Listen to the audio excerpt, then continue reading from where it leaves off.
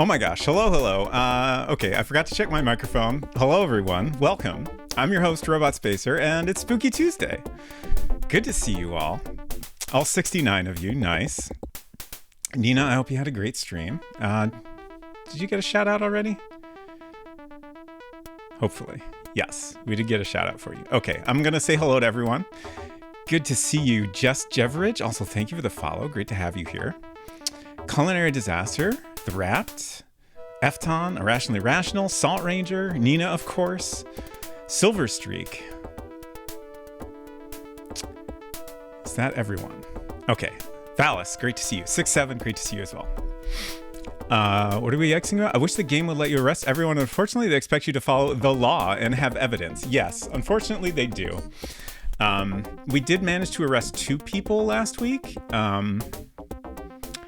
And we got some interesting information out of them.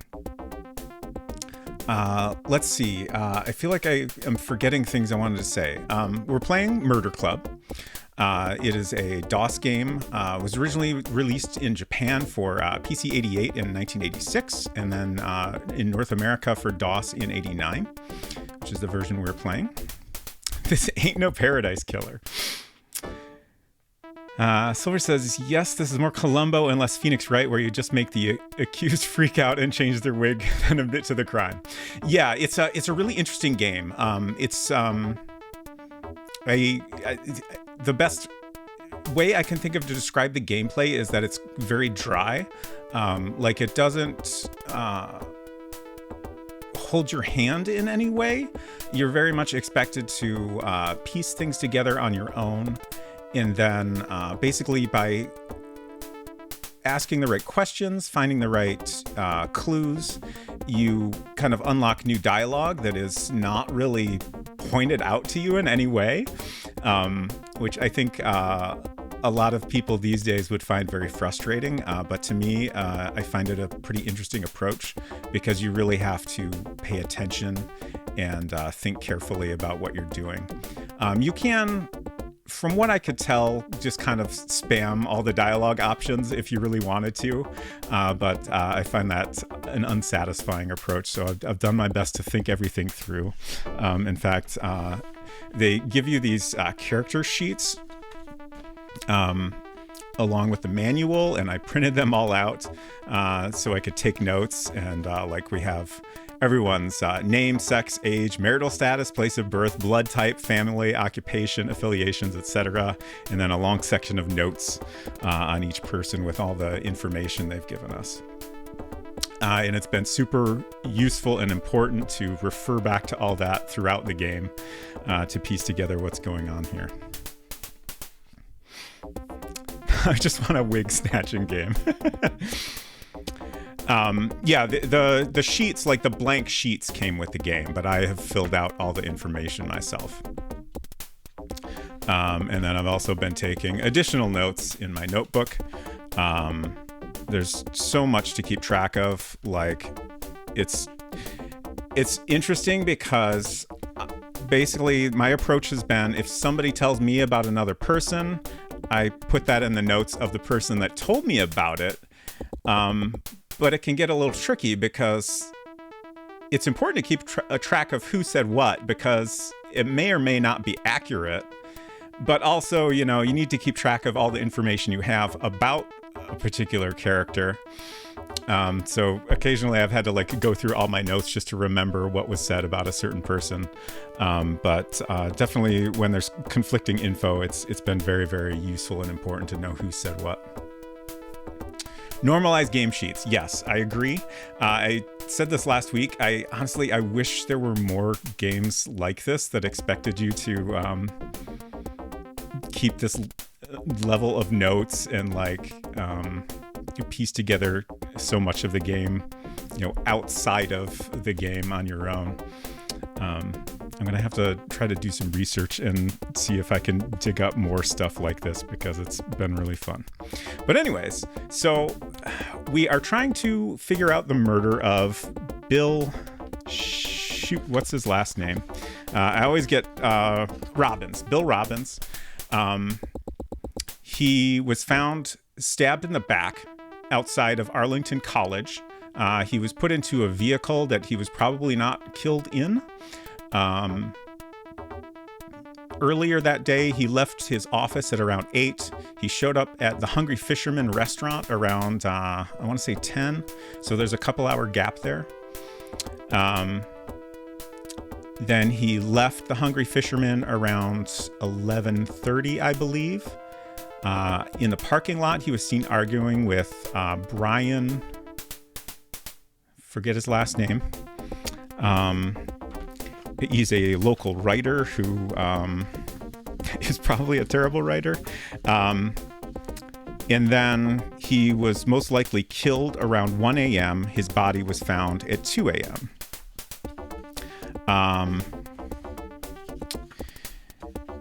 We have spent a long time going around town and questioning Brian Ayler, questioning everyone in the area.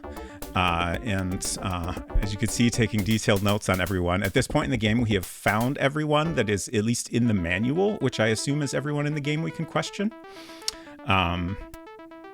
We have gotten several search warrants, which, as far as I can tell, just requires a tiny bit of conflicting info in order to be able to get a search warrant to look around like a private residence or whatever. We found some interesting items, like a knife inside the deceased's home that matched like what was presumably the murder weapon. I assume based on the wound, and also it had his blood type on it. Let's see, we found a set of earrings that were engraved with the initials SM. Interestingly, we have now met 2 people with the initials SM. Oh, and those were in his bedroom, by the way. I don't think I said that. And notably not his wife's initials. Let's see, he and his wife had been married for 6 months. He seems to be pretty well known for being unfaithful, possibly with multiple people. He has also made some comments. I'm going to go ahead and hit my contact warning button here. There are topics of sexual assault and suicide have both come up. So just a heads up on that. Let me catch up on chat a little here. Hopefully I didn't miss too much. Bill Robbins, the guy who sucks. Yes, exactly. This is the first in the quadrilogy, to be followed with Murder Diamond, Murder Heart, and Murder Spade. Okay, I thought that was going to be a serious post at first because there are actually 4 games in this series, the J.B. Harold series. And I hadn't originally planned to play all of them, but I'm sure thinking about it now. In fact, the last game in the series just got a fan patch, translation patch, released in English, just like in this past week. So that's very exciting. I'm not sure about the availability and English translation status of the other games, but I think I can probably figure out how to play all of them. Fingers crossed. No, the writer guy was not murdered. Bill Robbins is a business guy, son of the owner of Robbins Trading Company, which seems to be like the owner, Edward Robbins, seems to be kind of like one of the most powerful businessmen in town, from what I've gathered. He's alive and he sucks. Yeah, honestly, most of the men in this game suck. Let's see, I got distracted. So going back to Bill Robbins, in addition to being unfaithful, he also made some comments to brother-in-law that he knew who assaulted Sarah Shields, a piano player at the Hungry Fisherman who Bill is friendly with. And was just kind of acting very strange about it. But the brother-in-law kind of laughed it off and didn't take him seriously. But notably, Sarah did not see her attacker in order to identify him, and I strongly suspect that it was Bill. At this point, I don't think we really have any evidence to back that up, other than that strange comment that he knew who did it. Which if he's friends with her, it's strange that he would know that and not do anything with that information. So there's so much stuff to cover. I'm gonna not try to cover absolutely everything. I think I'll kind of skip ahead to what we uncovered last week. Let's see. So a couple of our top suspects were Janet Robbins, his wife. I kind of suspected she might have found out about any of the things he had done and just kind of murdered him in anger. She also, sometime in the past month, got a life insurance policy for him, with her as the beneficiary, of course. So just, that's a little suspicious, but also I feel like not super suspicious. I mean, they just got married in the past 6 months. Like, it's kind of reasonable to take out a life insurance policy. So, it could just be unfortunate timing, but certainly raises a red flag. Let's see. We have Fred Robbins, Bill's brother, who many people said had his eye on someone, including himself, but wouldn't ever say who he was interested in. It was kind of unclear if he was like in a relationship with this person or what. I feel like we always got very, very vague info. But eventually we found, after discovering I had a search warrant for Bill's house all along, we found a letter written by Fred, and he admitted to writing it, to someone with the initials SM. Basically started out saying something along the lines of like, kind of acknowledging that SM was in a relationship with someone else or interested in someone else, but like he was better for her. And then said, I believe, I would kill for you was the exact quote. Interestingly, this was not enough evidence to have him arrested. I still don't understand that. But ultimately, like last week, I guess we never got any follow-up information that made him look suspicious. So he kind of dropped off the radar a little bit. At least, fell down in the suspect list to the bottom. A big topic that has come up has been a club called the Red Tie Club. And notably, there was this kind of almost a throwaway line that when a drinking club was trying to come up with their name, they were considering the Red Rum Club, but decided against that because they didn't want to be confused with the Red Tie Club. And the Red Tie Club was a club that met 20 years in the past. And they seem to just like talk about murder mystery novels and stuff like that. And for a long time, we didn't get a ton of information about them. Eventually, we got a search warrant for the one of the people who turned out to be an organizer of the club, and we found a list of members there.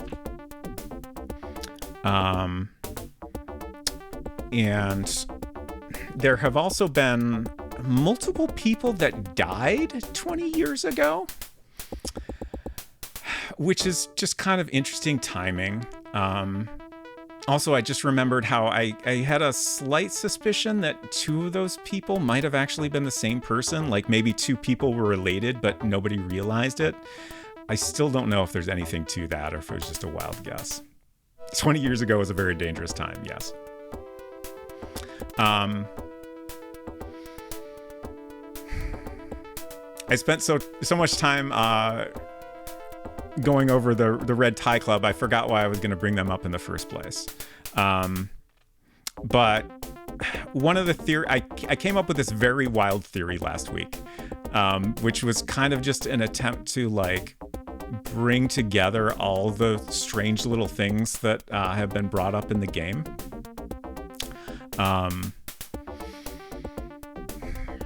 going to do my best to remember the theory. It ultimately doesn't matter because it was at least partially disproven with the interrogation we did last week. But roughly the idea I had was that Janet took out this insurance policy. And then, another detail. Like I said, there's so much information here. It's hard to remember and summarize it all. But another important detail is we have a student, Dave Carrington, who notably wrote a paper on how to commit the perfect crime. Also, since the murder, he's been kind of keeping very much to himself, locked in his room. Also, he is a twin of Janet. Again, the wife of the deceased. So my theory was that Janet took out this life insurance policy and kind of with Dave's expertise in getting away with murder, they like conspired with multiple people in town, most notably I think including the members of the Red Tie Club, who I strongly suspect have killed people in the past 20 years ago, in order to basically get rid of Bill, who many people seem to hate, and who has done terrible things. And then basically they would split the insurance money and hopefully with Dave's careful planning get away with it all. So that's kind of the rough idea of my wild theory. One particular aspect of that was that we found a gun in Dave's closet with his fingerprints on it and the fingerprints of a Shelley McDonald, who was Bill's secretary, and you may notice had the initials SM. However, I don't think that is the SM that we've seen initials referring to elsewhere. I believe the SM relating to the earrings and the letter that Fred wrote is Susie. Can't remember her last name. There's so many names to remember. McNally, thank you. Susie McNally is probably the SM who had the earrings engraved for her and who Fred was also interested in. But Shelley McDonald's fingerprints are on this gun that was in Dave's closet. And that was kind of a surprise because prior to finding this gun and the fingerprints on it, we had no reason to think that they even knew each other. Obviously, they didn't admit to knowing each other, and also, like, no one else ever said anything to suggest they did. But then we also had other people give us information, like we knew Dave was hanging out with some friends on the night of the murder. They went cruising. And then initially, no one wanted to bring this up, but we finally learned that he had been dropped off. Dave had been dropped off near Arlington College around 10 p.m. the night of the murder. According to him, after he finally admitted to this, when we confronted him with this knowledge, he just went for a walk and then went home, which sounds a little difficult to believe. Especially, we also knew that he was seen near the scene of the crime sometime after the crime occurred, supposedly like doing research, presumably for his How to Commit a Perfect Crime paper. So yeah, just the fact that he was dropped off at the college and then was later seen at the college after the murder kind of makes it seem like he didn't ever leave that area. And notably, Shelley McDonald lives very close to the college. So presumably they met up at that time, and probably the gun changed hands at that point. Oh, right. I just remembered another thing, another part of my wild theory, which still could be true. I kind of hope it's true because it's so ridiculous. But oh boy, more things I need to explain before I can explain my wild theory. There's a doctor in town. He's like the only doctor. He was definitely an organizer of the Red Tie Club 20 years ago. He is also the coroner that was the coroner for Bill Robbins. And we found, after getting a search warrant for both his clinic and his home, we found in his home a scalpel wrapped up in cloth. And his like semi-adopted daughter, who is the other SM, Sherry McNally. No, Susie McNally. Excuse me. She thought it was strange that he would bring a scalpel home. She said that's the only time he's ever done that. So it definitely seems very suspicious, like he was trying to, get rid of that or didn't want anyone to find it. So we had the scalpel analyzed, and strangely, the crime lab told us that it could potentially be the murder weapon, which was a shock to me because it appears to be much smaller than the large, like, kitchen knife looking knife that we were previously told was the correct, like, size and shape to be the murder weapon. So my theory to tie all of that together, including the gun, was that actually Bill was shot. Since the doctor is possibly involved in the cover-up, he could have covered up that wound and then, using his scalpel, created a fake wound. And then, everybody planted this evidence to suggest it was the knife used to create this wound, just to kind of like further cover up the details of how this murder actually took place. I'm still clinging to that. I still really hope that's correct, just because it's so ridiculous. But regarding the gun, Shelley McDonald is one of the people we brought in for questioning. And we finally got her to admit a lot of things to us. So her story is that she has a sister who came up a couple of times before we got this confession out of her. Her sister died sometime in the past. And there were some vague comments suggesting that something unpleasant happened. Like it was all so vague, it was hard to understand what was actually going on.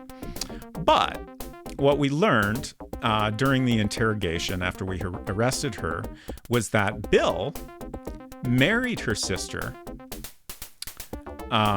spent all her money, and then left her. And then she killed herself. And that was... Did we learn that specifically that the gun was used for that? I'm trying to remember. I think so.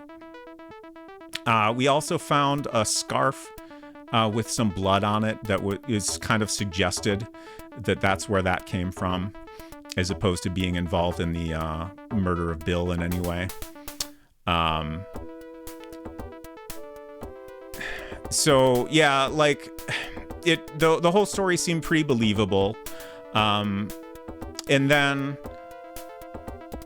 basically her plan, because, obviously Shelley knew everything that happened here and knew that it was, basically Bill's fault. Her plan was to come to this town, Liberty City, and murder Bill. But when she got to town, she decided to not go through with that. And the story seems pretty believable because if it wasn't true, why would she admit to any of that? Okay, I have a lot of chat to catch up on. The guy who owns the store is maybe okay. Yeah, he seems all right. Like, there's a couple guys that are probably okay. Eden Waith, hello, good to see you. Red Tie Club sounds like something from the Hitman games. How about One Red Shoe Club? Heiress to the Road Atlas Fortune. Yes. Susie McNally. Val says that's a wild hypothesis. Yes, like I knew that going in. I just like bits of it started to pop in my head, and I was like, all right, let's try to piece this together just as like a wild theory to bring everything together. And I feel like that was worth considering. I can't help but think the ultimate explanation is going to be a little bit wild, but we'll see.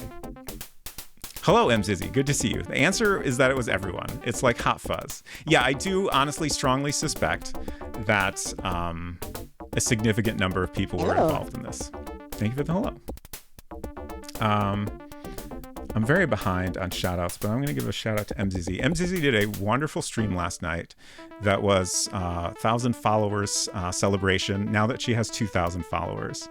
And it was very, very fun. She recreated like the stream layouts of 4 of the friends she has met on Twitch. And it was kind of amazing. And she like played games that they would play. And it was all very fun and very, very sweet. And also, y'all should follow MZZ. Explains why it's called Murder Club. Yes, exactly.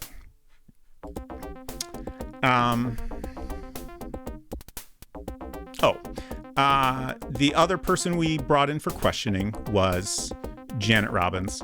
We got almost no information out of her. All we really got out of her was that she eventually accused Susie, which was interesting. Because she wasn't really a suspect. But now I'm intrigued. And I think I've run out of things to explain. I think we should just start playing at this point.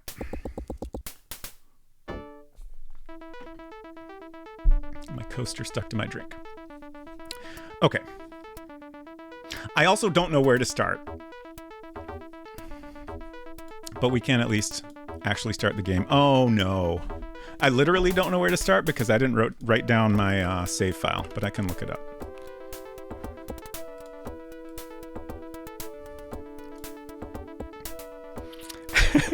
MJZ says, oh, thank you. If I ever do another one, be prepared to give your overlays at gunpoint. Absolutely. I would be honored and happy to cooperate. Where's my DOSBox save files? Murder. Okay, we are up to 16.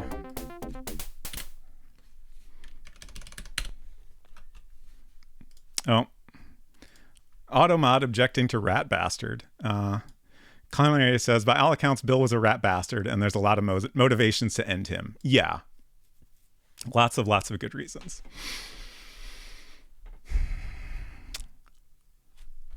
Yes, we would like to load a save game. 16. Shoot, I can never remember this guy's name. Hey, Harold, do you intend to spend the rest of your life working on this case? Hurry up, will you? We're busy here.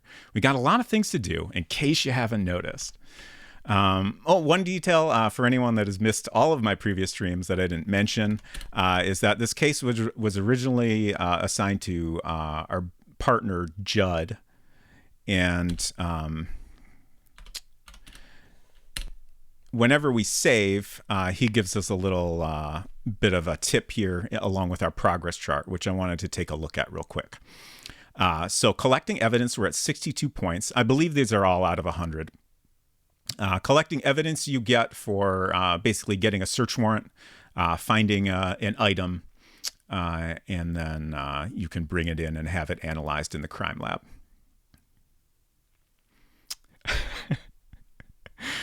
M says he broke a plate last night and apparently forgot to throw it away. I hope no one was harmed and there's no shattered pieces anywhere. Where did my... Oh no, my mouse?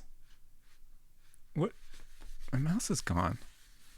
Y'all, have you seen my mouse? It's gone. I'm so confused. Oh God, I just quit the game. How did that happen? Uh, hmm. One moment, please.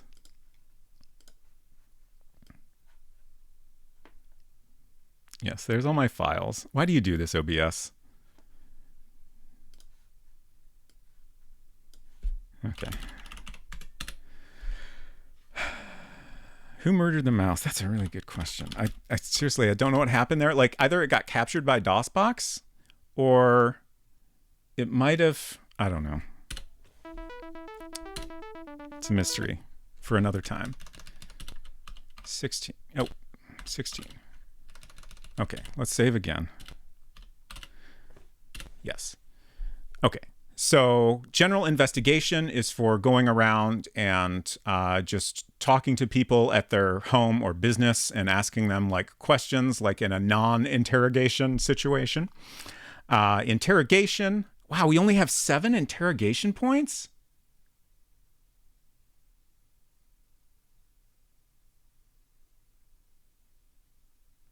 I thought we had more than that.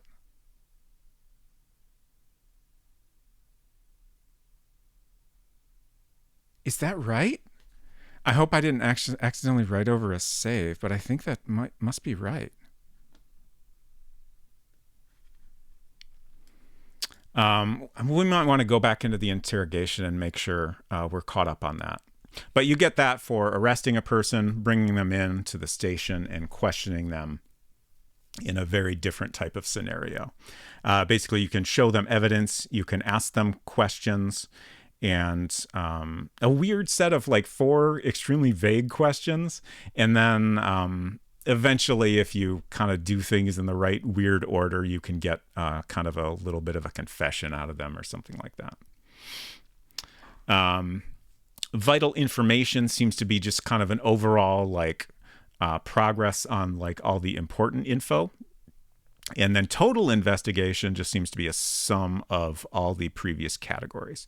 So like overall, we're doing very good. Definitely need to do a lot more interrogation today.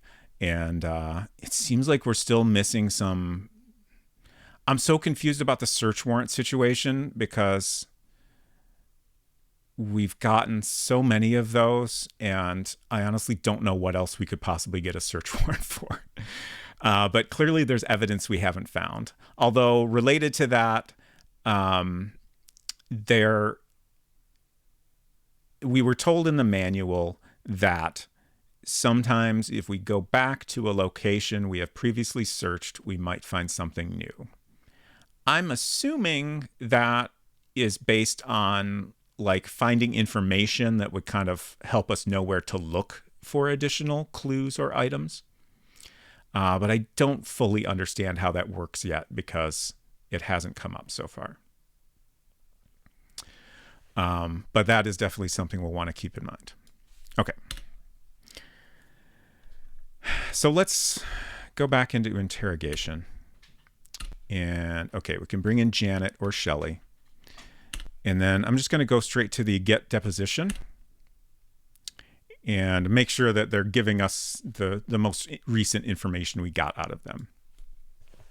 So Janet says, I signed a contract for a life insurance policy because Bill said we should get one. It wasn't my idea. I didn't say anything about it because I knew you'd jump to conclusions.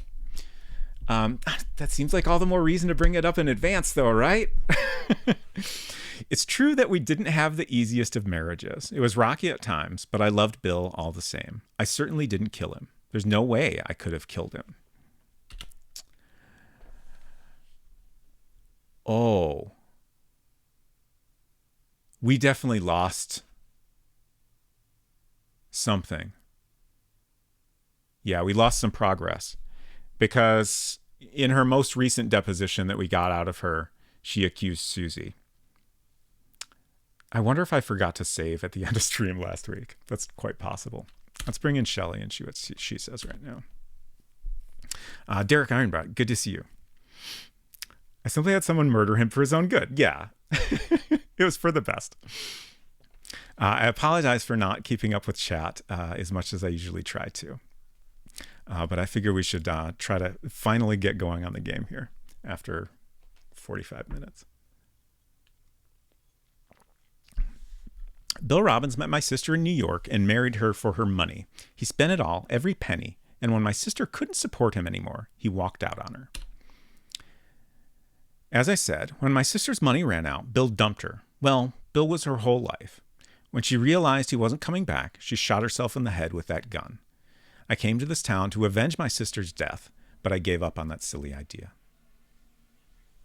Okay, so that at least is the most recent confession that we got out of her. Oops. So let's get Janet back here. And then, so as far as I could gather, the way that this works is that you want to show them any items you have that are relevant to them. For example, like Janet, we found the knife in her and Bill's house. So like, I feel like that might be relevant.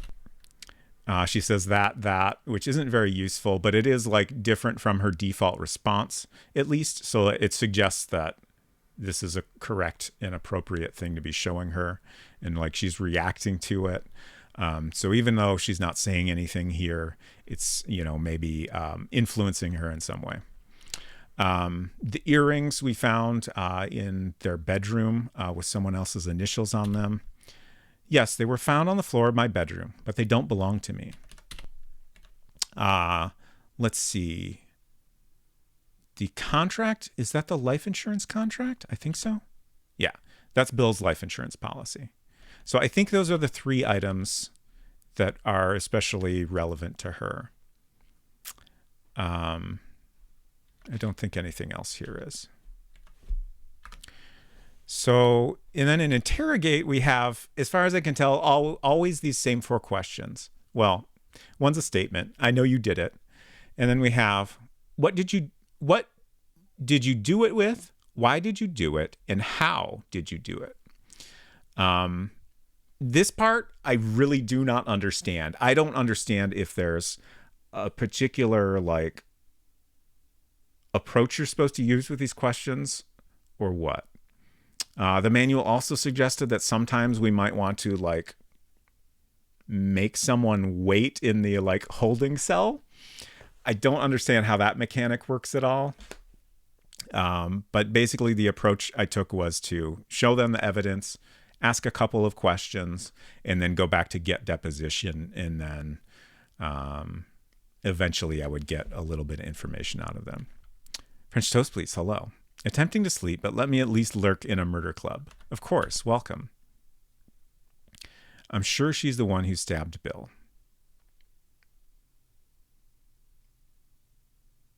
Excuse me? She must be referring to Susie. Right? Why did you do it? Yes, it's true that I felt bitter towards Bill, but I loved him. I couldn't have killed him. How did you do it? I didn't kill him. I know you did it. Okay, this is where she mentioned Susie. Okay. So I think we didn't lose any progress. I just forgot how it was we got this reference to Susie.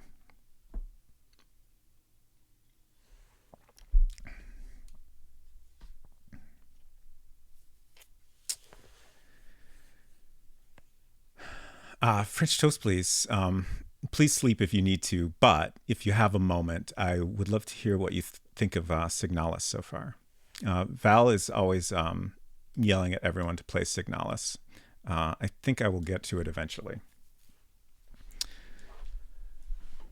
It looks very much like a thing I would enjoy. Val says I do yell a lot. Okay, so I'm sure it's that woman. It just has to be Susie. I do not understand why she thinks it was Susie. Let's see. So the information we have about Susie, she is probably the SM that Bill bought earrings for. We also know that Bill had a reservation at a hotel the night he was murdered that he never checked in for. Xenolon says Signalis is very good. Also, I think I missed saying hello to you, Xenolon. Good to see you. I don't think I've heard from anyone that Signalis is bad. Or even mediocre, maybe? Seems like everyone likes it.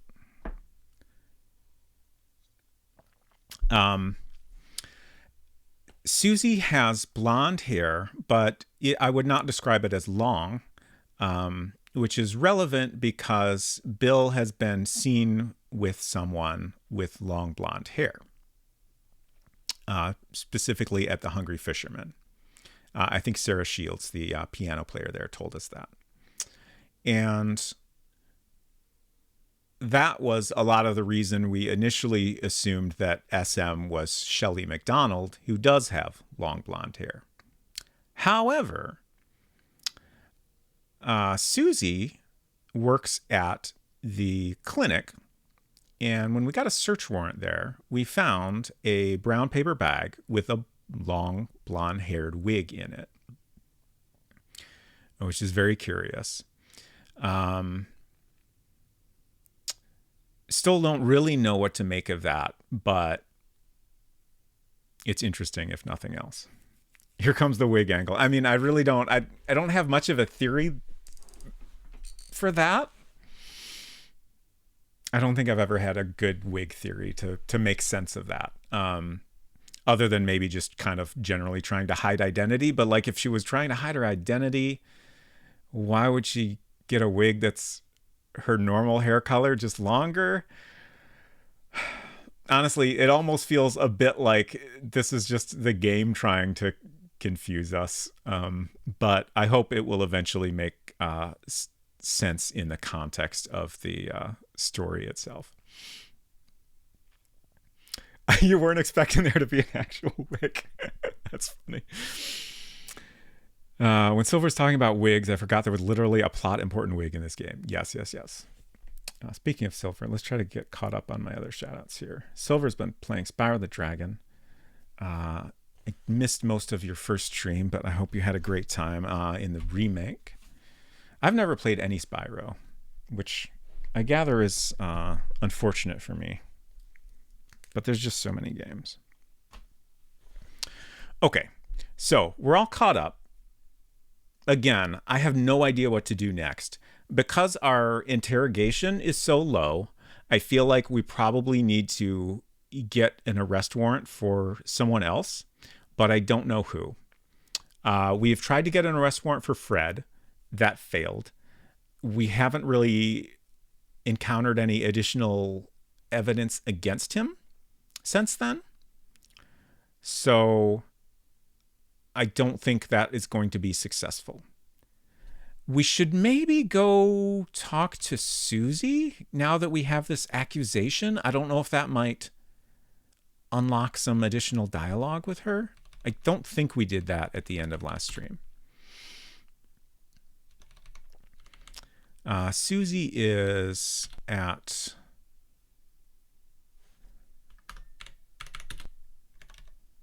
Stephen Beckert's house. Again, so the situation with the doctor, Stephen Beckert, and Susie is a little unusual. Specifically, Susie's father was killed 20 years ago, and I think her mother, well, I said killed, but I don't know if that's necessarily correct, died 20 years ago. And her mother died, I want to say before that, but I could have that backwards. Stephen Beckert was like a friend of the family and just kind of took her in. As far as I could tell, didn't like formally adopt her, but has been taking care of her. So they live together and also work together. And that's kind of all we know about that situation. I feel like there must be more we need to learn about that. Like, it just seems like it's got to be relevant in some way. Culinary says, what if Bill is alive and faked his death for the insurance? That would be very interesting. As far as I know, there is a body. But I guess if Steven is in on it, maybe there isn't. Unsecret Crush said, I recall early on it was implied that Bill and Shelley were together a lot, but Shelley never talked about socializing with him at all. Yeah, I went back through my notes to try to understand that because that was the impression I got. But after going through my notes, I think maybe I read into things too much. It was very much suggested that she knew, as his secretary, a lot about all his work stuff. And then when we heard about Bill being seen with a woman with long blonde hair, we assumed it was Shelley once we finally met her and saw that she had long blonde hair. But after gaining new information, I don't think we have anything to confirm that they spent much time together outside of work.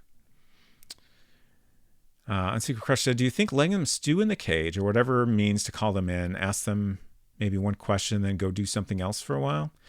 Yeah, I don't really know what that means exactly. My interpretation of that was more that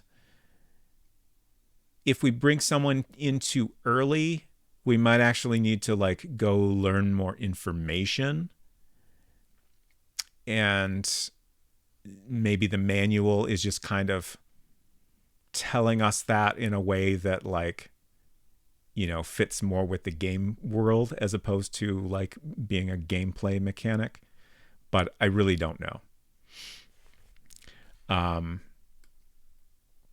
Mostly I'm saying that because I have not been given any reason to think that anything in this game is like particularly time-based. Although now that I'm saying that, the game does point out how long we have been playing like in a given session when you save. So maybe I'm wrong. But mostly it seems like we unlock new things by going around and performing different actions, dialogue, or what have you. Gosh, I just realized Wrapped gave a gift sub to Nina, and I don't think I thanked them for that. Thank you so much for that. I'm so sorry I didn't acknowledge that sooner. I was trying to get caught up with everything at the beginning of the stream, and I think I just must have scrolled past it in the list. But thank you very much for all your support. You've been very generous.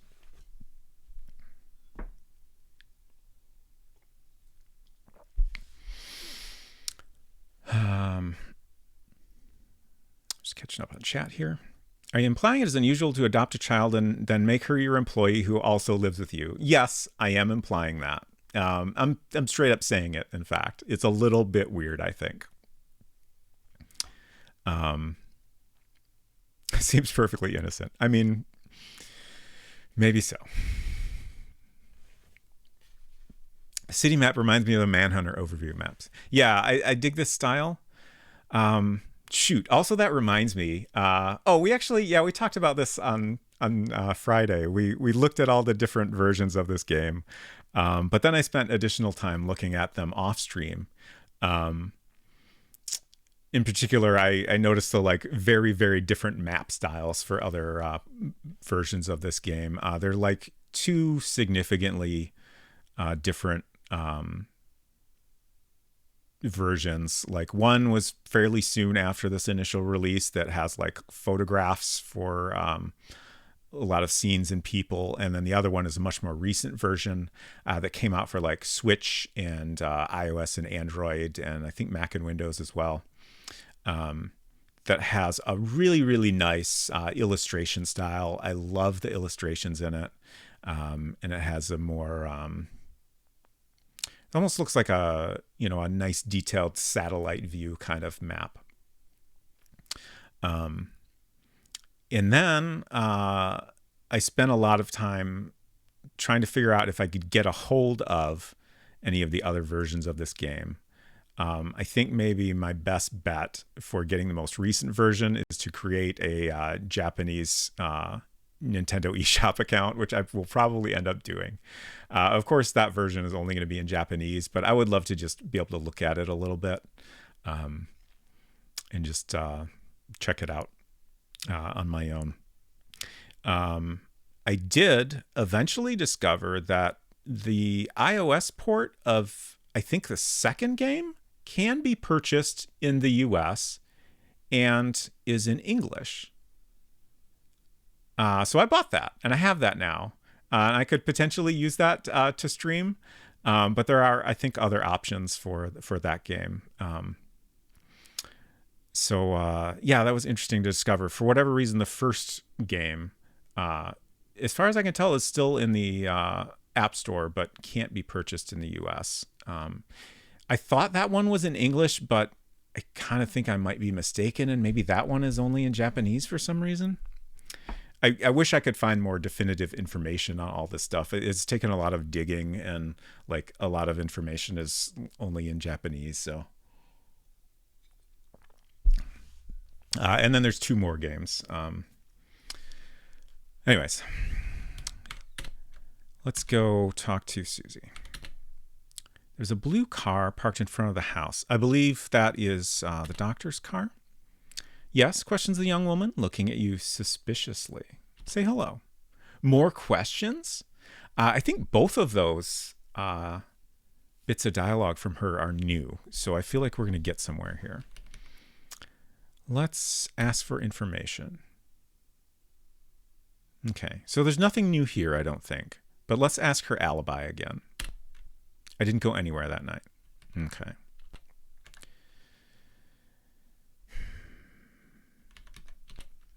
My father died of cardiac arrest when I was only 4 years old. It was just after he moved into town. Okay, so I referenced this briefly. She's 24, so that was 20 years ago. Also, Janet and Dave's father, their father that's in the game is actually their stepfather. So their real dad is not around, and I'm pretty sure it was confirmed at some point that he also died 20 years ago. And this is another like wild theory like that I have no evidence for, but it did briefly make me wonder if these people could possibly have the same father. I feel like there's enough bits of info that seems unlikely. But also, like, why did so many people die 20 years ago? I wish to understand.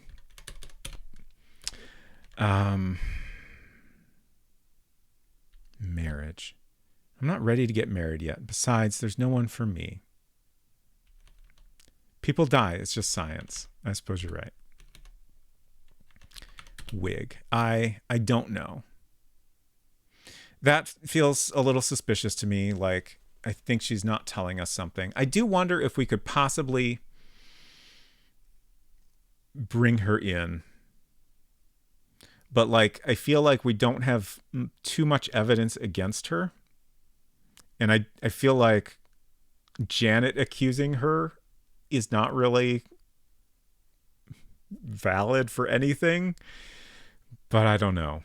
It seems like it might be worth trying to see if we can get an arrest warrant for her. I do think questioning her would be very, very useful. And I would especially like to, like when we present evidence in the interrogation context, that seems to like help us get information about that item out of them, at least in some cases. So I'd love to know more about why does she have this wig? Like, we don't know for sure that it's hers, but, you know, we found it at the clinic, and I feel like she probably wore it for some reason, and that is why Bill was seen with someone with long blonde hair. Bad E. coli outbreak. That must be it.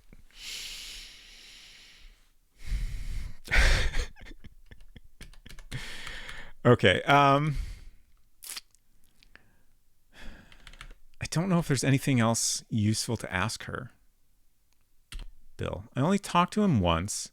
Oh, right. She claims to not know Bill at all.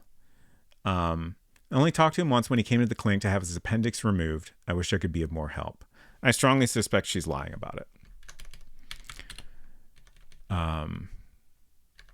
The only real evidence I had for that is that she seems to understand the relationship between Barbara Davis and Bill's family more than she would if she did not know Bill that well. James Necco, hello. Good to see you. Hope you're doing well.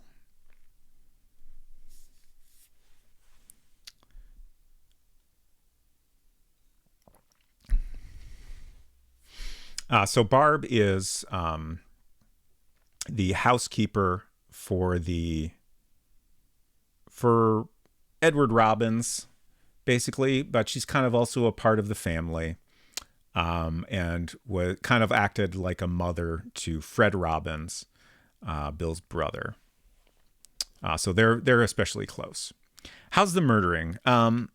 It's going. I feel like we're both making a lot of progress in figuring things out, but also still extremely bewildered as to what the heck is going on. But we'll get there. We've arrested a couple people last week. We haven't accomplished very much today so far, but hopefully we can arrest some more people. I feel like that's our main goal today, is to arrest as many people as we can and interrogate them. You know, normal cop stuff. I feel like we're not going to get any new information. It was the butler. Ooh, do we have a butler? I'm not sure there is a butler in this game. Just for kicks, let's try this. This is the first time we've tried this with any hope of uncovering something new, but let's search again. No clues.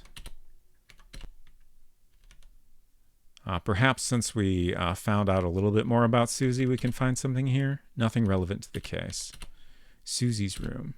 You take a look around, but don't find anything of interest. Okay. It was worth a shot. Then it was definitely the butler. Oh, we're the butler. Oh, no. What if it was us all along? I don't feel super strong about this, but I think we're going to try to get an arrest warrant for Susie. Let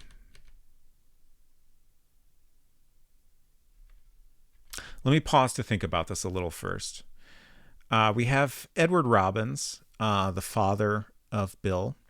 Fred Robbins, his brother. Again, we tried to get an arrest warrant for Fred. It didn't work out, and we haven't encountered any new evidence since then. So I don't expect that to go anywhere if we try again. Doug Carson is a kind of suspicious guy.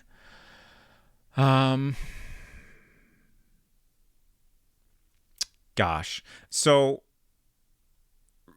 Russell Thorpe and Doug Carson were together to some degree the night of the murder. Russell Thorpe was seen, like he may have been at the cemetery the night of the murder, was seen in the vicinity of the church. And then, where was he seen after that? And he's been kind of cagey about what all he was up to. Like he definitely went to meet someone, but wouldn't tell us who. So he's definitely someone that's suspicious. I wonder if he might be a better bet to bring in next. Joe Carrington is the stepdad of Janet and Dave. I don't think he's especially suspicious. Janet Robbins, we already brought in. Dave Carrington, he might be worth trying. That's the guy that wrote the How to Commit the Perfect Crime paper. And I do not suspect him of murder. However, I am definitely willing to believe that he was like an accomplice to some degree, especially now that we have this like gun that he was seemingly hiding. In fact, he said that it was his gun when we found it. And he's like, what? I just have a gun for protection. That's normal. But then we found out it was actually Shelley's, which certainly makes it seem like he's trying to hide it for her. Which is especially interesting given the explanation she gave us, because if the gun was fired by her sister, then she would have no reason to need to hide it in any way. So that really suggests it was fired again more recently, right? And that Dave was trying to cover something up. Maybe we should bring in Dave. His story is especially sketchy. Even though, like, my theory about the way this game works is that we have to bring in people who we don't necessarily think are the murderer, just in order to, progressively get more evidence. Stephen Beckert is the doctor. I definitely suspect him of potentially covering things up, but I don't know that we have enough to bring him in necessarily. We know he took a scalpel home. It's kind of about it. Susie, maybe, but I don't feel like there's a lot there. I feel like Doug and Dave are better bets, probably. Shelley, we already brought in. Russell. I guess both Russell and Doug, like, we know they were together the night of the murder for at least some period of time.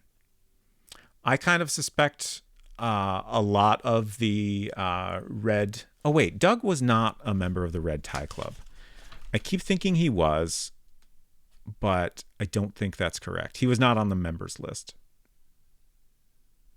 But regardless, I do feel like there's decent odds that some of the members of the Red Tie Club got together the night of the murder. And again, I feel that is probably because they were at least helping to cover up the murder, if not helping to do it.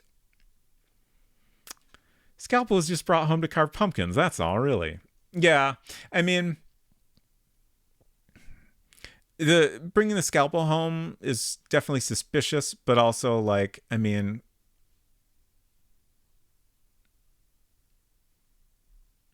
it doesn't necessarily mean anything. It's just weird. It's kind of hard to tell what the game thinks is something suspicious, at least in terms of getting an arrest warrant for someone. Unsecret Crush said, actually, do we suspect Barbadal? She did know about Shelley's sister, after all. I haven't noticed anything. Well, it is worth noting that she definitely hated Bill. Her and Fred both hated Bill.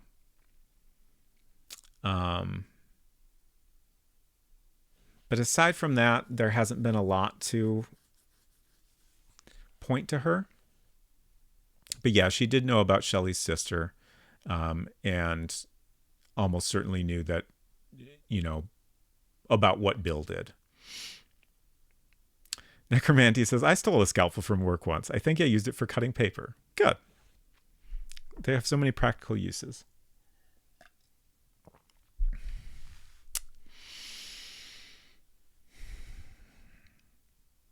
It would be good to find out why he had what could be a murder weapon at his house. True. Brian Ayler, super sketchy dude. I don't know that he necessarily did a murder. He was the last person seen with Bill and was 100% arguing with him. So that's a little sketchy. Also, like, when we go talk to him, he doesn't really tell us anything about that.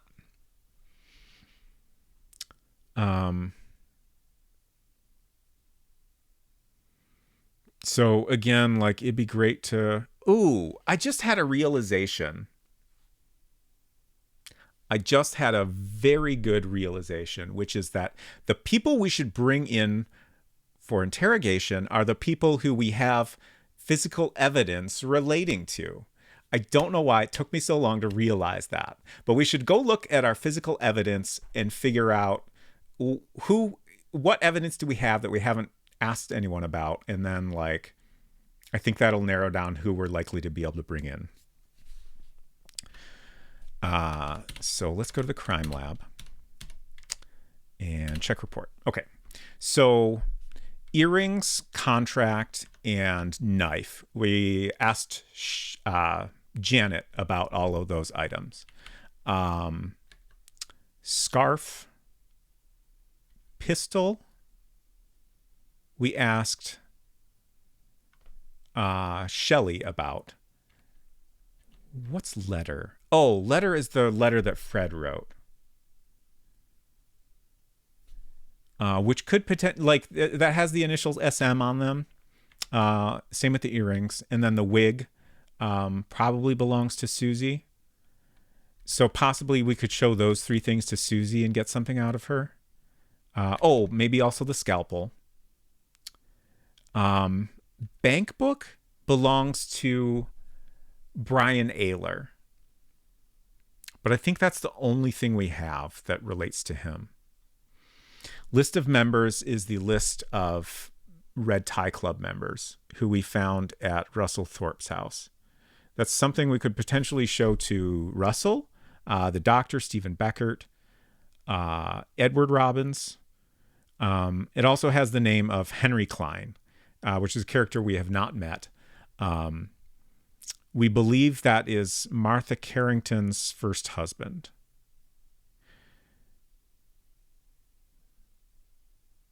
Which, God, why didn't I realize that would be Janet and Dave's biological father, presumably. I mean, not definitively, but presumably.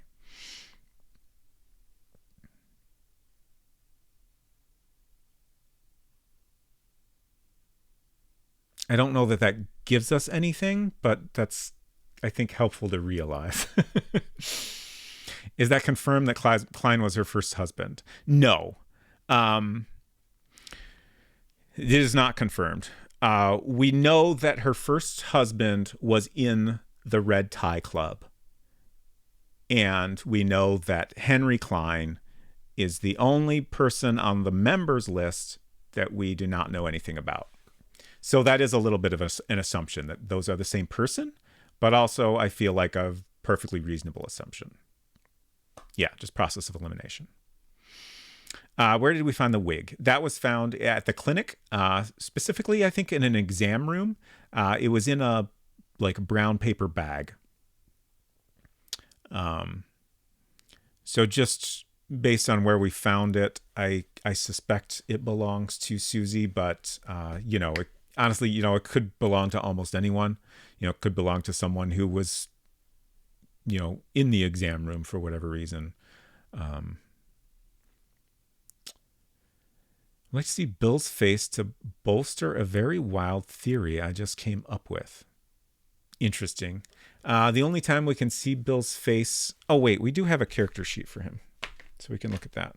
The only time we've seen his face in the game, I think, is very, very briefly when the game is loading up. But here's his face in the character sheet. Can you see the one that also has Brian Ayler's face? Oh. And also, I can just tell you my wild theory because I feel like typing it would be much too slow. Sure.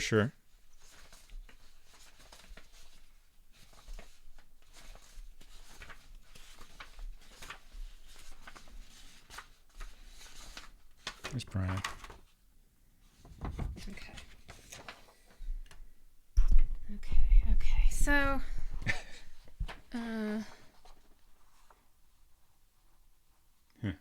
not a great likeness, but no. I'll tell you my dumb theory anyway. Okay. Hello, I'm also on camera. I just realized that. Bill married Shelley's sister in New York for her money, supposedly. Mm-hmm. Nobody else in town seems to be aware that Bill was married before.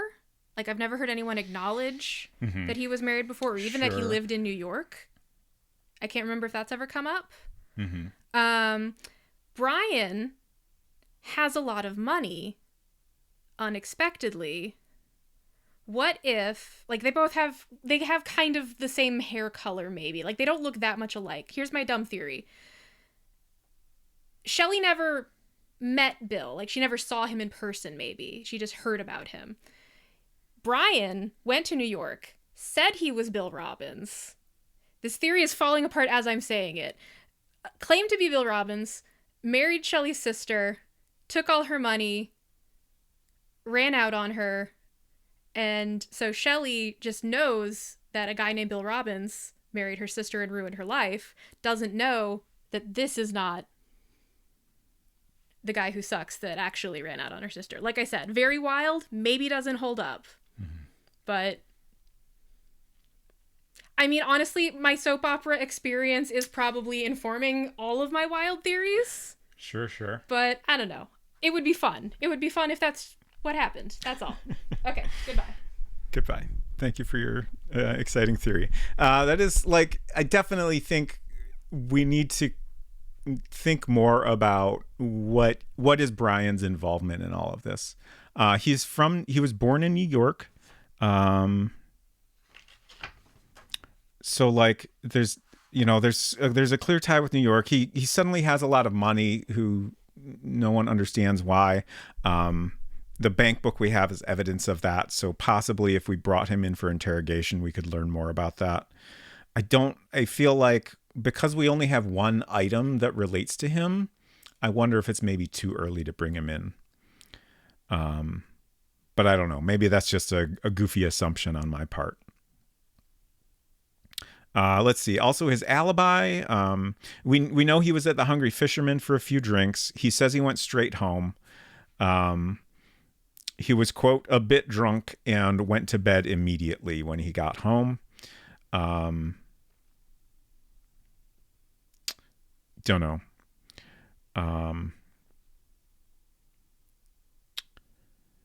Let's see. We know his wife left him. We know he definitely didn't steal his car.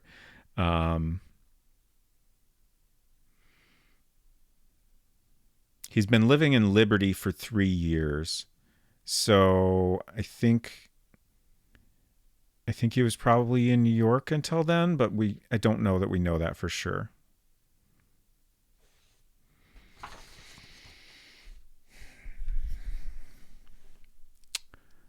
Okay. So where does the bear come into play? I'm sorry, Val. What bear? Oh, soap opera theories. Got it. Bear is a final act twist. Yeah, I think that makes sense. Okay, so list of members, Russell Thorpe in particular, but possibly also relating to the doctor, Edward. Bank book only really relates to Brian Ayler. And then we have earrings, contract, wig. Earrings, letter, and wig that all possibly relate to Susie. So I think we should try Susie because we have the most items to present to her. So let's see what happens here. I don't feel super strongly about this, but I feel like this idea of looking at the evidence we have makes a lot of sense. Listen, Harold, I don't think we have enough evidence to issue an arrest warrant yet. I'm sorry, but I can't give you permission. Heck.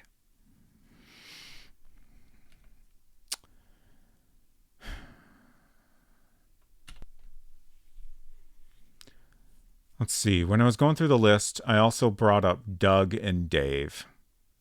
But we don't really have any evidence that connects to either of them. I also just remembered how we've gotten an arrest warrant for Carson's house, but we still have not found anything there. Another interesting thing we discovered last week is that there is a scene where you can actually see where the body was found, the car that the body was found in. And I believe we were able to search that location, but didn't find anything. And it was funny that I just found that last week on the 4th stream of this game. Because it has been accessible the entire game. I just completely missed the menu option to go there. Needing permission to arrest people. This game is so unrealistic. Yeah. Yeah.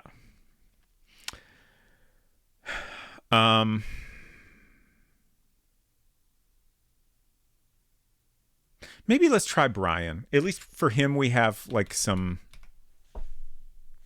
evidence that relates to him. Ah, nice. Okay. You can go ahead and make an arrest. This is someone you should bring in for questioning. And also we do have like, he was the person last seen with the person who was murdered, like, and he won't tell us anything about what they were arguing about. That is extremely suspicious. So let's get him in here. Brian Ayler. The suspect sits down across from you.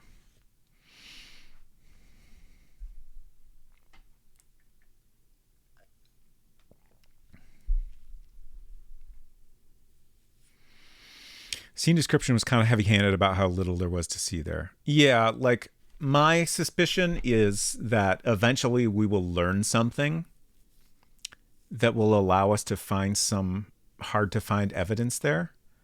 I kind of hope that's true just because I feel like that would be fun to do. But it's possible it's just also just there to, you know, show us a relevant area in the game. Like, it makes sense that we'd be able to go check it out even if there's nothing to find there. All right, let's get his deposition. I'm a writer. At the time of the murder, I was at home writing. I can't believe you think that I killed Bill Robbins. It's absurd. Let's show him some evidence. The bank book. Again, the bank book is basically just evidence that he suddenly came into a lot of money. I don't think it really tells us anything other than that.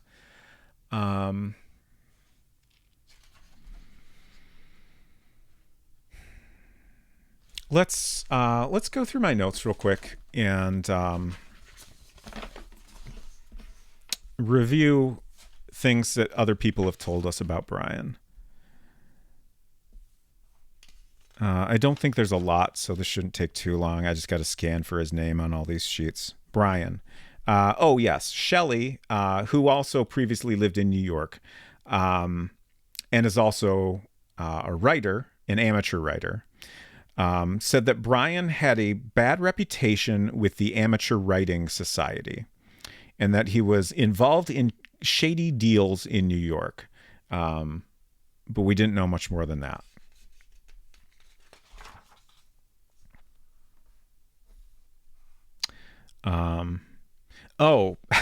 Molly Mendel, who works at the local Gaslight movie theater, who doesn't seem relevant to anything. She's a friend of Dave and Alan, who were all hanging out together the night of the murder.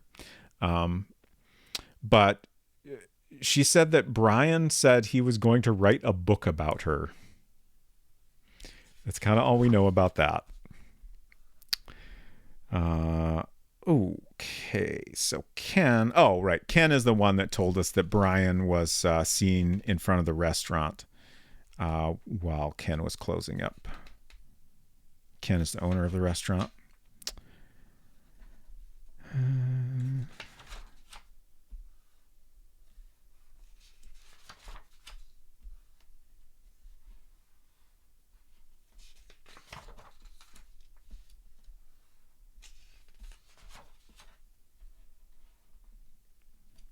The owner of the local shop, Rod Lyric, said that Brian has been, quote, buying like there's no tomorrow.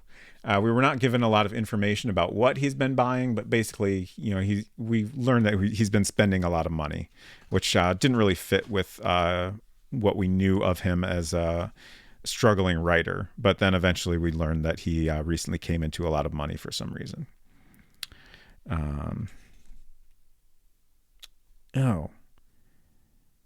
Stephen Beckert, when we asked the doctor about Brian, he just gave this very vague comment that there's something strange about him and would not elaborate in any way.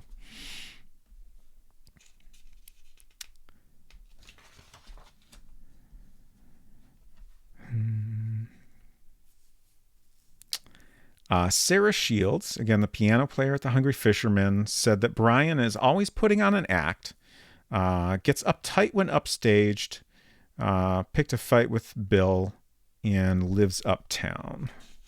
I think that's how we found out where he lives so we could go question him. Okay, I think that's probably about it. Yeah. Okay. Elvish Cat, hello. Good to see you. I hope you've been doing well. Kind of late for you to join a whodunit. Yeah, it is a little late, but I've been frequently kind of summarizing things we have already learned. So, like, if it seems interesting, you'll probably get caught up eventually. Normally, I would offer you a brief summary, but we've already spent so much time going over stuff already.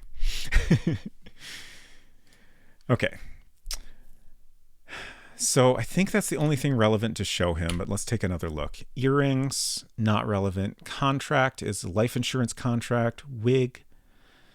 Letter is a letter from Fred to SM. Pistol is not relevant. Scarf. Knife. Scalpel. List of members. So yeah, I feel like that's the only thing that makes sense to show him at all. Let's just pick a random thing. Let's pick the knife. Listen, Inspector, I don't know anything, so please let me go now. I feel like that's probably his generic response if we show him an item that doesn't relate to him. Let's interrogate a little. I really wish we could ask more specific questions like, why do you have all this money? Where did the money come from? But let's ask, why did you do it? I don't know anything about the murder. How did you do it? I didn't do it. What did you do it with? I didn't kill anybody. Let's ask his deposition again. I'm a writer. At the time of the murder, I was at home writing. Can't believe you think I killed Bill Robbins. This is absurd. Okay. So we're not getting anywhere. Let's ask the final question. I know you did it. I didn't kill him. Oh, interesting. I wonder if we're supposed to just ask all four of those interrogation questions. Bill Robbins made a fool out of me with that car thing, and I was really upset with him. But to say that I killed him for that? Come on, guys. That car thing. What? What? Okay, so here's what we know about car things. A car was recently stolen from a lot belonging to the Robbins Trading Company. It was a white Ford.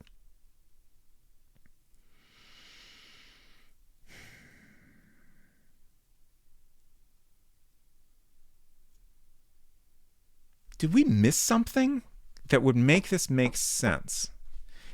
This statement almost feels like we're supposed to have pieced together more about the car already. I kind of wonder, Brian was also very insistent that he didn't steal his car. Shit, what kind of car did he have? I don't think he had a white car, right?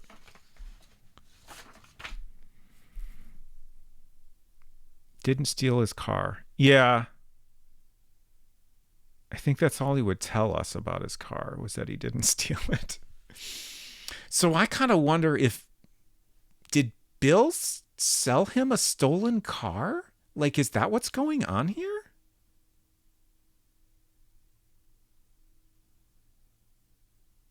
That's the only thing that makes sense to me.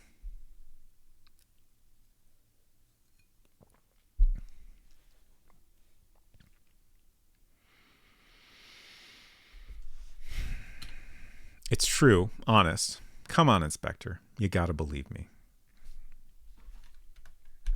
I meant to write that down. Quote, Bill Robbins made a fool out of me with that car thing.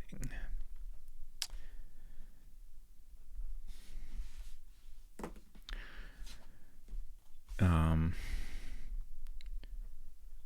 I also quote, really upset with him. So presumably that's what they were arguing about outside the Hungry Fisherman, whatever this car thing is. I think that's a reasonable assumption to make.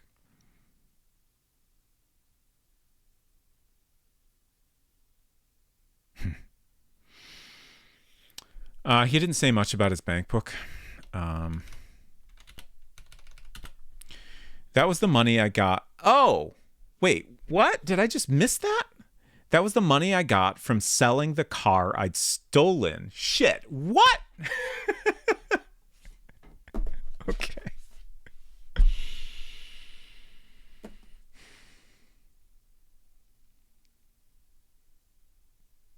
It's possible that this response changed. Oh no, my mouse is stuck. Okay, thank you for dealing with AutoMod. Did I not mention I stole a car? Yeah. Connor, let me give you a shout out. I feel like I missed a bunch of shout outs. I hope your streams have been great. You just have to show them the same thing multiple times. I think what happened here is we interrogated him enough to get a new deposition out of him, and then after we got that, I think going back to the evidence got us new information. That's my best guess at what happened there.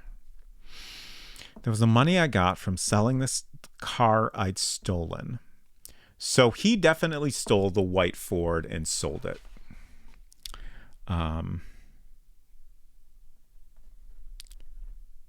Stole car and sold it. So how does that relate to Bill? Again, he said, Bill Robbins made a fool out of me with that car thing. And he was really upset with him. So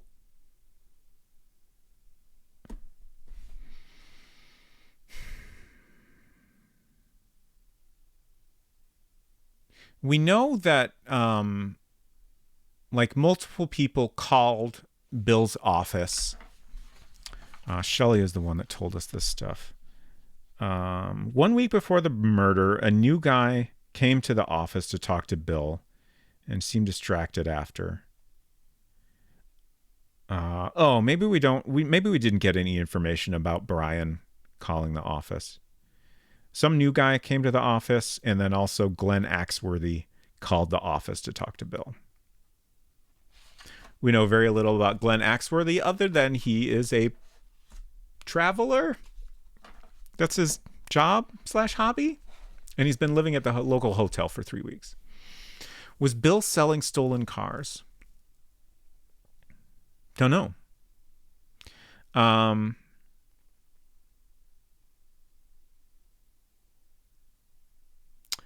I don't think we have any reason to assume that. Like, Bill's a business guy. Like, I don't think he would have any reason to, like get into something like that for, money-making purposes. So my assumption is that maybe Bill got him to steal a car to get rid of some evidence of something, would be my best guess.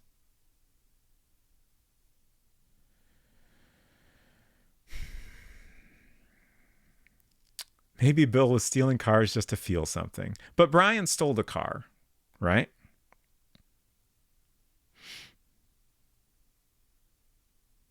So, like, if he was just doing it for fun, he would have been doing it himself, I would think. Whereas it seems like he convinced someone else to do it for whatever reason. How can we... This really makes me feel like the manual made it very clear that we could miss things. And I really feel like we might have missed some information here to make sense of this. I hope that we can at least get enough to piece it together, or at least come up with a theory that works with the other information we have. Hinton, hello. It's good to see you. Hope you're well. Are you good at police now? No, I feel worse at police than I did last week, honestly. We're doing a bad job. We got information, but it doesn't make sense because we don't have enough other information.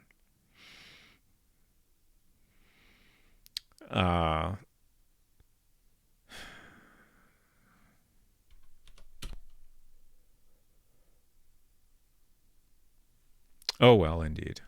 We'll get there.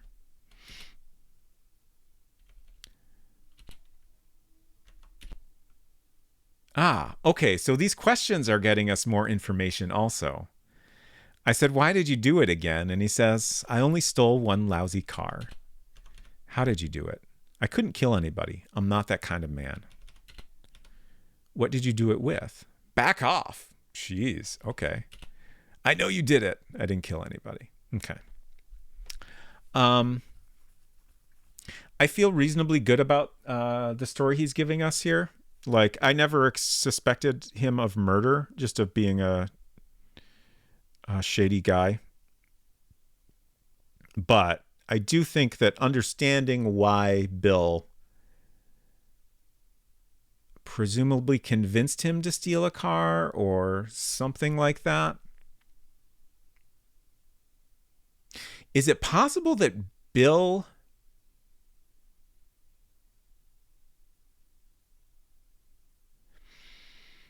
probably bought the car from him, right? I feel like that Bill said, "Hey, I want that car, steal it and I will pay you for it." That makes the most sense to me to explain this like weird situation here. So why did Bill want this car? And where is it?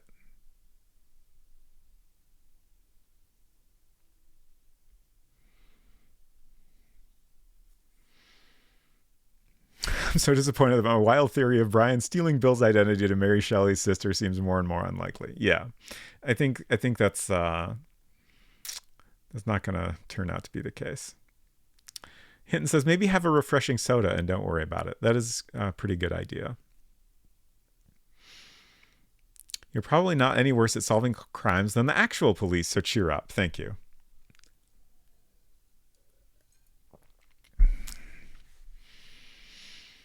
The white Ford where his body was found. So yeah, that's the thing. We can look at the car. We can go to a scene where the car is, where his body was found. Nobody will fucking tell us what color that car is. The scene I think is like red, but like all the background scenes are just one color and then, black outlines. So we can't really make any assumptions about anything just based on that.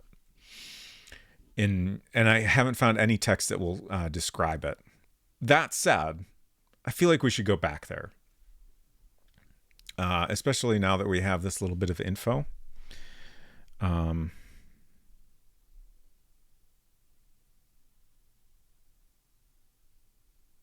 just, like, if it turns out that's the car that his body was found in, I'm starting to wonder if Bill maybe is still alive. It seems unlikely, but... All right. So, this isn't where I was going to go, but let's look here again. Robin's parking lot is where the car was stolen from. You arrive at the parking lot owned by the Robbins Trading Company. It doesn't seem to be a busy day at the lot. Let's go inside. Need to see your ticket, sir, says the parking attendant. Let's say hello. Go away, you're bothering me. Geez, buddy. It's an enormous lot. Let's ask about the automobile. It's still missing. Okay. Let's ask about his alibi. I finished my shift at 8 o'clock, changed clothes, and went home. What can I tell you? I lead a dull life. Yeah, we'll ask about Bill.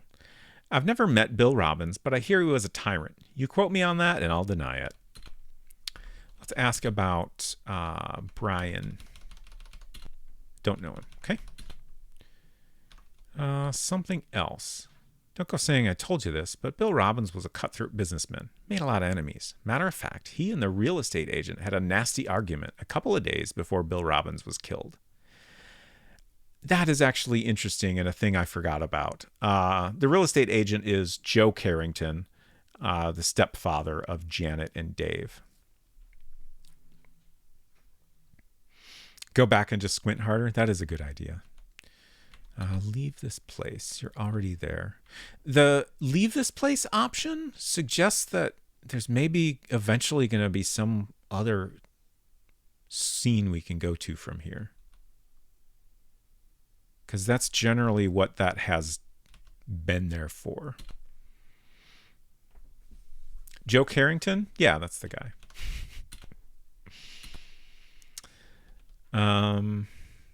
So we wanted to go to Arlington College. There it is. You're standing at the entrance to Arlington College, the school where the body was found. The campus is vast and beautiful. Good to see you, Inspector, says the security guard standing by the gate. You notice a rather ugly bust of the college's founder. What else can I do for you? Let's ask about the car. Seems that Mr. Robbins was killed somewhere else and then dumped in that car. Oh. Okay.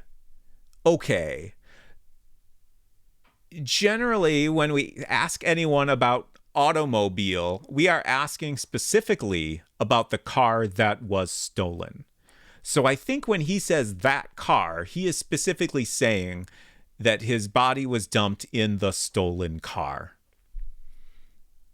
I wish it was more clear, but I think we are meant to make that connection. That's what the coroner was saying. The victim was a big man. I don't know if one person could handle that alone. Finding the body. Had a weird gut feeling, so I went to take a look inside. When I opened the car door, the body fell on me. Geez, was I surprised. Alibi. Had the night shift. I was finishing my rounds at about 2 a.m. when I noticed the car. Gosh. Crime scene. The scene of the crime had been thoroughly cleaned. You see nothing that would indicate that such an incredibly brutal murder had been committed here. Search for clues. You light up a cigarette and take a look around. You can't find any clues and aren't hit with any great inspiration. Take item. You don't find anything of value to the case. Also, it occurred to me this, you aren't hit with any great inspiration. I feel like that is kind of suggesting that we do need to learn something before we can find anything here. Maybe I'm just reading too much into that, but I wish we could just get a description of this car that's in front of us.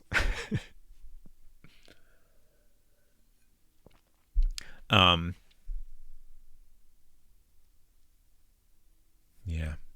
Let's go back to the office, and we have this library we can go to where there's a couple categories here. We have unsolved cases where we can learn about the sexual assault, and we have this list of stolen goods. The watch turned out to be kind of a red herring. I think that it was reported stolen, but then eventually found. So I don't think that's anything at all. The knife was stolen. There was a knife stolen from Lyric's store. Claims the knife was stolen from a display rack. So, and it's a butcher knife. So I feel like that's almost certainly the knife we found in Bill's home that had type AB blood on it and seemed to match the wound. So I wouldn't say it's definitive, but it's at least strongly suggested that the stolen knife is the knife we found. And then we have the automobile. Object stolen, automobile Ford, white in color, 1986 model. So that would have been a brand new car. Reported stolen by the Robbins Trading Company. Location of theft, parking lot of the Robbins Trading Company. The lock must have been broken and the car stolen from the parking lot. Did Bill ask Brian to steal this car and then call the fucking cops on him?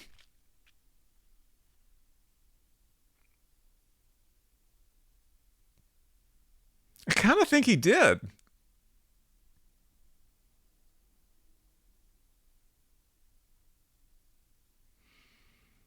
I mean, someone at Robbins Trading Company reported it. Well, what did the parking lot attendant tell us about the theft?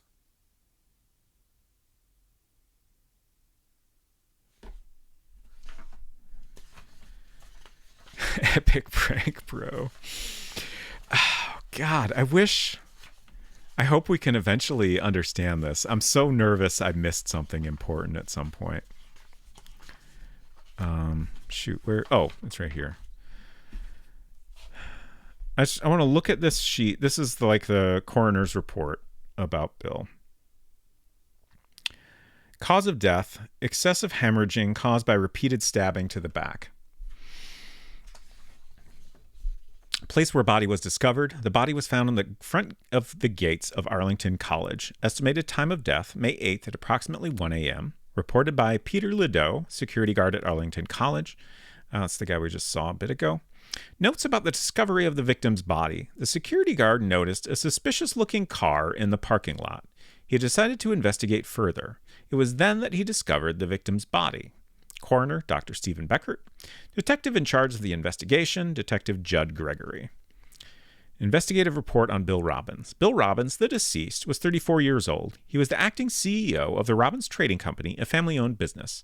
He succeeded his father in the position of CEO 2 years ago at the age of 32. Bill Robbins was married to the former Janet Carrington at the time of his death. He is survived by his father, Edward, his younger brother, Fred, and his sister, Kate, married to Michael Carson of the Lee Cosmetics Company.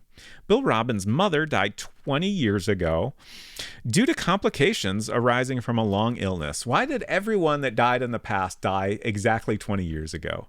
After graduating from a local university, Bill Robbins moved to New York City, where he lived for approximately 5 years.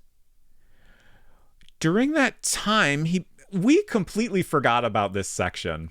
During that time, he married his first wife, Dorothy, but she died soon after, and with his business venture failing, he returned home for good. He then went to work for his father's company, where he was employed at the time of his death. Okay, so it would have been really helpful to reread this much sooner. But stuff like that is why I'm rereading this right now, just in case there's anything else in here that we've forgotten about. On the day of the murder, Bill Robbins went to work as usual and left the office at 8 p.m. Around 10 p.m., he went to the Hungry Fisherman, a pub he frequented. At this point, it's not exactly clear what Bill Robbins did between the time he left the company and the time he made his appearance at the Hungry Fisherman. Inside the pub, Bill Robbins spent his time, as was his custom, sipping a bourbon while he conversed with a piano player, a young woman named Sarah Shields. According to Ken Scott, the owner of the Hungry Fisherman, Robbins left the place around 11:30 p.m. On his way out, he ran into another of the regulars, Brian Ayler, and a heated argument ensued. From the time he left the Hungry Fisherman to the time his body was discovered, Bill Robbins' whereabouts remains unknown. According to the family members who were asked to identify the victim's personal belongings, nothing of importance was missing. Robbery does not seem to be the motive. At present, the investigation is concentrating on the theory that Robbins was killed for reasons related to work or some personal grudge someone may have held against him.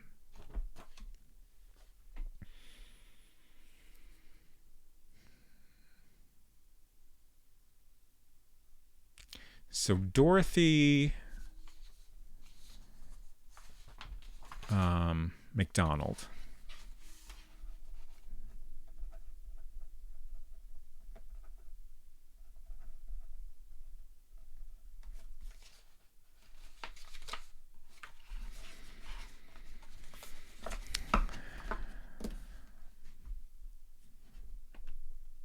I will never review a document.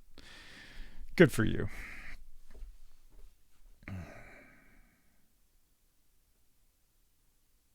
I'm trying to think of what we can do to learn more about this.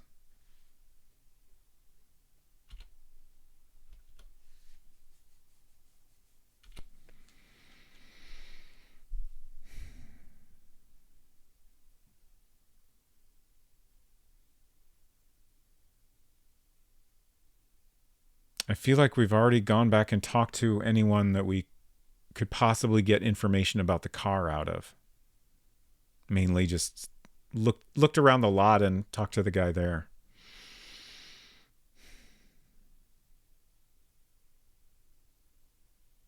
I mean, obviously we can't talk to Bill unless we find him alive somewhere.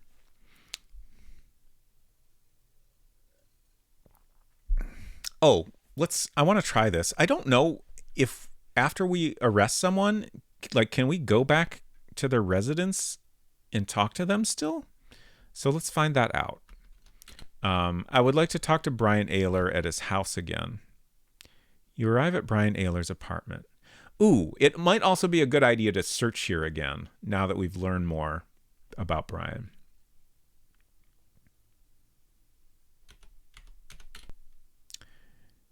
Ah, no one was around, so you help yourself to a tall, cool one and begin your search. Interesting. Okay. So can we... Okay, so we can no longer bring them back here. That seems really important to know. Because that is 100% a scenario where you could miss large amounts of stuff. Search for clues. You notice that the television set and VCR are brand new. Isn't this guy supposed to be a starving writer, you ask yourself? Unfortunately, we can't take the VCR. And study is the only other room. On the desk is a typewriter and a pile of paper. It looks like the first draft of a novel. You don't find anything relevant to the case in the room. And we can't call Brian back in. So that's all we can do.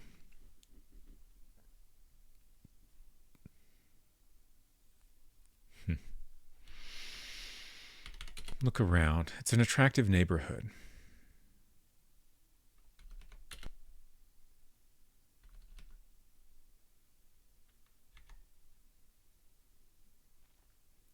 So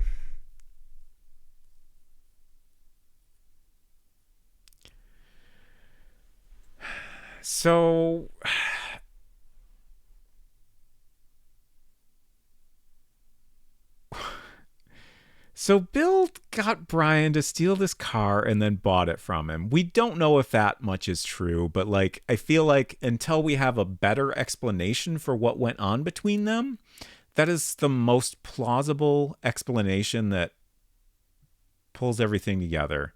Brian was upset about something to do with this stolen car. They got in an argument the night of the murder. And clearly Brian was embarrassed in some way after having stolen the car. So I feel like it only makes sense that Bill asked him to steal it, at least that much, and then probably bought it from him.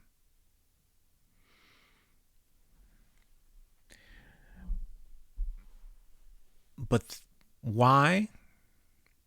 And then how did he end up being found in that car if he wasn't using it?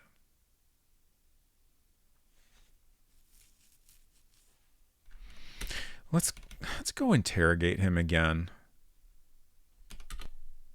I really don't expect this to go anywhere else. I kind of wonder if we need to find more evidence to show him. I know you did it. I only stole one lousy car. Is there anything else we could possibly show him? The knife. The pistol. Okay. So that's definitely his generic response. The earrings. List of members. So clearly those are all wrong. What did you do it with? Back off. Yes, I stole the car from the Robbins Trading Company's parking lot. I couldn't sell my books. Okay, this is more information, isn't it? Yes, I stole the car from the Robbins Trading Company's parking lot. I couldn't sell my books, and I was having a hard time. I'm truly sorry. It was a bad judgment call.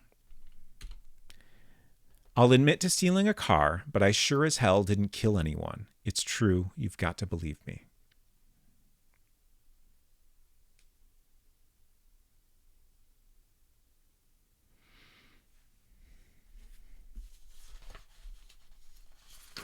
Yeah, before the first sentence there was that Bill Robbins made a fool out of me with that car thing.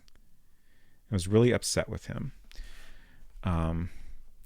Now we know specifically he stole the car from the Robbins lot. So definitely stole the white Ford that has been missing.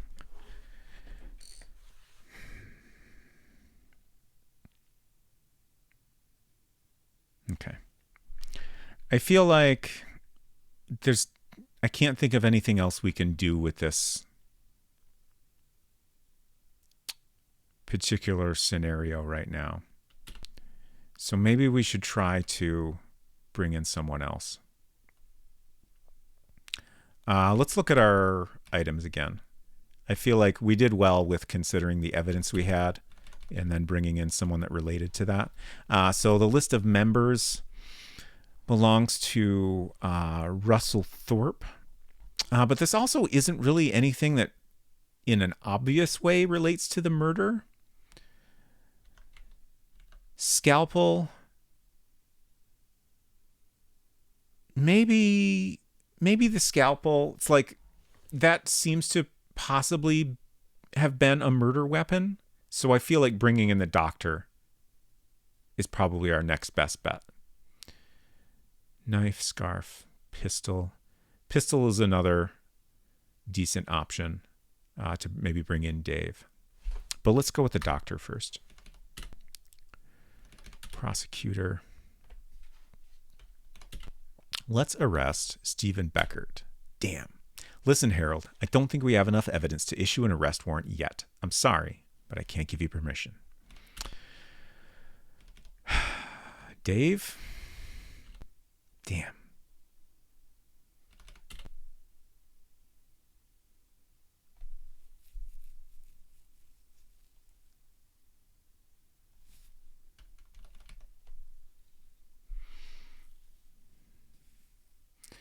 A thing, like I was already a little bit concerned about this, but a thing I'm starting to worry more and more. I don't want to know this just in case anyone is either knows or is thinking about looking it up. But I do have a little bit of a concern that we could get soft locked in this game or at least struggle greatly if we missed something.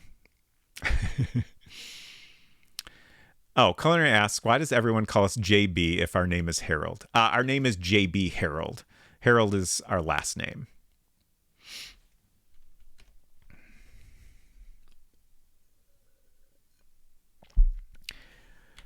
I'm not super concerned about being stuck yet, but if I continue to struggle, I will start to get very worried about that. It's short for just being Harold, obviously. Yes, of course. Crime lab, check report. Earrings, contract, wig. Oh, did we try to arrest Shelley? I honestly can't remember. I mean, Susie. Susie is who I meant. We already arrested Shelley. I feel like we already tried this, but let's check. Yeah, don't have enough. And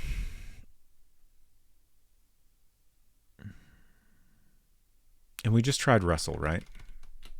Oh, no, maybe we didn't. We tried Dave and Steven. Okay, yeah. I don't think we could arrest anyone else right now. So we need to... Maybe it would be worth...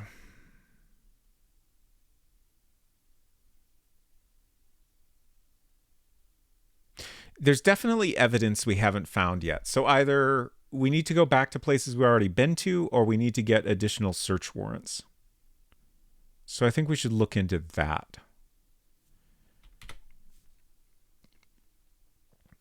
We have already tried most of the options here that make sense. However, we have since trying some of them, learned some new information.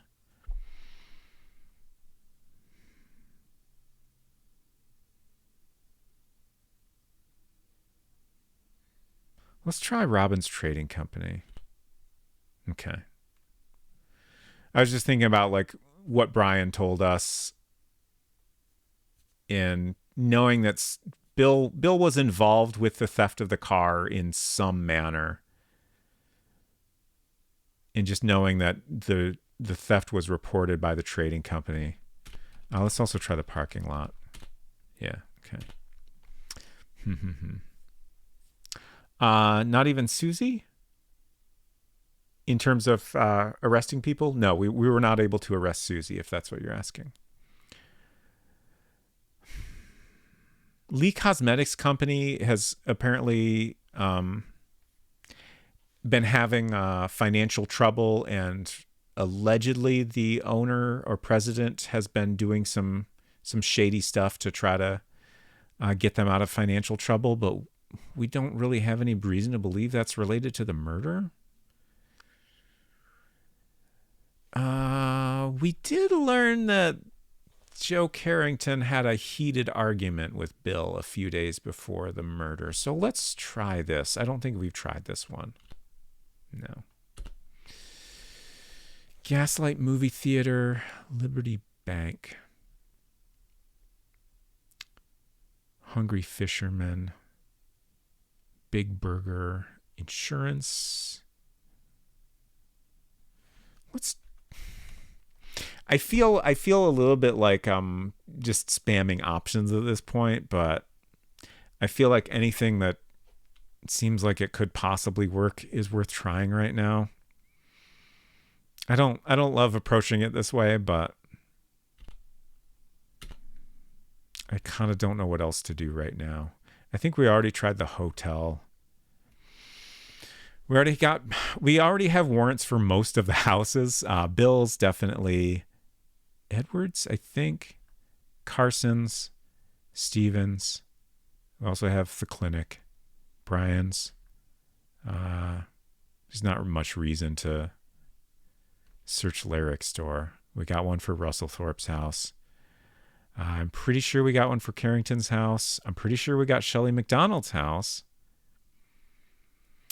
Oh, we should probably go back and search her house again. I feel like we should go back and search everywhere we have a warrant for, but especially her house. I'm going to try the church. I feel like the church is like people were seen at the church. Oh God, we at one point I remember having a theory that like something was stashed there. But I don't remember what that was based on. Like that might have been me making a little bit of a leap. I probably already tried this before. Let's try it again. Yeah. Arlington College Cemetery parking lot. Yeah. Okay. Did I try Edward already? Okay. Don't think we have enough evidence to issue an arrest warrant. Can you just give me any arrest warrant? Oh no. Also stop looking up game facts. But yeah, I'm just going to assume that the game breaking bug is specific to that version. That is a completely different version of the game with very different graphics and everything. So I wouldn't be surprised if that game-breaking bug is not present in this one. Sure. That's fair. I don't think I want to know that yet. I might get to a point where I'm like, okay, we need to find out if I'm soft locked or not, but I'm not quite there yet. Really not a lot of guides. Yeah, I'm not surprised. This game is pretty well known in Japan, but it doesn't seem to be super well known outside of Japan. And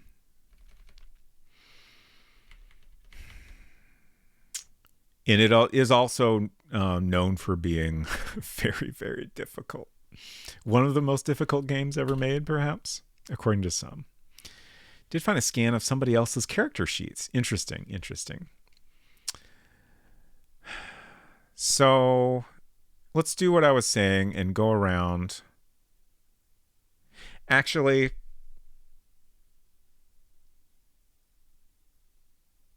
I'm going to go around to every location. I specifically want to note if there are any locations where we can present a search warrant that we do not have a search warrant for. It feels a little bit like cheating and kind of spamming options, but I feel like that's worth looking into. I'm still curious about this. There are a couple of new cars near the entrance of the building. Like, what are we meant to gather from that? Also notice this blue car looks like the same car the doctor owns.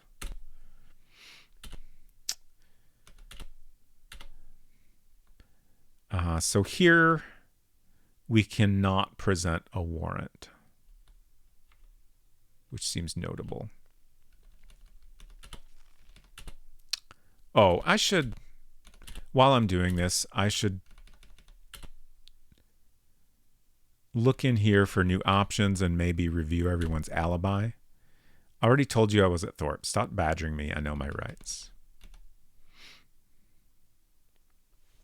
Some of the character names seem to be different in the Turbo CD version. Interesting.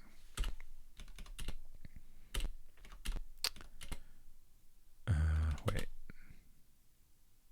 I'm just looking at the left side. I guess that's like a parking meter.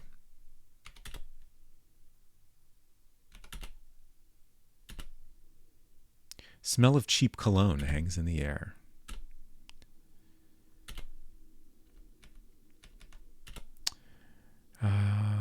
Is this all the same? I think so. What's your alibi? I was at home. As soon as I finish work, I always go straight home. Oh, Hinton asks, can someone look up GameFAQ for why my shoulder hurts? I hope you find the answer to that. Also, I'm sorry to hear your shoulder hurts. That sucks. So again, we cannot show a warrant here. Did you game too much? Ooh. A bold accusation.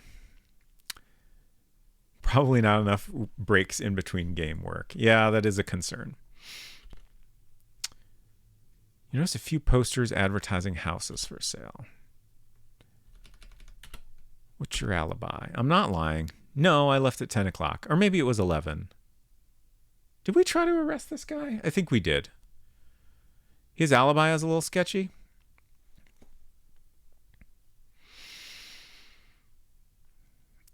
Emmy says, yawn. It'll help your nervous system and relax your shoulders a little. Interesting. Very interesting. Or we did that. Again, we can't show a warrant. My assumption is that have been various locations that have always had the option to show a warrant even before we got one. So my assumption is that if there's a location that does not have that option, we probably can't get a warrant for there. Maybe I'm wrong, but it seems worth considering.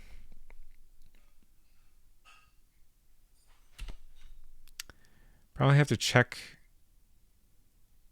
how you sit while you game. Yeah. It said you can game too much. Yes, sadly it is true. Sadly it is true. Gosh, should I tell a weird medical story? Does anyone want to hear a weird medical story about me that I just remembered related to gaming too much? Yes, okay. So I'm trying to think of what order to tell this in. I think I'll tell it chronologically. Although, like you'll see it coming told this way, but I think it makes more sense. So a long time ago, I was getting out of a friend's car, and how the hell did I do this? I do not know. I closed the car door while my thumb was in the path of the door. And I closed it pretty good. And it hurt like hell. I did not sleep that night. It hurt so bad. Honestly, that might be the most pain I've ever been in. The next day, I went in to see my doctor, and he basically first, I should warn everybody, this is a little bit gross. It's not super gross, but just a heads up in case anyone doesn't want to hear about gross medical stuff. So the doctor basically used a tool to kind of drill a small hole in the middle of my thumbnail in order to let the blood out. And that helped greatly. It relieved the pressure and felt a lot better. I was still in a lot of pain for a while. Eventually, my thumbnail fell off, and then eventually regrew. And at that point, I was pretty much fine. My thumbnail was always a little bit weird after that. Like, I feel like it's more normal now. But it always had like a weird like ridge to it. Like it wasn't as smooth as my other nails. But that was kind of the end of it for a very long time. And then many years later, I was doing a lot of gaming. I think I was playing an Uncharted game, which is why I suddenly remembered this story. Because my thumb started hurting. And I was like, well, I guess I've just been gaming too much. So I tried to take breaks and stuff. But the problem never really went away. Like definitely, if I took enough breaks from gaming, it helped, but it kind of kept getting worse over time. So eventually I saw a doctor about it, got it x-rayed, and it basically turned out that there was like a cyst inside of my thumb, and it had kind of like it grew like into the bone, so I think it was kind of like in like taking a chunk out of the bone to some degree, and eventually I got that removed. And that helped greatly again. Fortunately, I have had very few troubles since then. But so basically what happened was when my doctor drilled a hole in my nail, some of the cells from my nail, which, are cells that are constantly regrowing, got pushed down in right up into the bone, and those had been growing inside of my thumb that whole time. So yeah, that's my weird story. It turned out I was not gaming too much. Simply had a medical procedure gone slightly wrong. Like I certainly don't blame the doctor, but I do wonder like if there's something different he could have done that would have prevented that. But yeah, the end.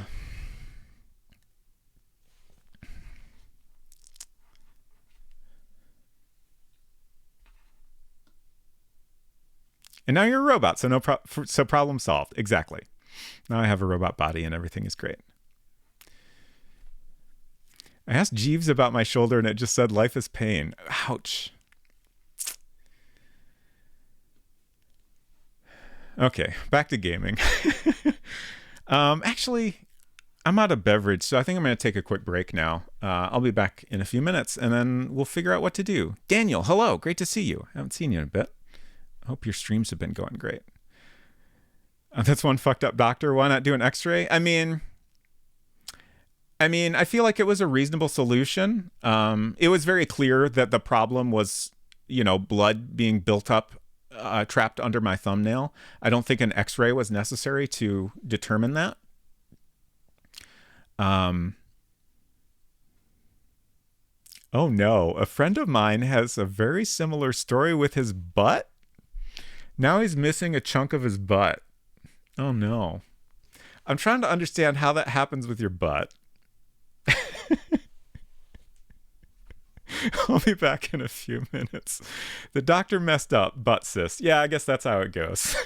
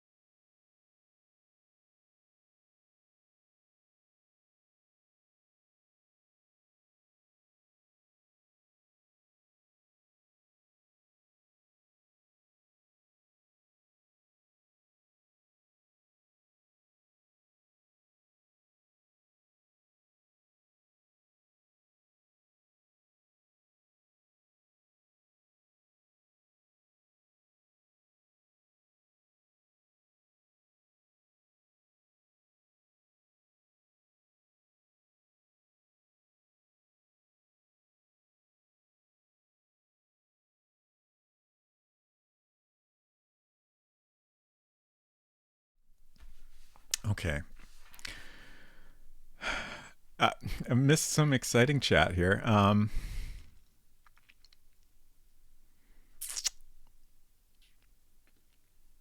Don't think he slammed his butt in a door, but maybe. Probably just got slapped too much. He was a promoter at a club, and there was a small cult of women who worshipped his ass.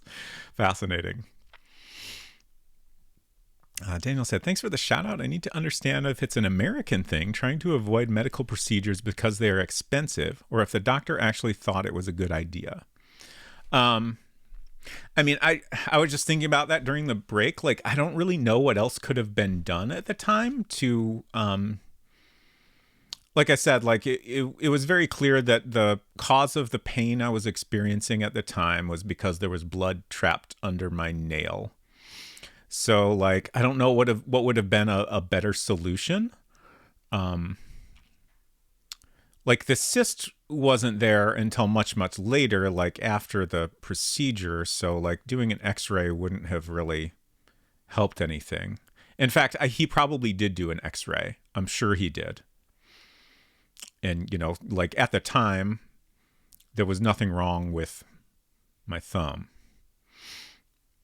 But definitely, there are a lot of Americans who would avoid a medical procedure to save money.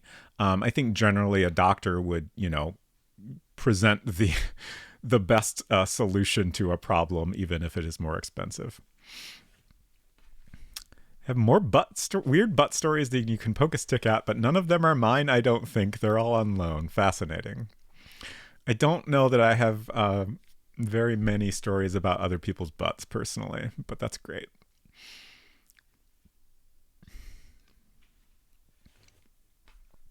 Doctors, they are all possibly making stuff up often. I mean, they do their best, I feel like. Bodies are weird, and I feel like it is understandable that sometimes doctors just have to do their best to explain things. But yeah, Unsacred Crush went through some very, very frustrating ordeals, for sure. Sometimes doctors are bad. Sometimes they just take the nail off. Yeah, I was like, that's the only thing I could think of, like, as an alternative solution. Which, you know, like, it fell off. So if you know, that was a viable solution, it probably would have been better and would have saved me a lot of pain and grief later on. Also, hello, Vervain. Good to see you.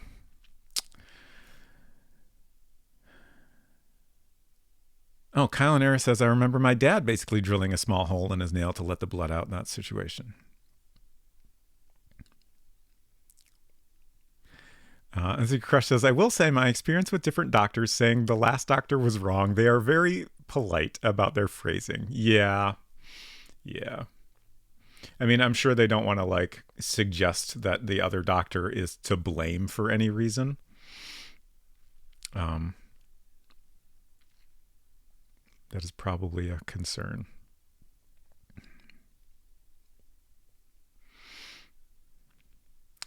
Daniel says, I mean, we get free healthcare here, and I remember that as a 5-year-old when I got my finger stuck while trying to close the trunk of our car, did an x-ray and a bunch of other tests, but the doctor let the nail fall off naturally. Yeah, like, definitely, like, I mean, the more I think about it, I'm sure an x-ray was done. And, like, just letting it resolve naturally would have been an option, but again, I was in so much pain I couldn't sleep.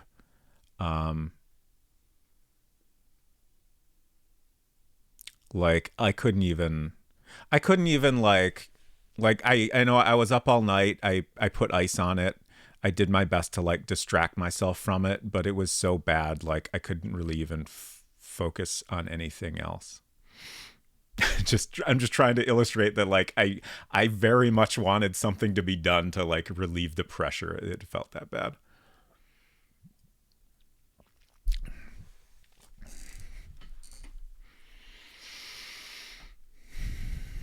Okay. So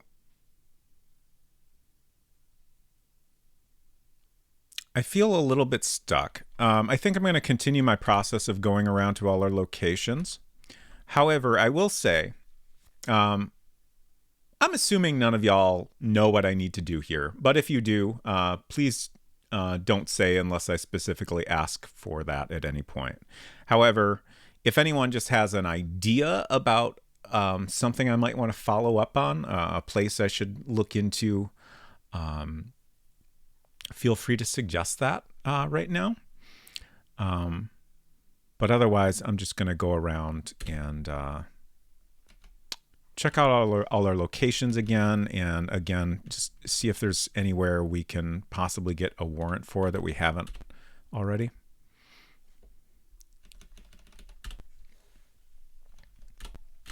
Oops. It feels a little tedious and unsatisfying, but I'm kind of stumped on options.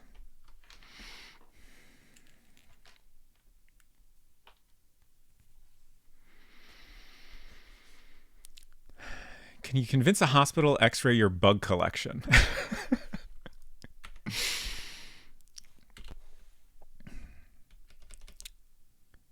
Let's see. Here we can bring in Sarah Shields. Oh yeah, I noticed some art for Sarah Shields in a different version of the game. She had blonde hair. She looked completely different.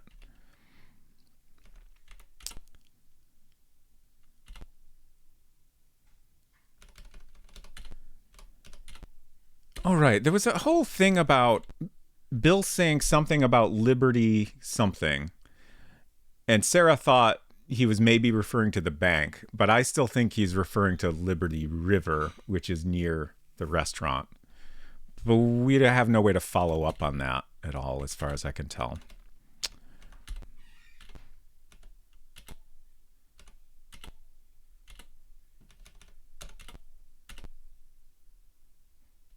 I don't know what to think of this guy. It almost feels weird that he's in here. He's given us a little bit of information that has been useful.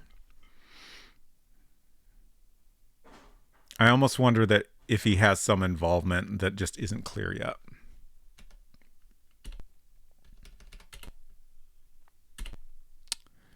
He says he was in New York on business, which, he's a bank guy. Like, that doesn't seem suspicious at all, but it is noteworthy that, like, some characters have had shady business dealings in New York. Multiple people are from New York. I don't know.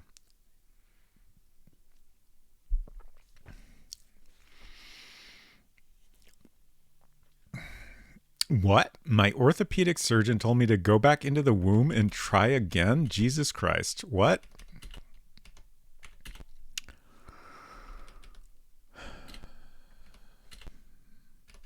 How you doing, Alan?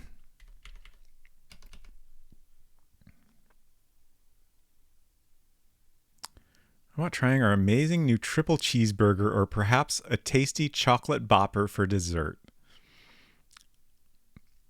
What do you think a tasty chocolate bopper is exactly?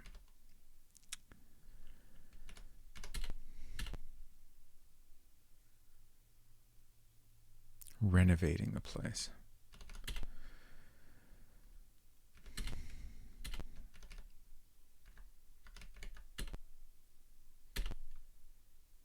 The filthy sign on the door reads "Heart Safe." So evocative.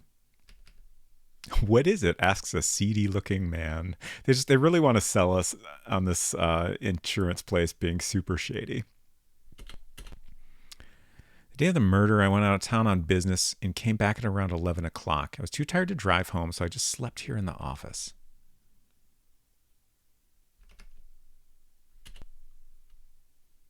There's a lot of places where we have the bring in person option, but there's never another person around. I don't really know what to make of that. Probably like a Frosty. Could be.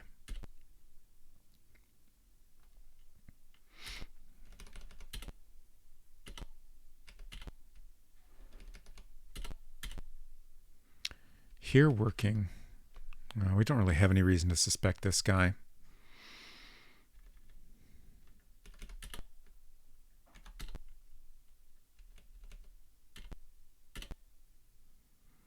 Okay, so I did leave the hotel the night of the murder, but I didn't have anything to do with the murder. I just took a walk. I'm telling the truth. Please believe me.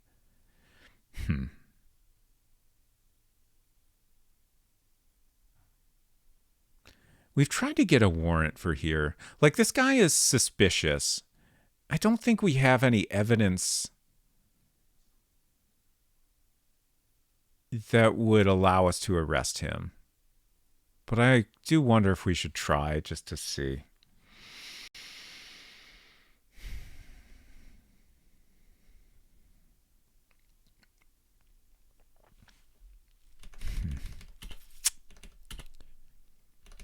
Let's give it a shot.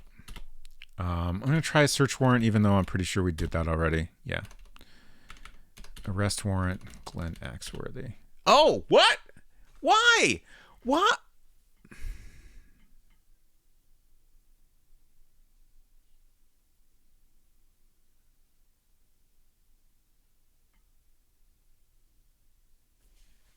Okay. I feel like this might be a mistake even. I do want to point out that Unsecret Crush was looking up if it was possible to get soft locked and found out about a game-breaking bug in the TurboGrafx CD version of the game, which is very different. So it may not be present in this version, but it was related to arresting someone too early. So that makes me very nervous. He lied about what he was doing on the night of the murder. Yeah, like that is suspicious, but other people have done that and we haven't been able to arrest them. The only people who have been able to arrest are people who we've gotten physical evidence relating to.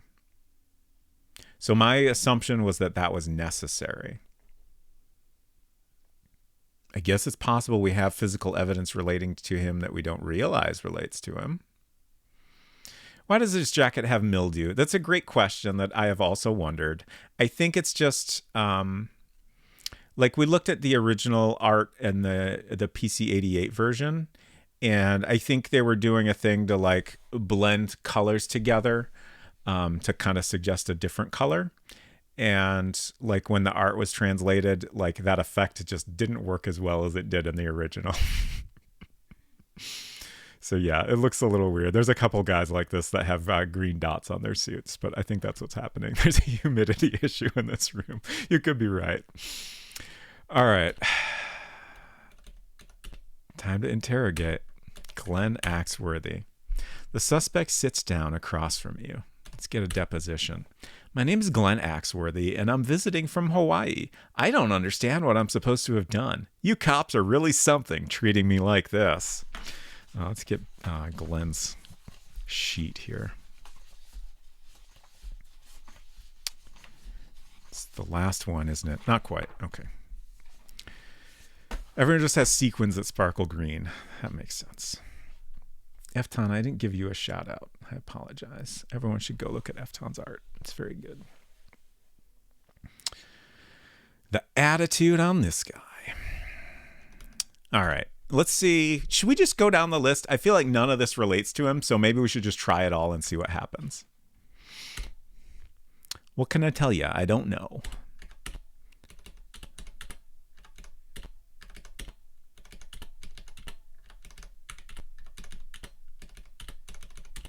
I'll be shocked if any of this is relevant, but we're just going to do it.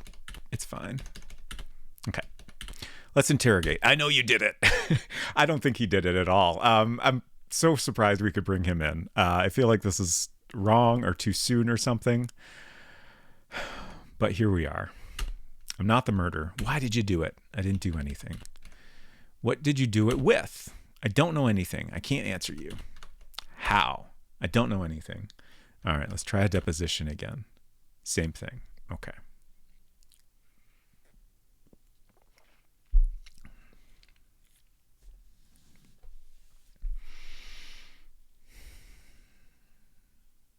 What happens if we go back? Is it possible I could search his hotel room now? Because he's not there? Let's see what happens.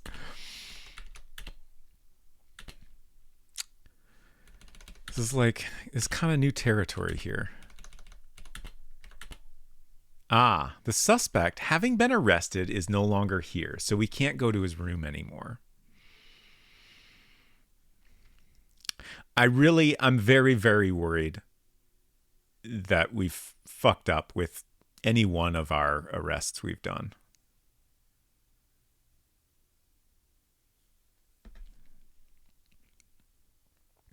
But I think at this point, I'm not going to back up. I made a save before we did any arrests. Culinary says, I think this might be a soft lock. Did you look something up? Or are you just guessing? Okay, so save file 15 was before the first interrogation. I'm just going to make a note for myself. Save 16 is after arresting Shelley and Janet.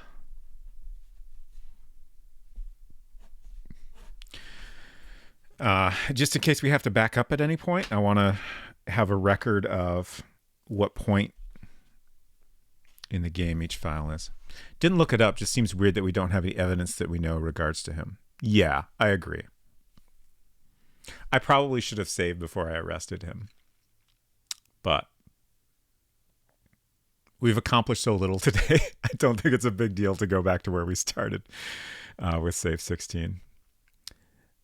Let's see, Crush says, the Turbo CD issue was once arrested. Many options to ask others about the person would disappear so you couldn't learn key info. Oh, okay. So that sounds very much like a bug rather than a soft lock. That's interesting. So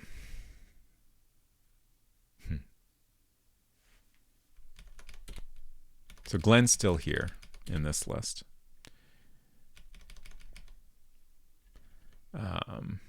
I think everyone is still here.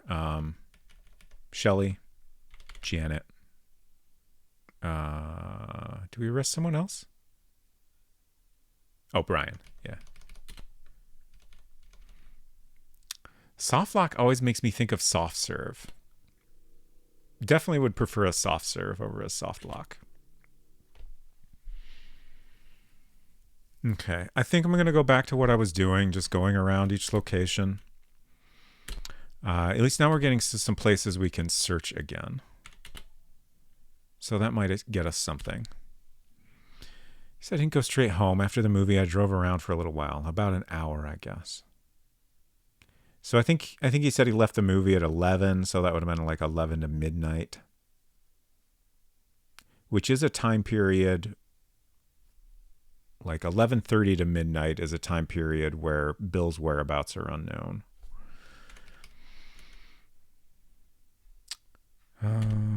Can't bring anyone else in. Let's show our warrant and look around. Miss going to Melbourne and getting sea salt soft serve with fairy floss and toasted marshmallows. Shit. Sounds great. Fairy floss is like cotton candy, right? Same thing?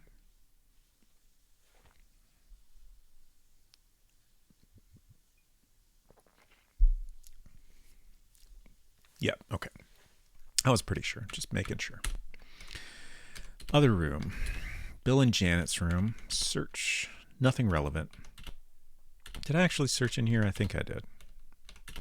Study. Nothing relevant. Kitchen. This is where we found the knife. Nothing relevant. Fairy floss is extracted from spiders. Ah, good to know. Oh no, what is this? This looks like a cursed link. I'm going to click it anyways. Oh. It's actually not. It's a very nice image. That looks great, but also challenging to eat. I guess you would have to eat the fairy floss first. Maybe.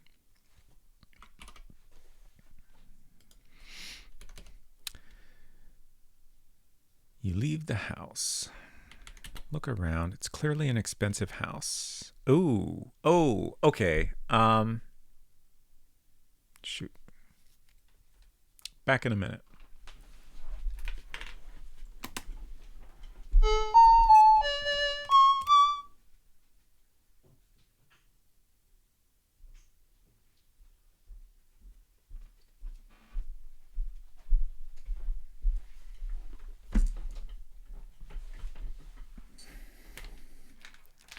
Hello, welcome to Things I Found in the Basement, where I share a thing I found in the basement while I was looking for something else.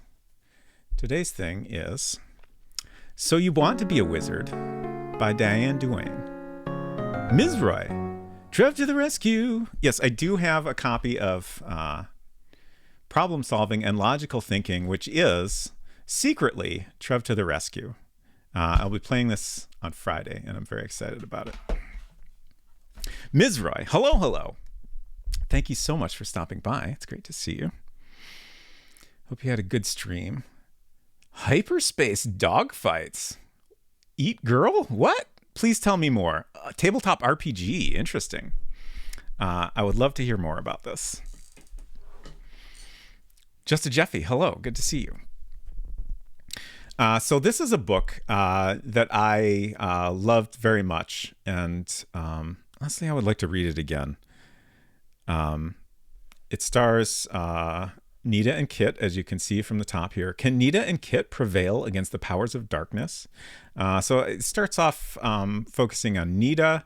She gets bullied a lot, and how does she come across a magic wand? She eventually learns some magic powers, and they travel to like an alternate version of Manhattan where there's like cars that try to eat you and a dragon, as you can see here, and all kinds of, weird magical stuff. And I just enjoy this book a lot. And I love this cover so much. It's such a great illustration. $2.75. Let's read the description here.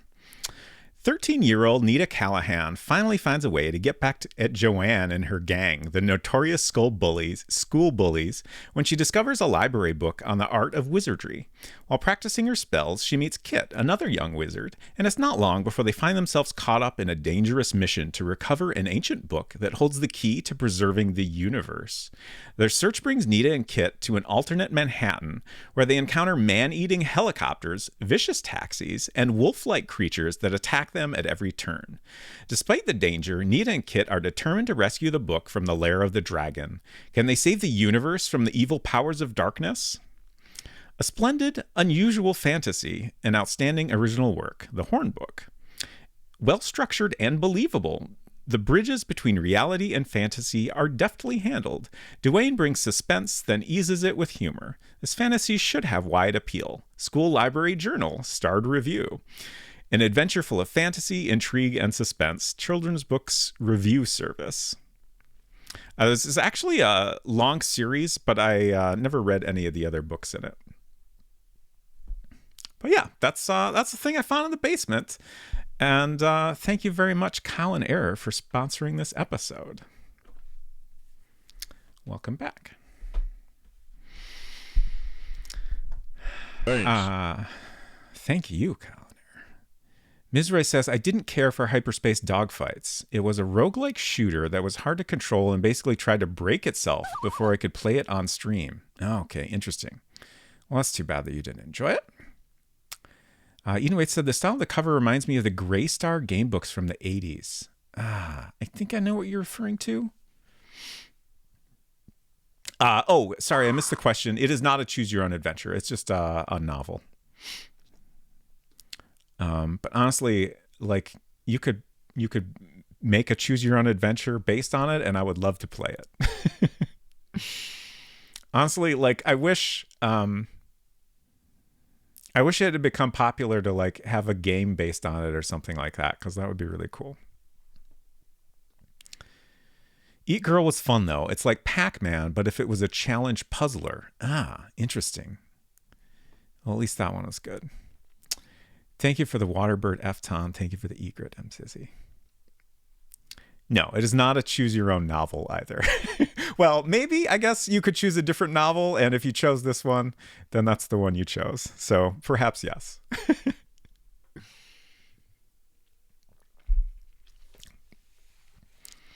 Oh, Silvernell's the dev behind Hyperspace Dogfights. Interesting. It was made in the game engine. Oh, it was made in G developed. Interesting. Although it was their first game ever.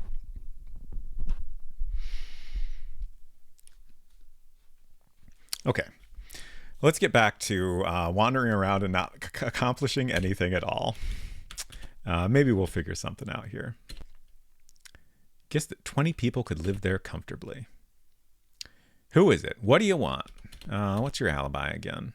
Mr. Robbins and Freddie were out, but I was home all night. When did they get in? I don't know. Must have been asleep. No one else to bring in. Let's show our warrant and search the place. I'm trying to remember.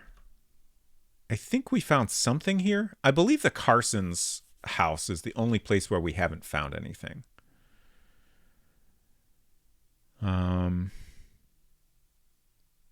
What would we have found here? Ms. Roy said, I'll also admit I was not in a good mood at the beginning of stream, so I might not have been in a good headspace. Well, I hope your mood has improved. Search. You turn your attention to a painting hanging on the wall. You touch the back of the frame, and a piece of paper falls on the floor. Take item. Newspaper clipping. It's an old yellowish newspaper clipping. Why would someone hide this old newspaper article, you wonder, putting it in your pocket? Val, good night. Thank you for hanging out. I hope you sleep well. I bet this is something relating to the deaths 20 years ago and or the Red Tie Club. I'm so excited to find out. Okay, let's continue searching the place, but then we'll go back and take in our evidence. Let's see. This is Edward's room? Yeah. So that's interesting because we've definitely searched this place thoroughly before and did not find that. Excuse me. We didn't learn anything that would have helped us find that. So I think there's just some things that you have to progress further in the game to unlock or something like that. I'm just trying to, fully understand the mechanics here. Nothing relevant here. Just a tarot deck with the death card facing up. Guest bedroom. Nothing of interest. And kitchen. You examine all the knives in the drawers. None of them matches the murder weapon. You don't know where that newspaper clipping has been. I always enjoy your Laura 2 after. Thank you for providing the clue as to how I'm supposed to read this.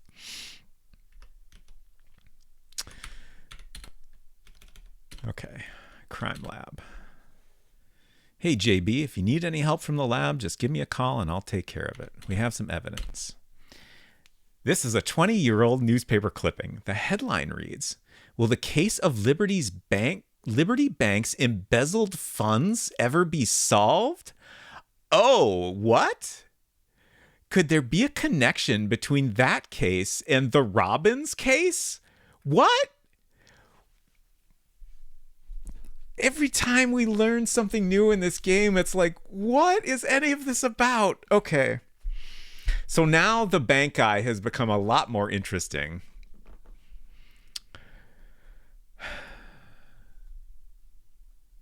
Liberty Bank embezzled funds. I'm just going to write that down.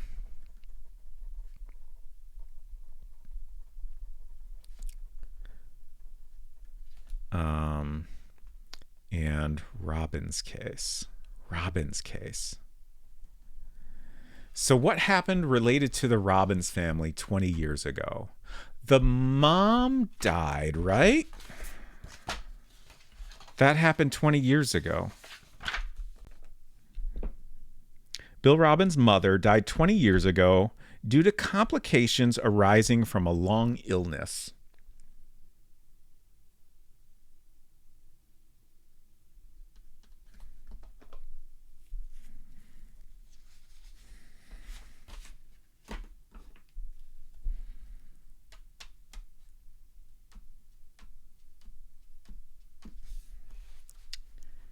I'm just going to write a note that these are from newspaper clipping. 20 years. years ago.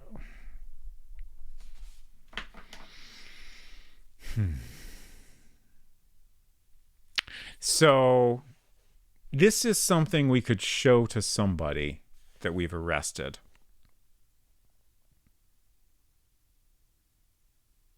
Is it possibly also something we could use to arrest someone? Is it maybe something we could ask the bank guy about, or anyone in the Robbins family? Let's try that first. Also, let's save. Yes. Let's see. I think 17 is just the file we did at the beginning of the game. Oh, shit.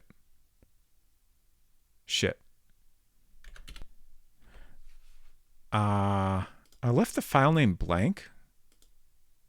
Oh, it seems to have... No. Did that not do anything?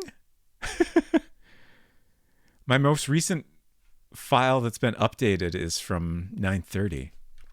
So I think if you leave the file name blank, it doesn't actually save.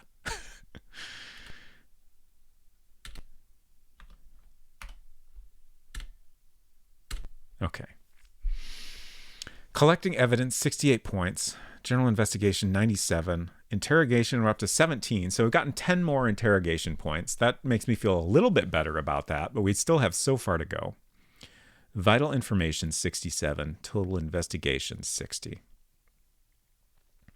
I will say, before I started stream today, I thought, this is maybe the first stream where I thought there was even a slight possibility that we could finish the game tonight. At this point, I now know that is absolutely not going to happen. I feel like it's probably not even going to happen next week, but you never know. You seem to be on the right path now, JB. Thank you for the encouragement, Judd. I hope you will relieve my troubled mind soon. That is encouraging. I feel like we're so far off from making sense of this, though. Yeah, we got 10 more points in interrogation today, so that's great. And at last, some encouragement from Judd. All right. Who do we have to interrogate? Janet. She is a Robbins, so it might be worth showing her the newspaper just to see if she has any comment on it. I don't think it makes sense for anyone else to comment on it, and I doubt she'll have anything to say. It seems worth trying. Newspaper clipping. I don't know anything about it. Okay. So let's go ask. We'll start with the bank guy.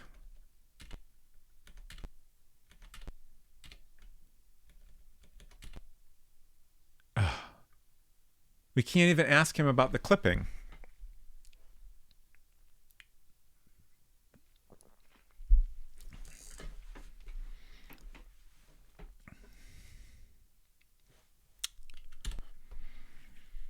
It was in New York on business. Was it shady business? How old is this guy? This guy's definitely old enough that he could have been involved in the embezzled funds.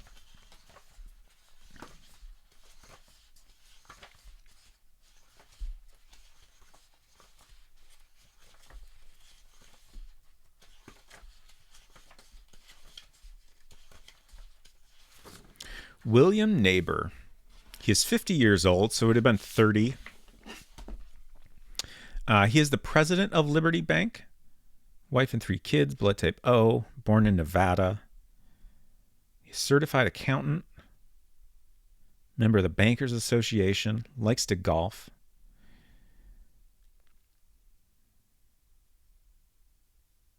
Didn't really tell us a lot. Oh, when we asked him about the Red Tie Club, he said, I don't know, but...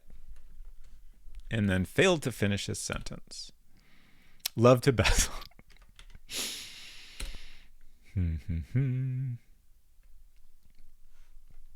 Constantly having the stupid Liberty Insurance jingle every time you say Liberty anything. I'm sorry. So, that got us nothing. So let's go ask all the Robbins. Definitely Edward Robbins. Is he at work or at home? Cannot remember. He's here. Okay. We can ask him about the newspaper clipping. I don't know anything about that. Son of a bitch.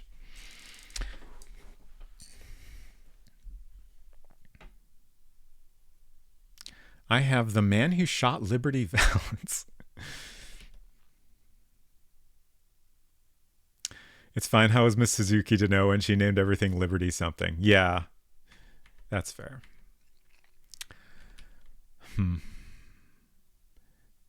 Is it possible? I feel like we had something else at least loosely tying to... Oh, the list of Red Tie Club members also has Edward Robin's name in it, right? Yeah. But again, these are two things that happened a long time ago. So I don't know that it really makes sense that either of those is evidence to arrest this guy.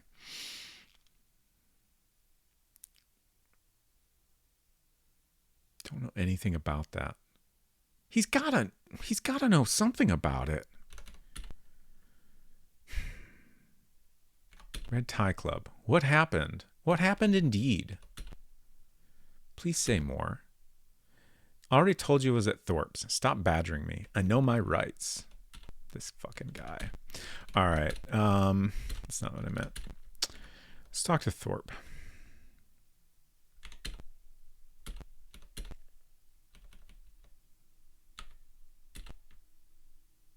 Can't show him the clipping. List of members. Well, Edward left here at about 10 o'clock, and then I went to bed.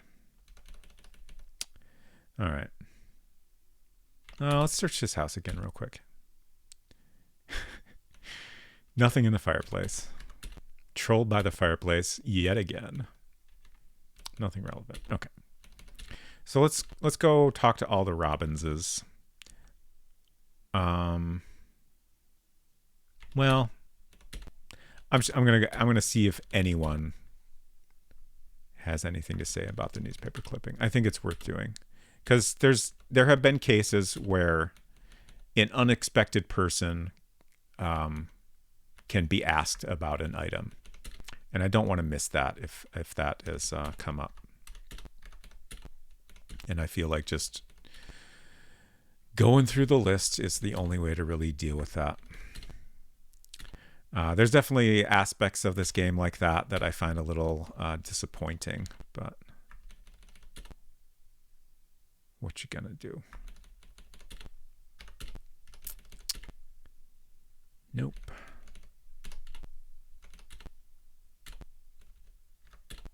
We already did the bank. Big Burger, probably not. It would honestly be strange if we could ask Alan about the 20-year-old newspaper clipping.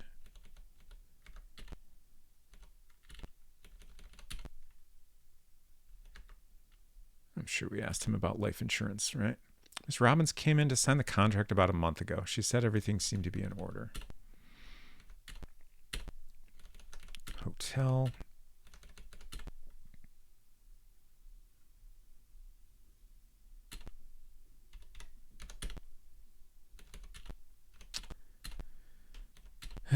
Here we have another Robbins. Will he... Aha. Okay.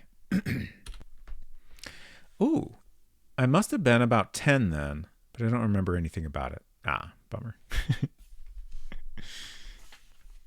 I was briefly optimistic that he wasn't just saying, I don't know anything about that. I'm just checking what his exact age is. I guess we can just ask. Oops. 30. Okay. Exactly 30. Lots of people are exactly like 30, 50, 60. Seems a little weird. Edward Robbins. So this is where we found the clipping. And we can ask her. I never touch anything in Mr. Robbins's room. Interesting.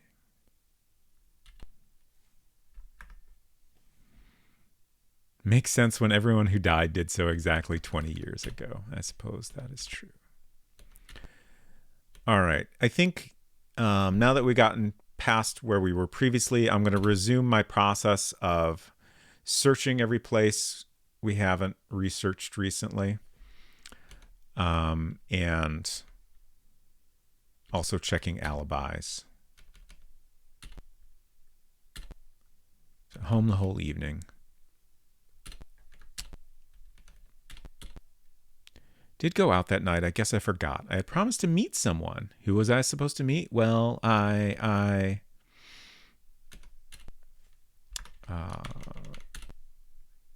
just making sure the newspaper wasn't in there. And then we have Judy. She was under the weather because of a party the night before and spent the evening in bed. So now let's search. You find nothing here. The closet are heaps of dresses, tacky dresses. He spot nothing suspicious. A thing I kind of appreciate about this search process is, like, you have separate search for clues and take item. And you kind of need to pay attention to the text. You at least need to read it to make sure it's not mentioning an item, so you know whether it's worth choosing take item. Like, I feel like a modern game would, if you did search, it would just kind of pop up the item and make it very obvious you found something, which is totally reasonable. I kind of enjoy that it does lots of little things to force you to pay attention. I could understand if someone would find this tedious, but I kind of like it. I think this is okay.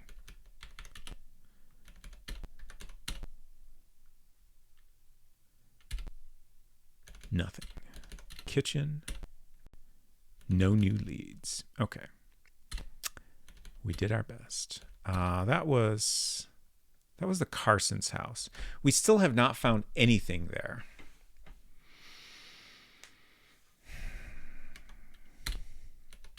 Just,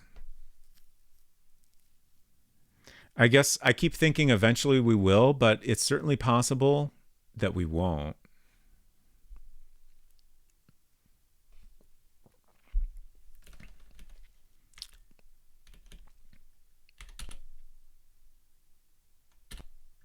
Told you I was here the whole time. I didn't go anywhere.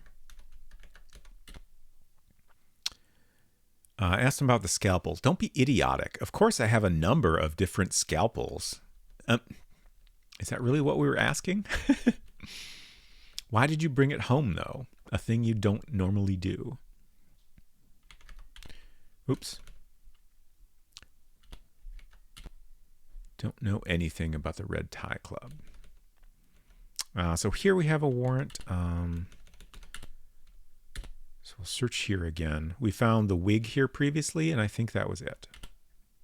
It's my lucky scalpel. That must be it. You make a concentrated search, but turn up nothing. The room is stark and white. You don't think you'd like to stay here. Don't find anything relevant to the case. Okay. And next will be his house, where his sort of adopted daughter is.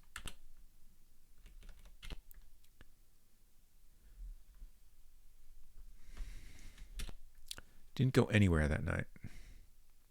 Everyone I kill with it stays dead.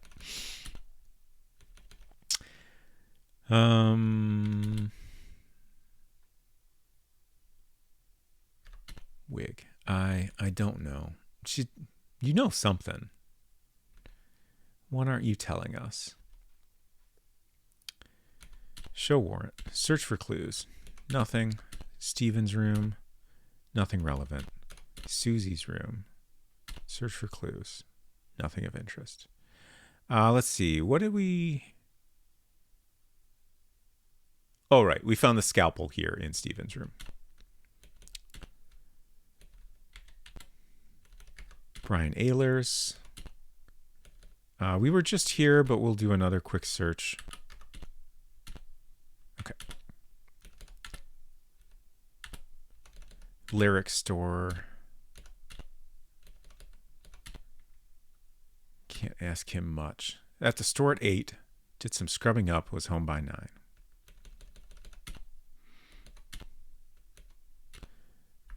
And Suburban District is all that's left.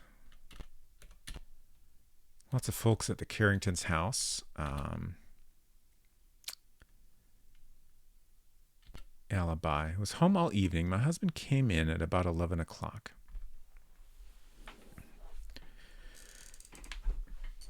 Wait, did we ever ask Fred Robbins about the newspaper clipping?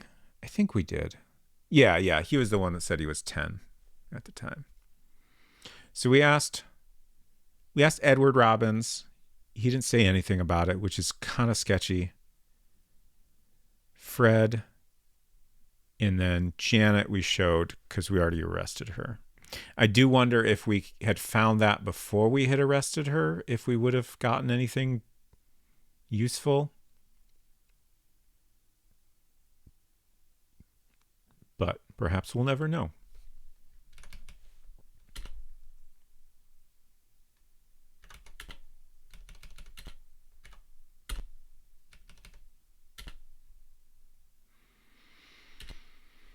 Kind of forgot. I left Alan and his girlfriend at about 10. After that, I just took a walk and headed back home. Let's do another search. Nothing here. Nothing here. Dave's room. We found the gun here. Nothing here. Janet's room. Tell immediately that this is the room she grew up in. High school photos and posters cover the walls. Nothing relevant. Yes, bedroom. Nothing. You give it a good look, but still no luck. Kitchen. The kitchen is a kitchen. Nothing distinctive about it. Whoops. Besides a few dirty dishes, you found nothing.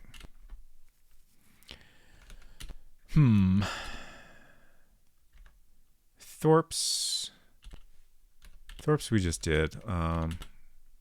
Let me just look real quick to make sure I didn't overlook anything. Covered in soot now. Shelley McDonald's house. A short walk from Arlington College. Okay. So we already arrested her. So all we can do is search here. I think this is the first time we've been here since we arrested her. No, interesting. So every time we go into the house of someone we've arrested, we take a beer out of the fridge while we investigate. That's hilarious. Books, jewelry, clothing, everything is meticulously organized. You're beginning to feel a little sick. This description is so weird. Like, I guess we're just so upset by how perfect everything is. You don't find anything relevant to the case. Detective's treat.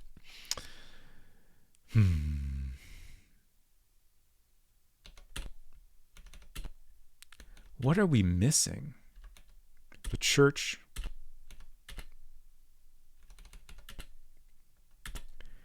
I was here, of course.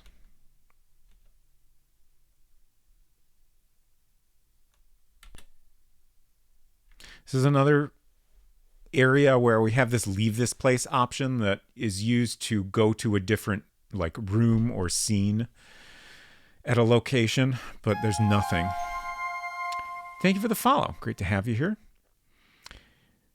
You're like the Santa that gets assigned the naughty list. So that just makes me think there's maybe going to be some place at the church we can go to eventually, but I don't know for sure. It's just a guess. Alibi. It's in the psych department study room. Yeah. Cemetery.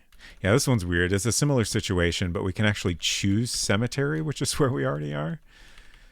This seems kind of goofy.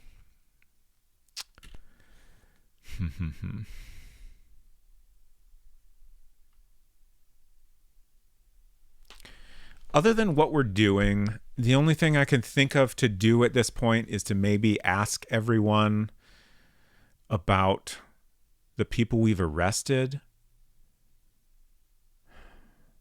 to see if we get any new information. I don't know if that's worth doing.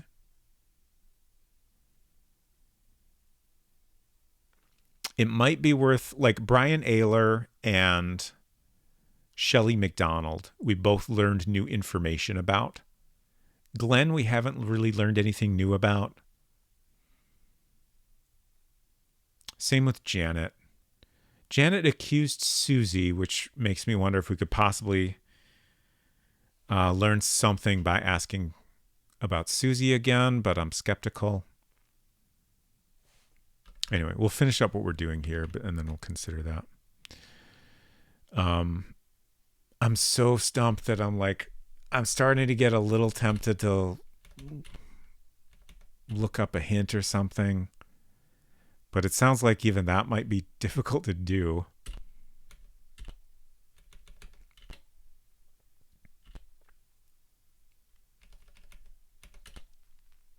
Crime scene.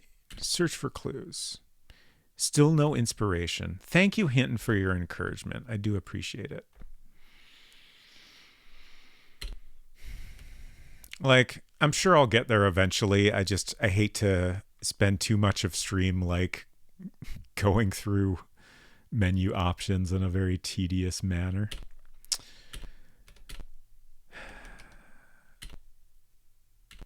So we've asked everyone about the newspaper clipping that we can, which is a shame.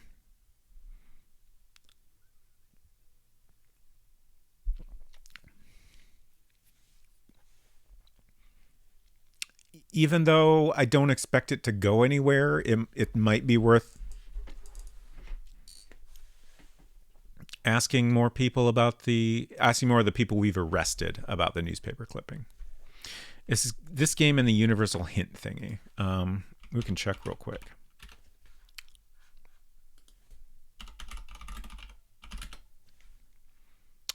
No, it is not. As I suspected.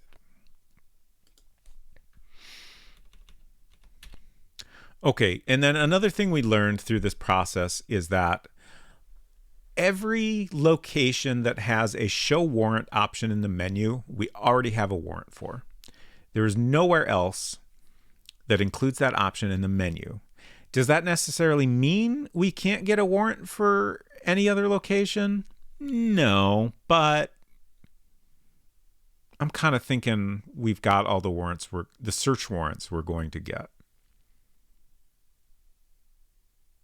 Most of the other places are like public areas, so like, it doesn't make sense to get a warrant to search a parking lot.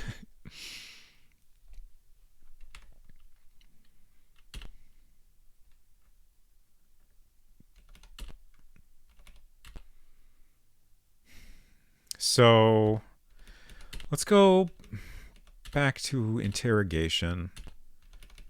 Let's show everyone the newspaper clipping. Don't know anything about it. Maple Mystery just gave me a shout out. Thank you. Let's give Maple Mystery a shout out. Two can play this game. I assume she's wrapping up and decided to raid someone else, but wanted to encourage people to check out this stream because she's raided over here a bunch, and I know she's interested in this game. But she's great, and y'all should check out her streams and the game she's working on. The Crimson Diamond. Silver says, I do that during streams silently. Time for shout out battles. Nice. Okay. Deposition. Yeah, nothing new there. So show Shelley the newspaper clipping. Show Shelley the seashells. Please believe me, I don't know. Brian, newspaper clipping. Don't know anything. Glenn.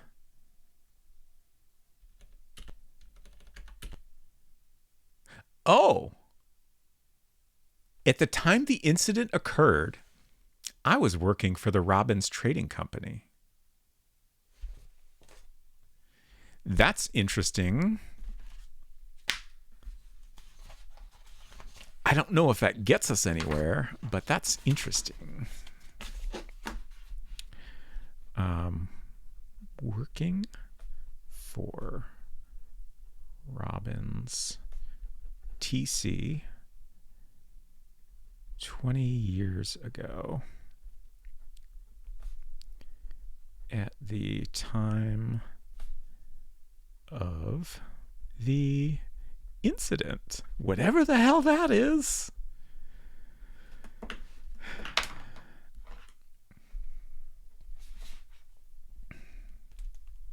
I wish we could learn more. Like, surely if this was a real newspaper clipping, there's more information than what we've been given about this incident.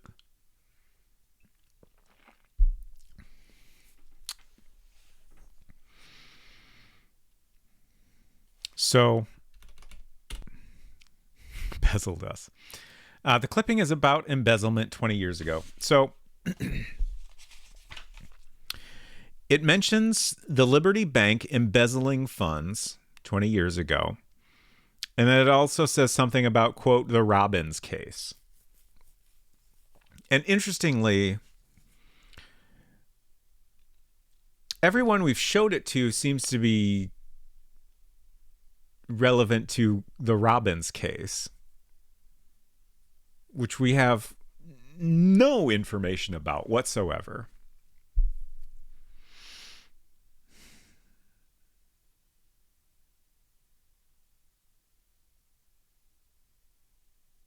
Isn't that referring to Bill Robbins being murdered 20 years ago? No.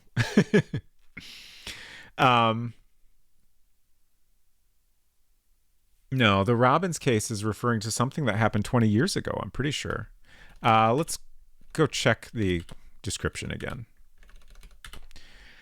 This is a 20-year-old newspaper clipping, so it's definitely not referring to the Robbins case.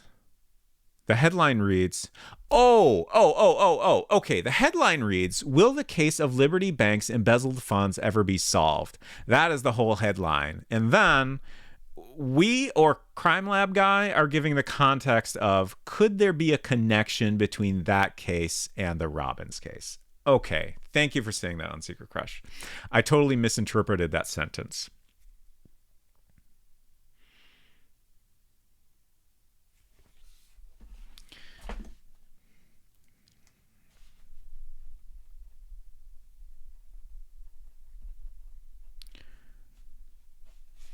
So,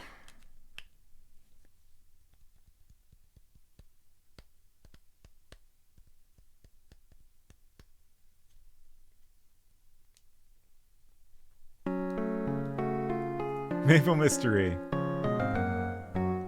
Hello, welcome. I hope you're doing great. I hope you had a good stream. I just gave you a shout out, but I'll give you another one.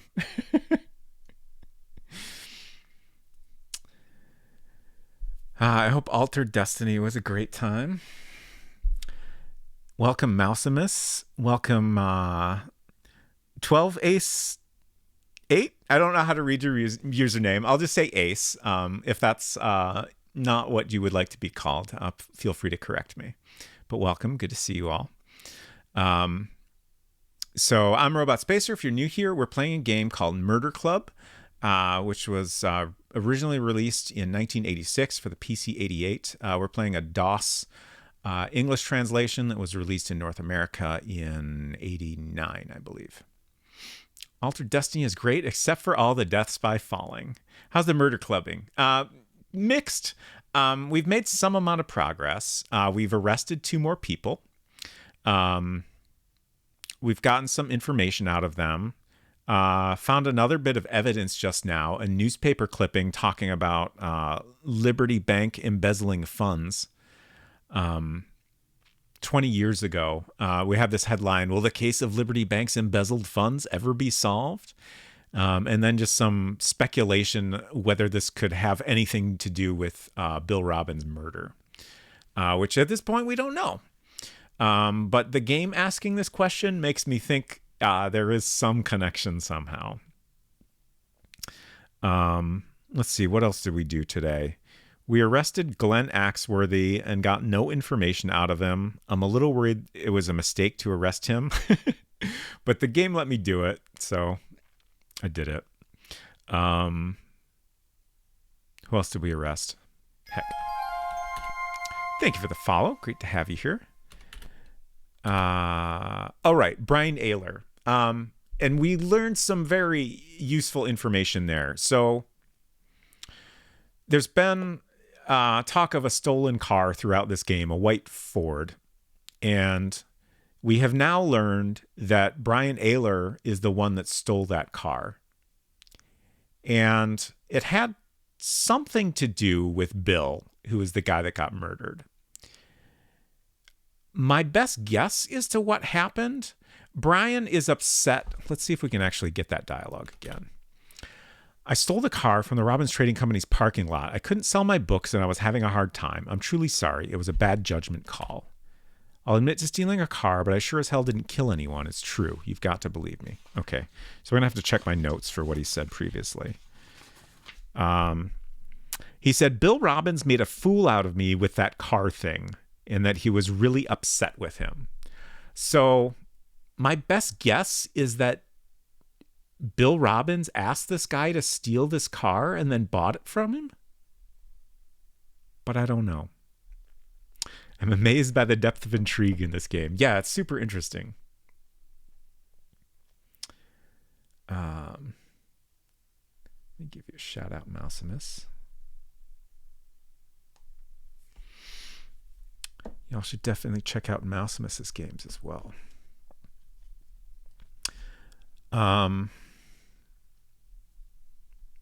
So yeah, it's such a vague bit of info, but clearly there's something going on here. Also, Brian is the last person that was seen with Bill. They were having an argument in the parking lot outside the Hungry Fisherman restaurant. So now we know that they were almost certainly arguing about this whole stolen car situation. But in terms of how Bill was connected with that, all we can really do is speculate right now. So yeah, that's most of what we've learned tonight. We spent a lot of time failing to learn things, but I feel like we're doing decent overall. So yeah, right now we just found this newspaper clipping and we're just trying to figure out if there's any way we can get more information out of it. Let's bring Glenn back in. He told us that he was working for the Robbins Trading Company at the time of the incident. I assume the incident is the embezzled funds. Let's see if his deposition has changed. I went to see Edward Robbins. I wanted to ask him about Henry Klein. When I asked for Mr. Robbins, though, the secretary sent me into Bill Robbins' office. That's how I met Bill. Bill was really surprised to hear about Klein. The day after I met Bill, he came to visit me in my hotel room and asked me for every detail I knew about Klein. That's all. Fuck. Tell us more about Henry Klein. So Henry Klein, we know his name because we found a list of members of the Red Tie Club. This is a club that allegedly just met. They all wore red ties and they talked about like murder mystery novels or some shit like that, allegedly. I'm pretty sure they murdered people, but we don't have any evidence for that yet. This was 20 years ago. And also notably, there were a lot of deaths that happened 20 years ago. At least 3.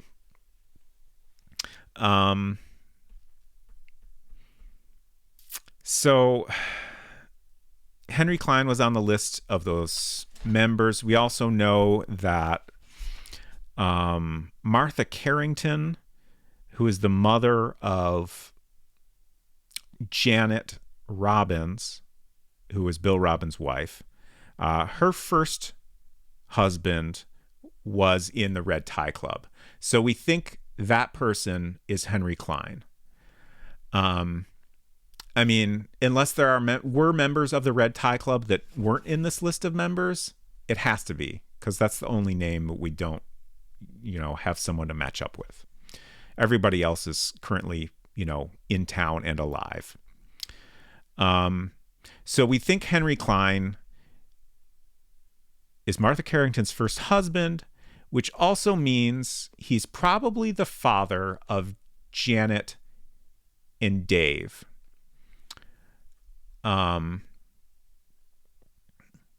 That's kind of just an assumption, but it seems like a reasonable assumption to make.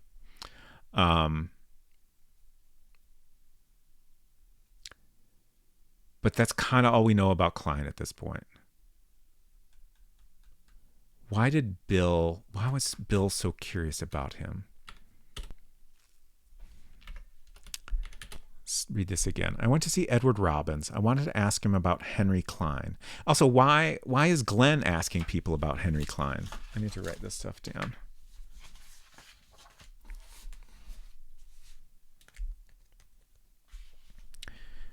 Went to see Edward to ask about Henry Klein. Sent to Bill's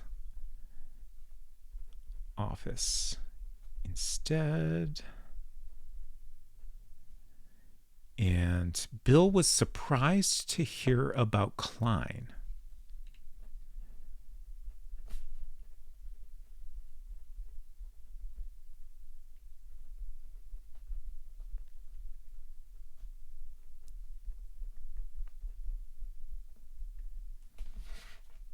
That's such a vague... What was he surprised by?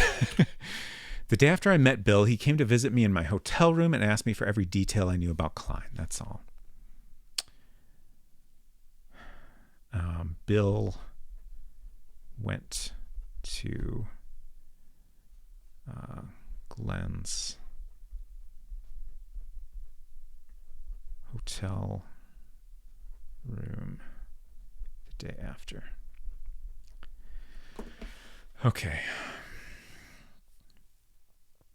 Sir, can you remove your sunglasses during the interrogation? Yeah, that's Glenn, all right. What about Scrud Rankleston? Great question. We know so little about Scrud. Okay. Shit. Let's interrogate. The interrogation process, for anyone unfamiliar, is a little goofy. We just have these questions we can ask. Wait, what? What?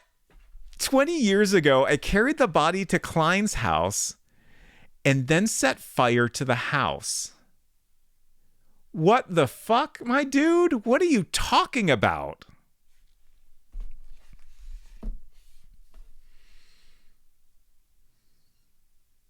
Zounds indeed. There's a lot of information in this game that we keep getting, today in particular, that is like, what? We have no context for this. Why are you telling us this? And it makes me feel like I've missed something or done things out of order, and I have no idea if that is the case or not. 20 years ago, I carried the body to Klein's house, then set fire to the house. So was that Klein's body? Like, we think people that died 20 years ago. We have the wife of Edward Robbins. We have probably Henry Klein.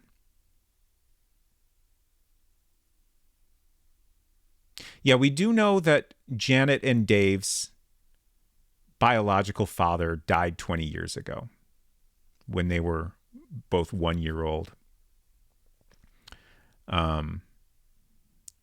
And we also know separately that Henry Klein was probably their biological father. So, and then the other person that died 20 years ago was... Shit. Oh, Susie's father, I think.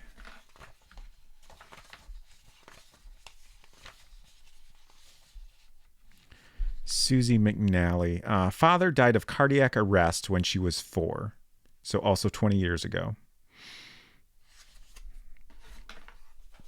Yes, her father ran McNally. Could be a vampire lying about his age. Eden Waite said, will we find out that this guy is only 19 but admits to crimes 20 years ago? He is 48, so he would have been 28.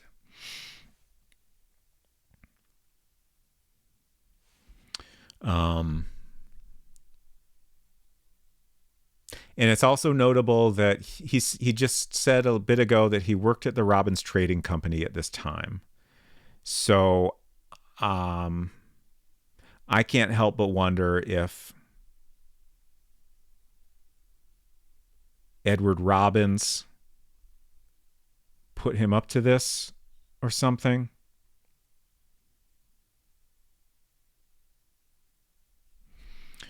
All right, let's continue to interrogate. Why did you do it? Well, there you go. I did it because Edward Robbins asked me to. Edward asked him to. It was so straightforward. Thank you, sir. What did you do it with? I didn't do anything else. And how did you do it? Oh, please believe me. I didn't kill anybody. Okay. So he just moved the body and set fire to the house, is what he's saying. So let's get his deposition again. I went to see Edward Robbins. I wanted to ask him about Henry Klein. When I asked for Mr. Robbins, though, the secretary sent me into Bill Robbins' office. That's how I met Bill. Bill was really surprised to hear about Klein. So to me, now that we have some additional context here, it sounds like he wanted to know more about why he was asked to do this 20 years ago. Day after I met Bill, he came in to visit me in my hotel room and asked me for every detail I knew about Klein. That's all. Okay. Rand undoubtedly drew a map to where all the bodies are buried. Yes, for sure. This guy being a hitman suddenly makes a lot of sense.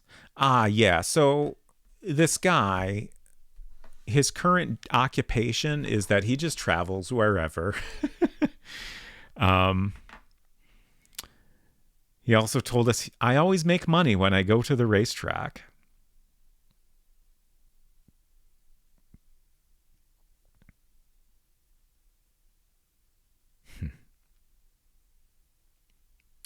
Yeah. Who hasn't at some point moved so many bodies and fired up houses? True. Okay.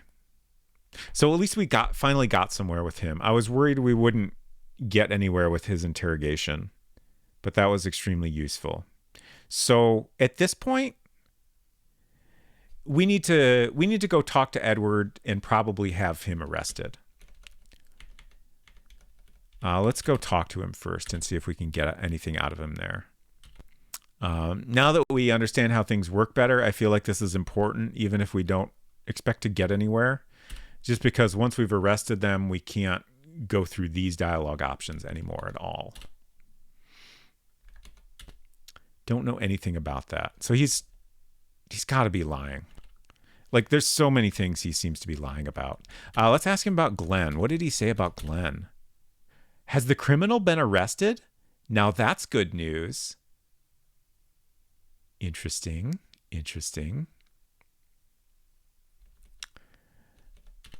What's your alibi? At Thorpe's. Red Tie Club. What happened? Yeah, what indeed? No, nothing. Please catch whoever did it. Please catch the whoever did it. Excuse me. President glares at you. Okay. I think there's nothing else we can get out of this. So let's see if we can bring him in. Damn it.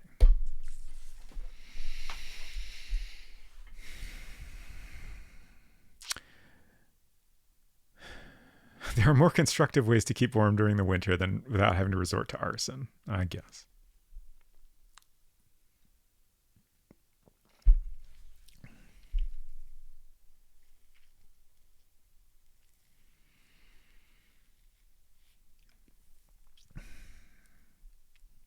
So what else can we do right now? We could go ask more people about Glenn and or Edward. We can't search Glenn's. We can't even go to Glenn's hotel room anymore. I am a little worried we might have missed something there by arresting him too soon. But I also feel like we maybe didn't find that newspaper clipping until after arresting him.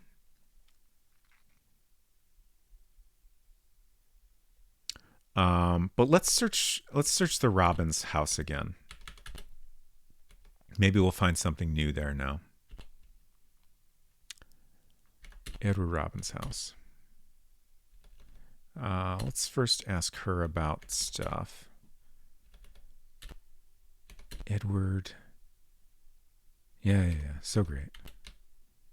Glenn. You know, I believe that someone with that name came here to see Mr. Robbins.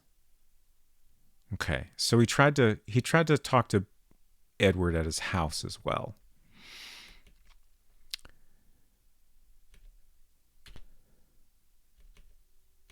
Anything else?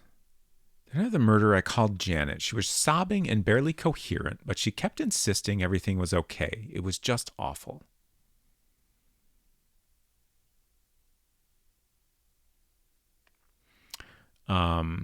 My best theory for this is still just that Janet found out about any of the things Bill had done, but I don't really know.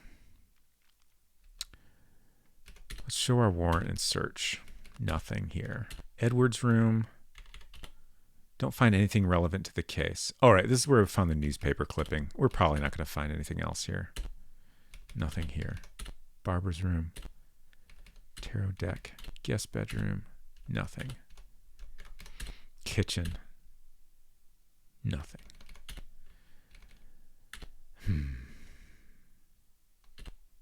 Let's search Bill's house again, too. Must have been about 10. I don't remember anything about it. Do you have anything to say about Glenn? Never heard that name. Edward. Father is totally absorbed in his work. He cares more about the Robbins Trading Company than anything, including his family. I wonder if we should ask the bank guy about Edward. I can't remember what he had to say about Edward. But I feel like there's got to be some connection between the bank embezzlement and Robbins Trading Company at this point.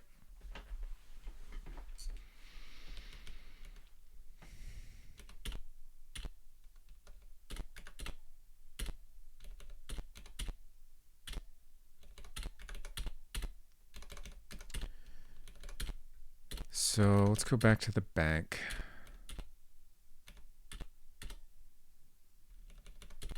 It's your alibi again. New York on business. What do you know about the Red Tie Club? Edward. I've known Edward Robbins for a long time. He's a shrewd businessman. I doubt the Robbins Trading Company would be where it is today if it weren't for him.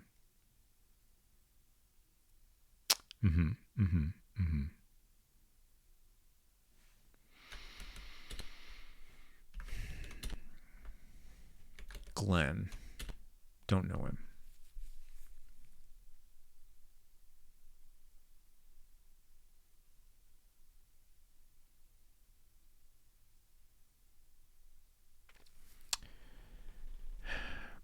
I feel like our options at this point are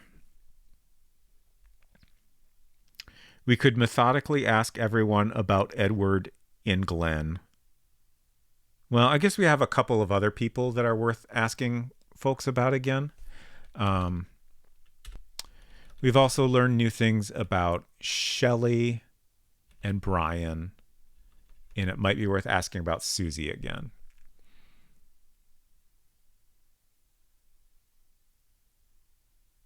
Who might have anything new to say about Shelley or Brian? We should ask Hotel Guy about Glenn.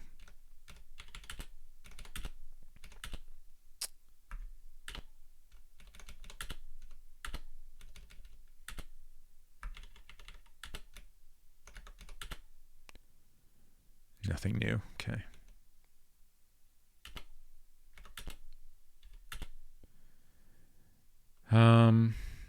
Shelley or Brian? Oh, Shelley had a lot to say about Brian, so let's go talk to her, actually. Whoops. Never remember where anyone's house is. Oh, she's arrested. Fuck. So we can't do that.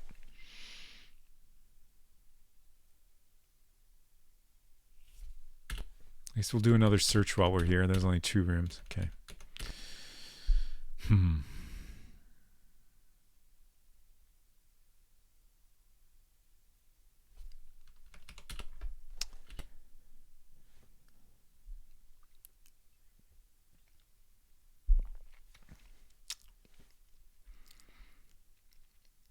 Cal asks, you can't release them from being detained.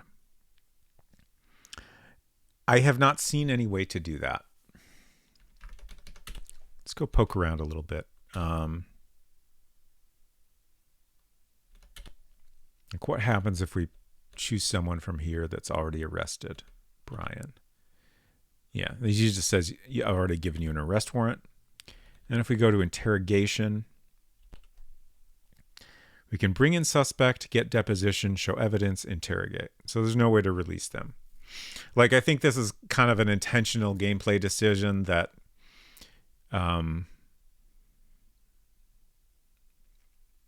like you want to be careful not to arrest someone too soon. I don't know if doing so would necessarily prevent you from completing the game, but it could certainly make it harder, or maybe even prevent you from getting like 100% completion in every category. Oops, I arrested the whole town. We're certainly on our way to that. Shelley's apartment, aka offsite beer storage. Yes. Oh boy.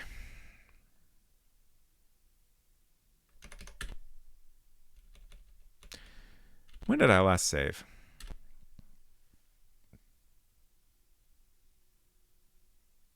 File did I last save in?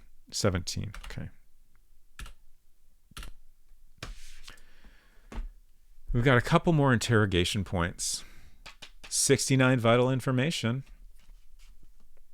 And 61 total.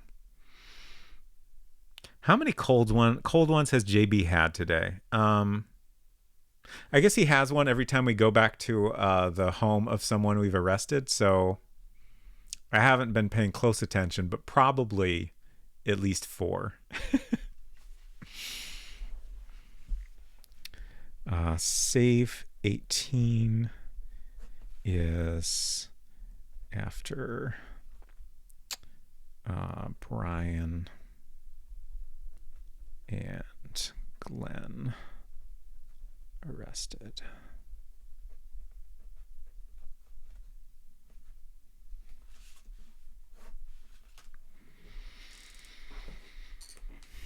Okay.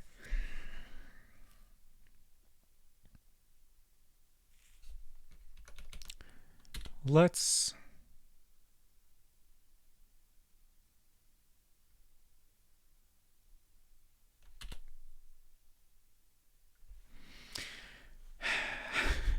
I think I'm going to do this just cuz I'm curious.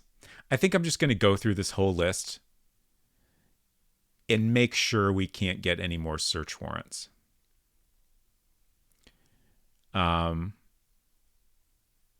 I've been trying not to take this approach too often, but I want to do it because I don't think we can get any more search warrants, but because I'm convinced of that, I'm a tiny bit worried I'm going to miss something.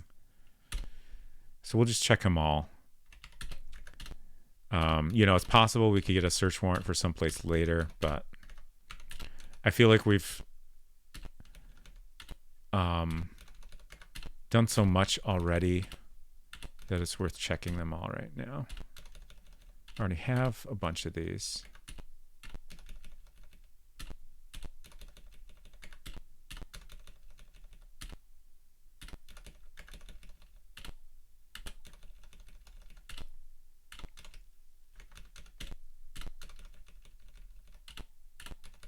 I'm just going through literally all of them so I don't have to stop and think about which ones I've already gotten. Okay. So that's everything. That's all the search warrants we can get right now. Brute force, baby. Yeah, I mean, just to be sure. And we confirmed that we didn't miss anything. So that makes me feel a little better that, we haven't screwed up in that particular category. Let's think about arrest warrants. I'm not going to do the same thing here, but I am going to think a little. We tried to arrest Edward just a bit ago, and we're not able to. Fred, we haven't gotten any evidence against since we last tried to arrest him. Let's see. I think we tried to arrest Doug earlier and got a no on that. Silver said, I'm going to mention that I'm having to do research for an upcoming lore video thing. So hearing Robot Spacer's thought process while some music artist called Carpenter Brute is playing in the background so I can take notes about it is a very odd contrast, but it makes this seem more like Snatcher and less like Murder Club. Fascinating. I hope your lore video work is going well. So Doug, we tried earlier. It's possible that's worth trying again, but I don't think we've gotten too much that would justify it since then. Joe, shoot. We heard about a heated argument between Joe and Edward a few days before the murder. And when I was reminded of that, I was like, did we ever try to have him arrested? And I cannot remember. So I think I'm going to try this. Okay. Janet is already arrested. Dave, I think we also tried earlier tonight and got nowhere. And I think same with Steven. And I think Susie as well. That one I'm less sure of. Okay. Whoops. Shelley, we have arrested. Russell, I think we tried. I guess we tried most of them at this point. Dave is such a fake name.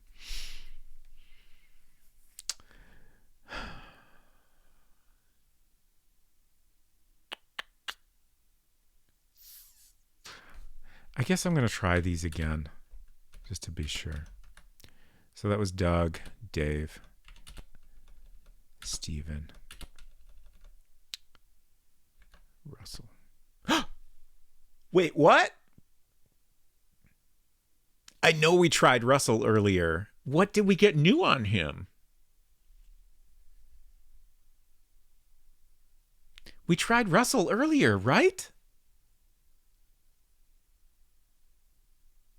Yeah, I know I tried Russell because we were looking at the evidence we had and who was connected to that evidence. And the list of Red Tie Club members was found at his house, and he is also a member. So I was like, okay, we should try arresting him. So I'm certain I tried it. So my best guess is like, now that we have more evidence that stuff that happened 20 years ago is possibly relevant to the current case, maybe that's why we're able to arrest him now. We're so bad at police. We're doing our best. I feel like that kind of makes sense, but there's definitely things in this game that seem just a little bit disjointed. Okay. Let's bring in Russell Thorpe. The suspect sits down across from you. And I need a bathroom break. I'll be back in a minute or two.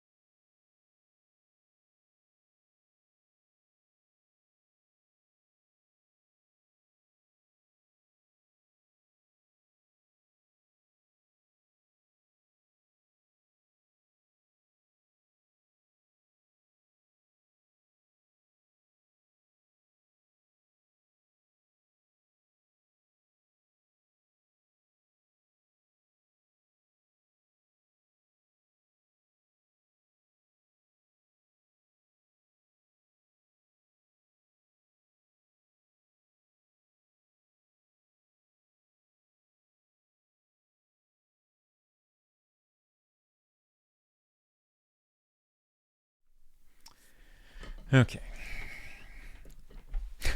It says, ask the chief, why are you letting me do this? I would love to. His jacket does match the lamp. That's quite nice. Yeah, I feel like him smoking is not really out of place. Okay. Get deposition. I'm the owner of the Gaslight Theater. I don't have anything to do with Bill's murder. Come on, leave me alone. Let me go. I got work I gotta do. Sure thing, buddy. All right. So list of members is the primary thing that is relevant to him. I feel like the newspaper clipping might also be, but we'll see. Henry Klein is already dead. Huh. It's a weird thing to say.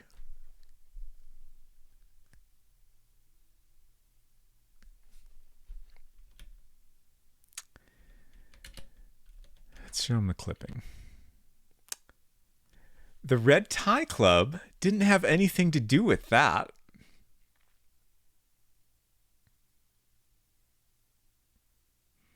This is a situation where, like, I want to know what we said. Because, like, did we ask him if the Red Tie Club was involved in this?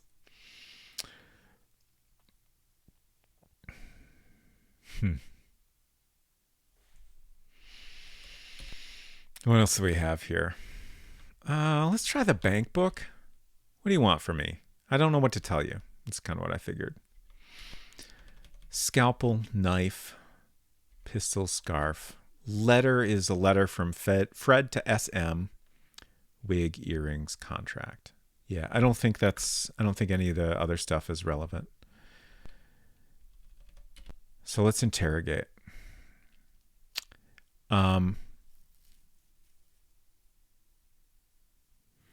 I think from what we've learned with interrogation, I think we should just go through all of these options. It says, wow, people, please speak to a lawyer even a little. Yeah, for sure. Culinary says, I feel like we're sequence breaking. Why do you say that? I feel like there have been lots of cases where the dialogue kind of makes it seem like we're doing things out of order, but then after progressing further, it almost seems like we had to do things in that order in order to get the final result. Feels like our character knows something we don't.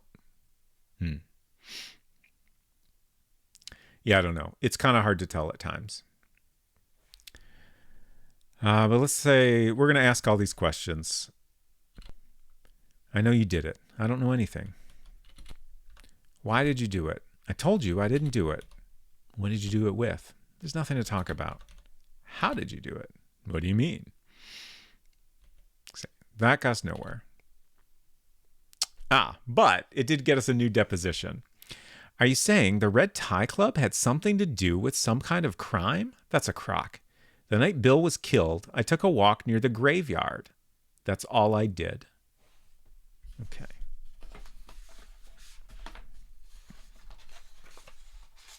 So we were already pretty sure he was at the graveyard that night, which notably, I don't think he admitted to before.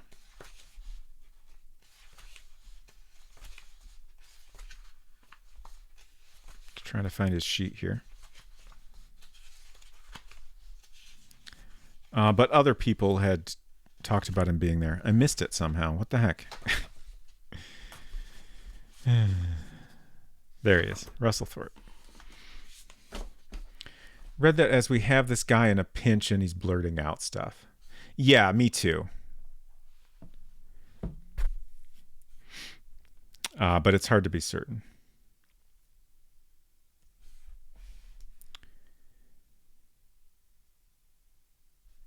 Took a walk near the graveyard.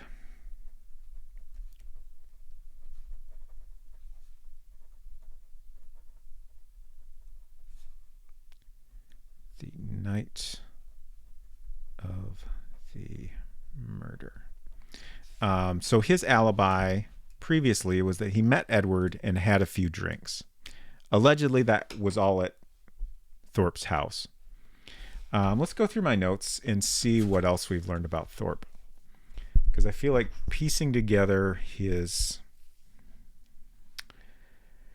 whereabouts on that evening is something that feels important, and we have not managed to make sense of it all yet.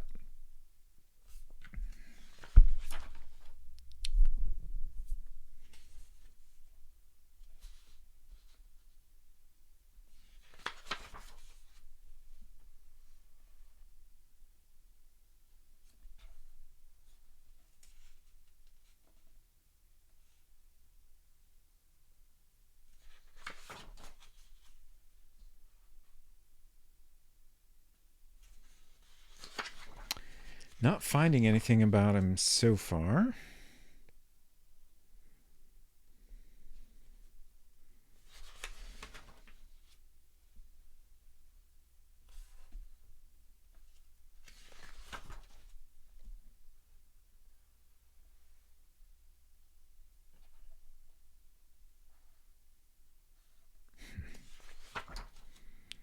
I'm sure some people told us about him.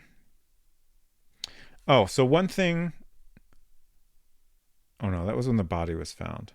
At some point, we heard about a car near the vicinity of the church and or cemetery.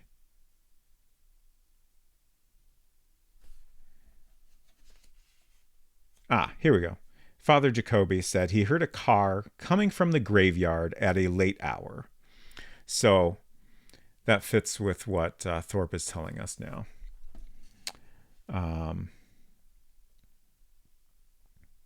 He also, about when Father Jacoby was asked about Thorpe, he just said, I've met him, which seemed a little weirdly vague. But who knows?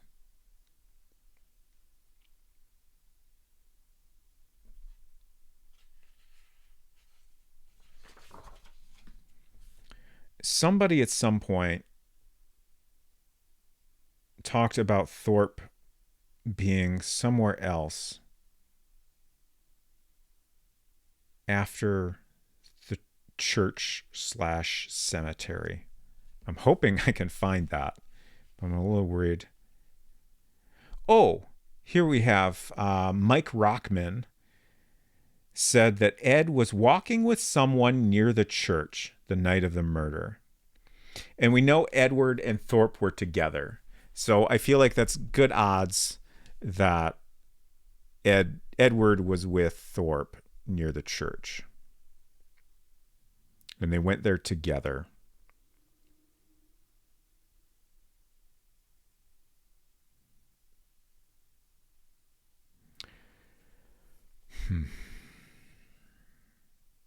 It might be worth going to talk to this guy again, Mike Rockman. Oh, right. He's the shady insurance guy.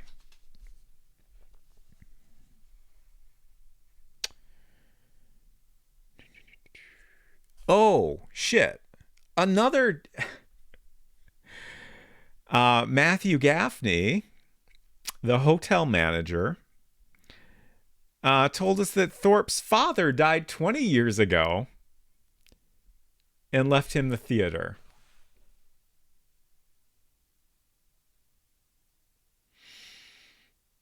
Hinton says, oh yeah, workday complete. Time to sit at the same desk, staring at the same screen, but now for fun. Congrats. Unsecret Crush says, time for a tall, cool one. Have Sparkles water. Not a very tall glass, though. Well, I mean, you could fix that. But you could also have a short, cool one, I suppose. Just as good, really. So, Thorpe's father is another person that died 20 years ago, or is that the same person as anyone else we've learned about? I think that's probably a different person. So we're up to 4 people possibly that died 20 years ago. Was the murder I'm sorry, the Red Tie Club, were the Red Tie Club members just trying to murder everyone?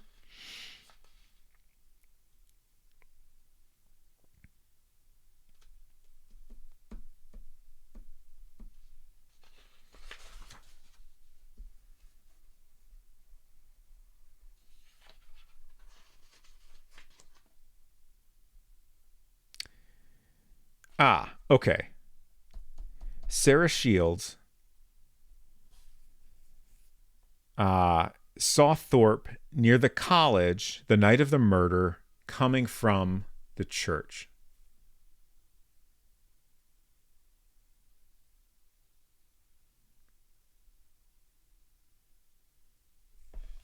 Do we know what time he was at the church?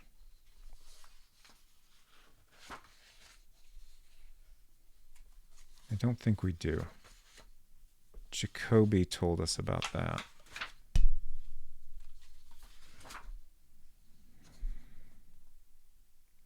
At a late hour, of course.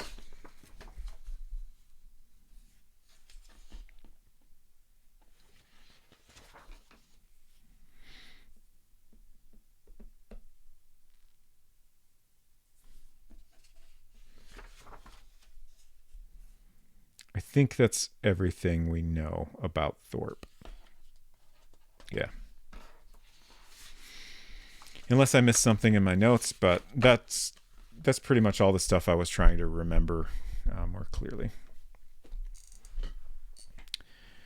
took a walk near the graveyard. That's all I did. You're not saying that I killed Bill? Don't make me laugh.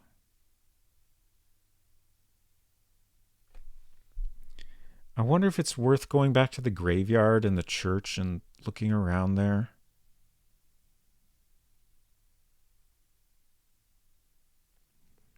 We know he was with Edward. Why can't we? I will say, it feels a little bit realistic that we can't arrest the most rich, important guy in town, even though we have plenty of evidence to make him look fairly suspicious.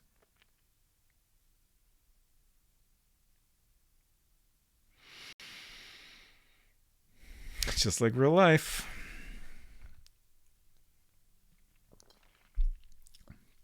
But I wonder if it's possible if now we might be able to.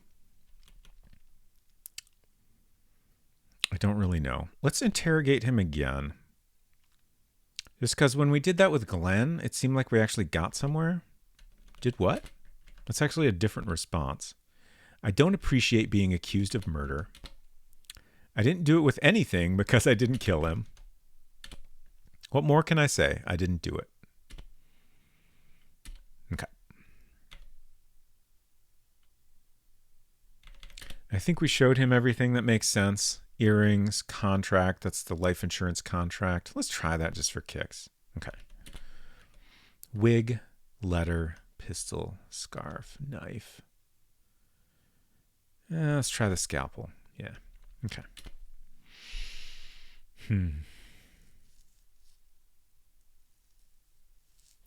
Let's go search his house again. Thank you for the follow. Good to have you here. Russell Thorpe. Whoop. I missed.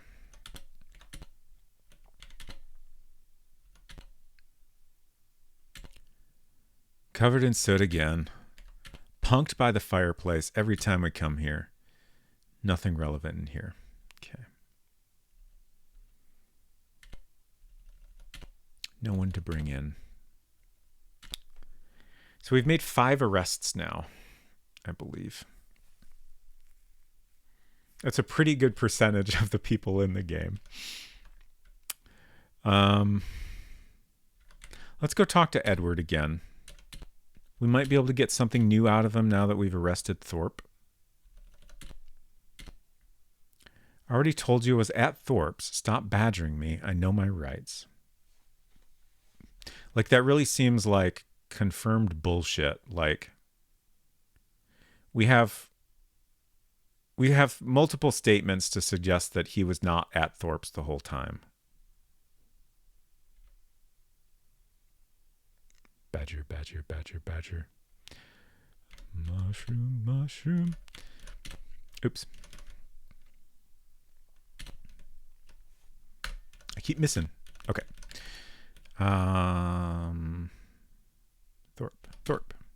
Thorpe and I have been friends since we were boys. Yeah, they have been friends since they were boys. They were in the club together.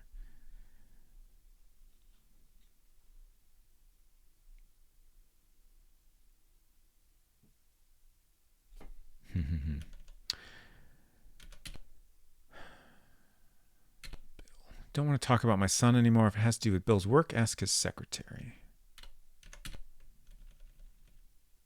Susie. Oh, that's the nurse over at Stevens. Yes, correct. Shelley. She's taking the day off. Brian. He could have done it. You should investigate him right away. That's a new statement from him. Glenn. Has the criminal been arrested? Now that's good news. He's very quick to blame anyone, huh? That's very interesting. Stephen. He's the family doctor and also an old friend. Maybe the club is a liar's club and they're just practicing being suspicious. Perhaps 6-7.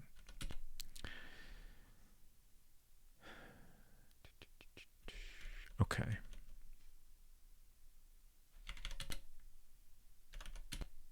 Don't know anything about the newspaper clipping. That's such bullshit. I will keep badgering you, sir. I want to try to arrest him again. Whoops, wrong thing. It's probably not going to work. Yeah.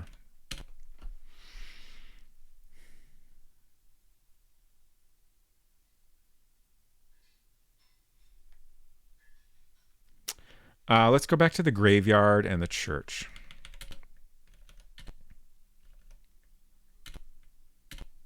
Cold wind is blowing. Everywhere you look, there are graves. Any new leads? I mean, a little bit. Let's ask this guy about various people. I'm not going to read any of these unless they seem new or otherwise interesting. Susie, don't know her.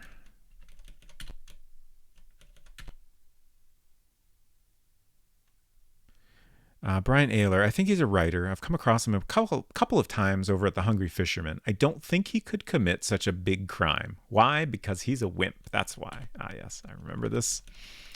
Glenn, never heard that name. Russell, sorry, never met him. Shelley, who? Stephen, it's the medical examiner who performed the autopsy, right? Janet, she couldn't kill anyone. 6-7 says, I love how accurate this is to real police work. I want to arrest him. No, I will ask again in 10 minutes just you watch. Red Tie Club. If only there were a membership list. Yes, we found that. This guy, like, he clearly knows a lot about this case, and he says, as they say, there's more to this case than meets the eye. Like, I think he's just, like, interested in it, but who knows? Case is a transformer? I think it might be.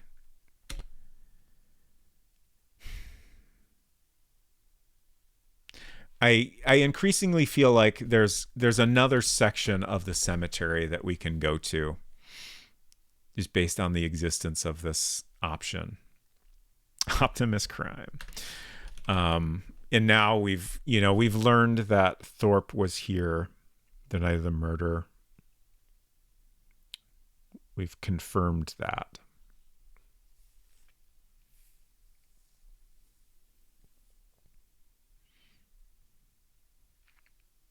But why?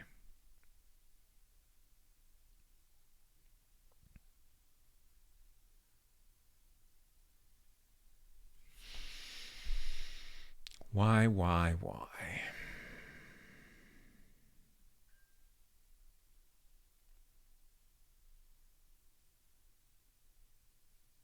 I'm going through theories like, did they dig up a body for some reason? Like,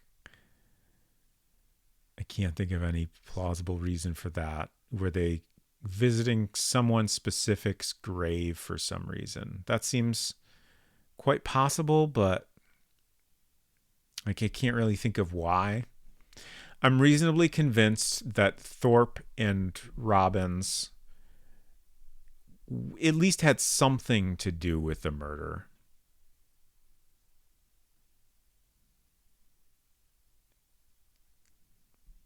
But I don't really know what.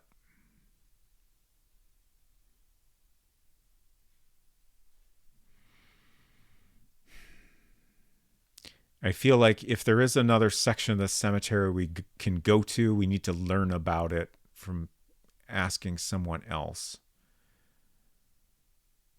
Maybe let's go talk to Jacoby again. Maybe he can give us anything.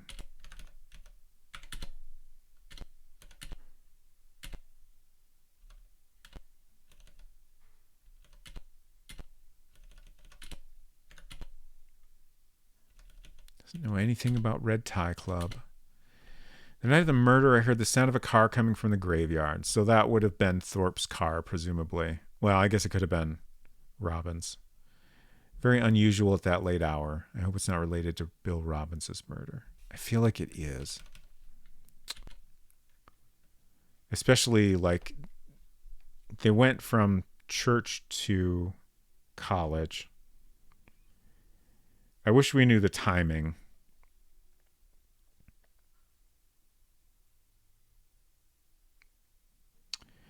But like,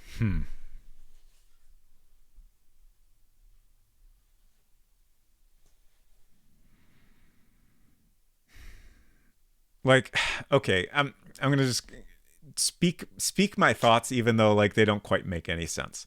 Like I had the brief thought, what if they dug up a body and like pretended that was Bill Robbins' dead body? Like that doesn't make any sense because um, like my thought was a body from 20 years ago or something. I guess it could have been someone more recent, but like regardless, like that doesn't add up.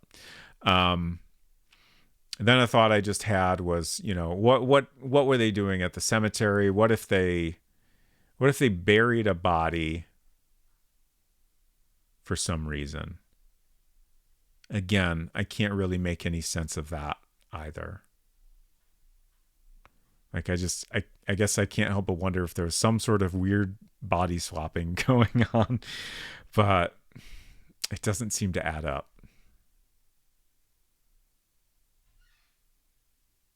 But like the best I can put together is that Thorpe and probably Edward Robbins were at the cemetery and or church, and then they went to the college, which makes me think this is the same car that dropped off the body and put it in the vehicle where it was found, that white Ford. So if that's the case, why was Bill at the cemetery, or why was the body taken there? Like I can't come up with anything. Good night, Silver. Thank you for hanging out, and thank you for the encouragement. I shall do my best. Hope you sleep well. They kept the body from 20 years ago frozen and unthawed it to look like Bill. There you go. Perfect. That is the perfect crime. Buried some evidence, maybe. Yeah, that is a thought I had. I think I suggested that last week.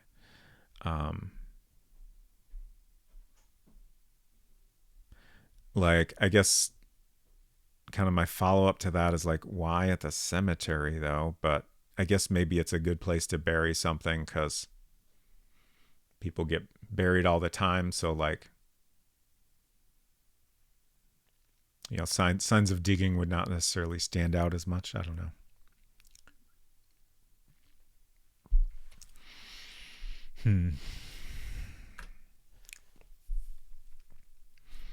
Let's ask about others. I don't think we did this already.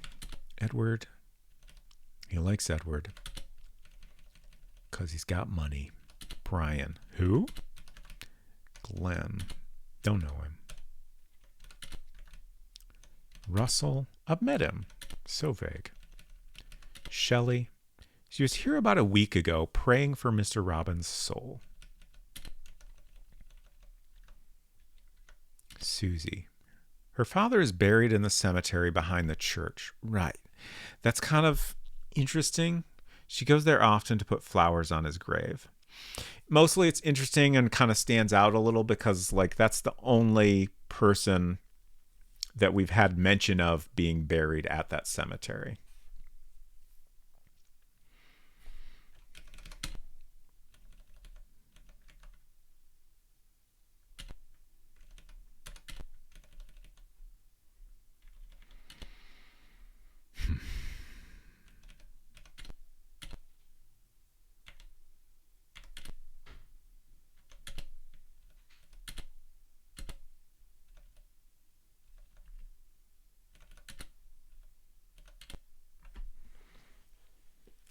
Dead Man's Party is running through my head now.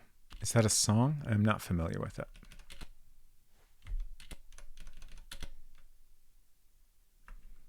Man, I'm stumped.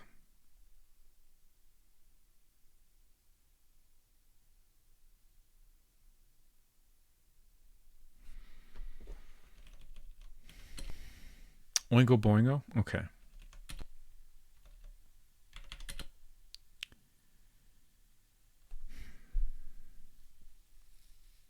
Those aren't stumps. They're gravestones. That's fair. Linked in the music channel. Nice. Thank you.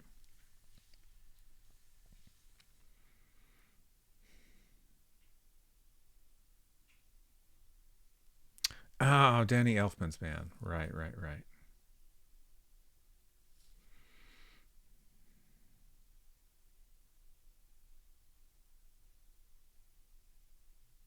I really want to arrest Edward Robbins. Honestly, the fact that we still can't arrest him makes me feel like he's pretty important in terms of the murdering. He seems so suspicious.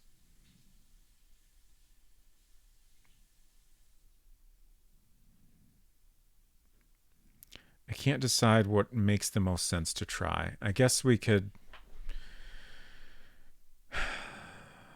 go around and ask everyone about all the people we have new information about.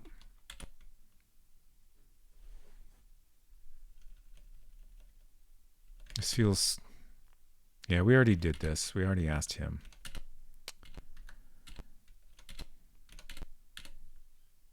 We haven't talked to him in a while. I was at home. I was at work. As soon as I finish work, I always go straight home.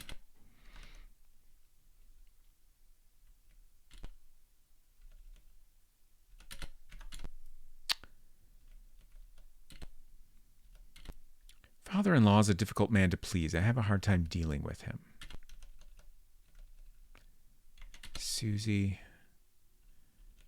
She's nice. Real nice. Shelley. Now there's a woman who's really got it together. She knew everything related to Bill's business. Brian. Don't know him.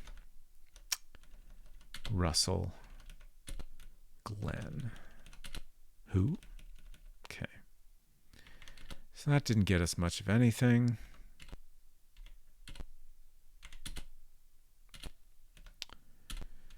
Let's talk to Joe Carrington again.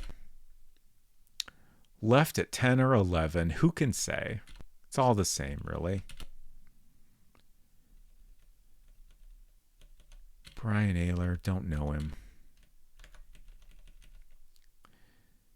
Shelley knew everything about Bill's business. Yeah, that was his secretary. Never had any contact with him.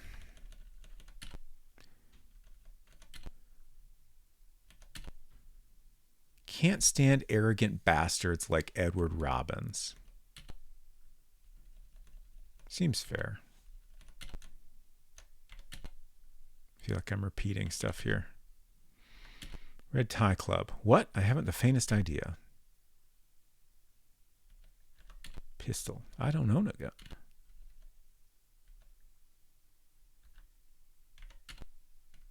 Don't drive. She became his secretary after what he did to Shelley's sister. Yeah.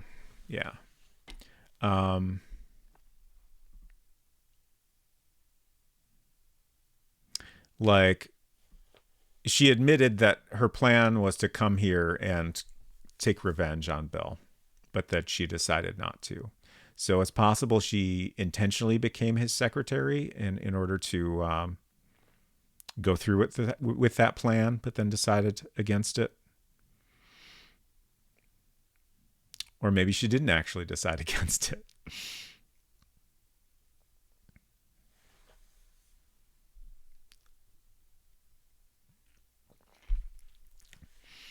Did Bill not know that she was related to Dorothy? That's a really good question.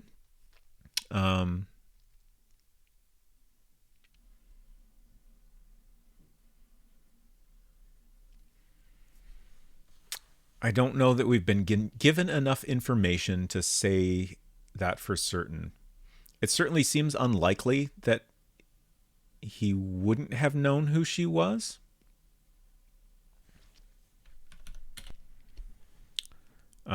So I'm inclined to assume that he did.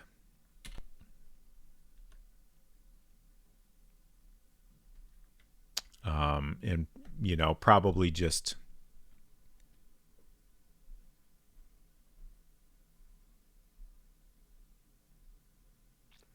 I mean, I would assume that his story was that he didn't do anything wrong, Um, but who knows?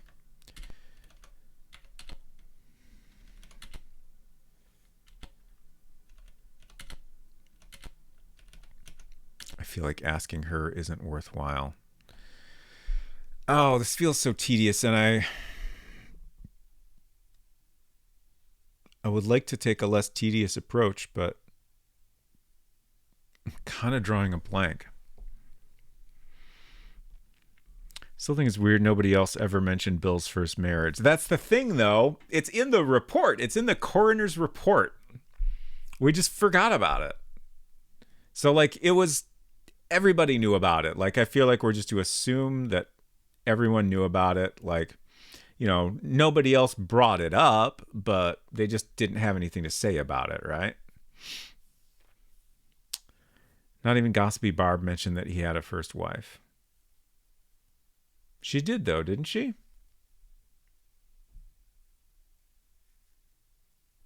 I mean, she made... when we finally learned about... when we asked her about Shelley, she said something about Shelley's sister. And made a very vague comment that's just kind of assuming that we knew what happened.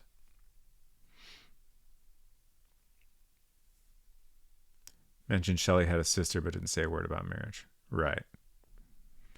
But I guess the way I interpreted that was we were just expected to kind of know.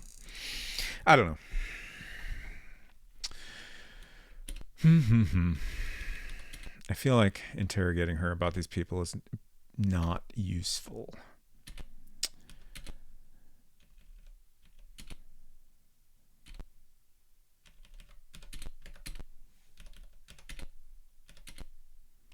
Bill's relationship with Edward was pretty bad. Once when he was drunk, I heard Bill muttering about how much he hated his father. Interesting.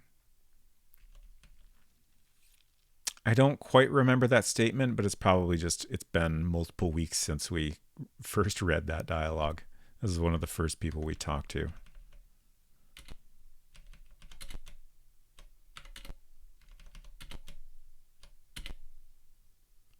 Huh. Of course, Brian. Finish, people, please finish your sentences. Oh my gosh.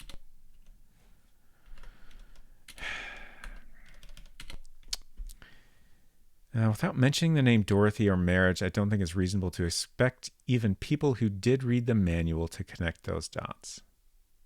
Sure. I mean, I feel like, in terms of the game, I think it was intentionally making it difficult to piece that all together, is my assumption. I do feel like there's a lot of things that come up that,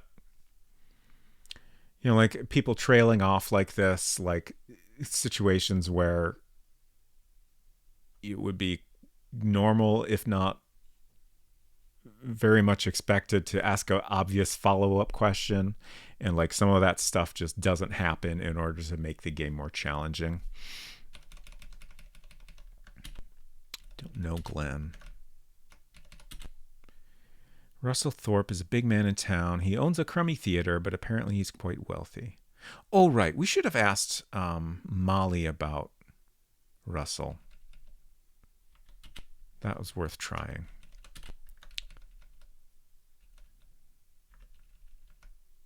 Oops. Dang it.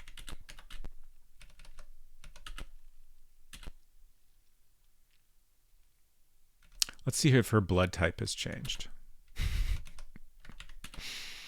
Today it's type B, but who knows what it'll be tomorrow. Okay, I guess it's still the same day.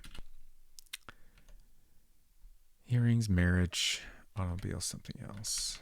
Alibi. I was in the restaurant all evening, left at 2 a.m.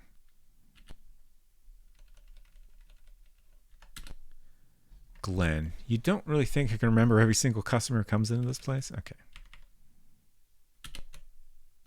Brian. He wouldn't have the guts to kill anyone. Russell. Wouldn't surprise me if he did it. I feel like that's a new statement. It does seem like, once we've arrested someone, people will sometimes say something new, even if it isn't super useful. Don't really care about other people's lives, so it's not surprising that I don't know these people. Yeah, but not everyone's does, so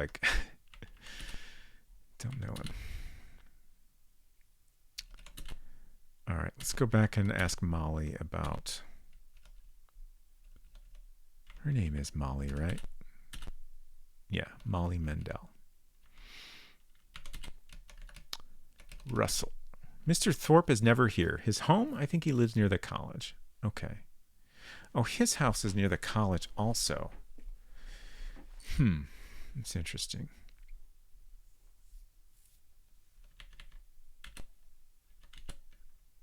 I mean, it's in the same district, but being described as near the college is somewhat more specific.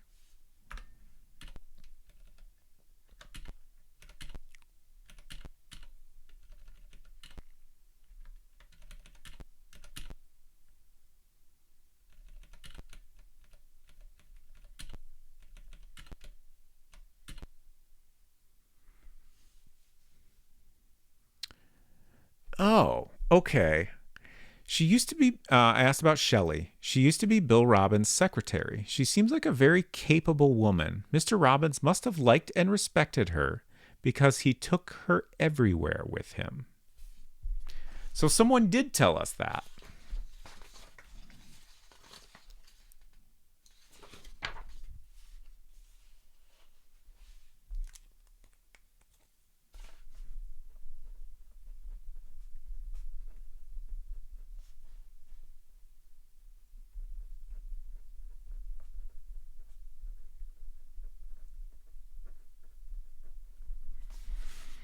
That's interesting.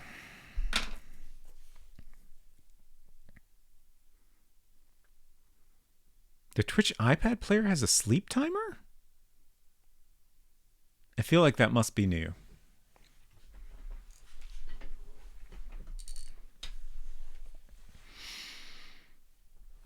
It's buried in the gear icon. Oh, okay. Interesting. I guess it's possible it's been there all along then. I don't look in there very often. I related to falling asleep while watching a stream. I would love an option to turn off raids. At the end of stream, simply stop the player. Sometimes I will fall asleep watching a stream and then wake up because suddenly I'm in a different channel and it's very loud.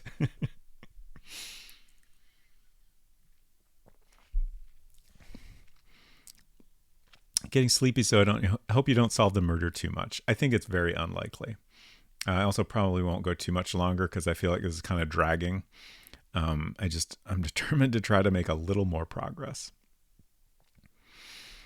Let me close the door all the way.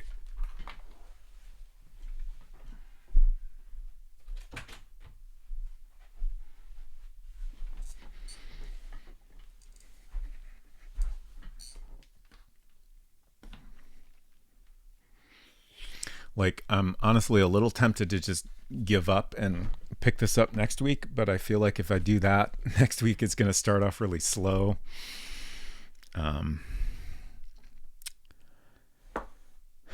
What does the sleep timer do? Does it make my iPad sleep? I assume it would, stop the stream so that your iPad can go to sleep on its own.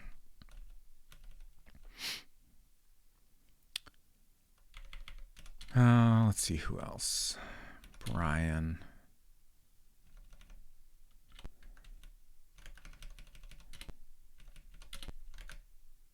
Russell.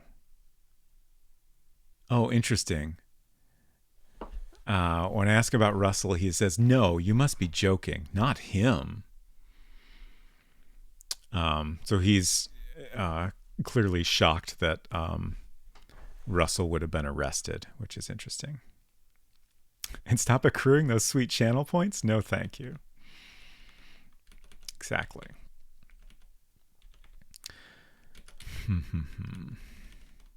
Stephen. Excellent doctor. Janet. Is it possible that she killed her husband? I keep forgetting to ask people about Janet. Dang it. Let's go back.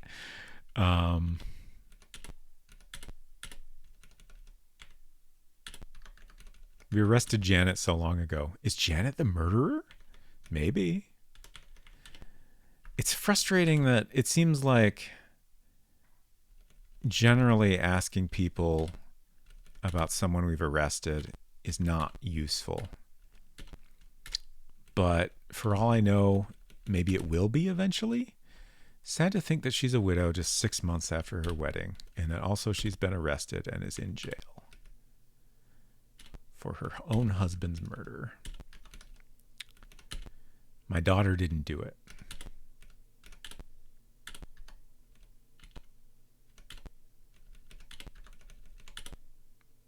Went to the same high school, but she was a couple of years ahead of me.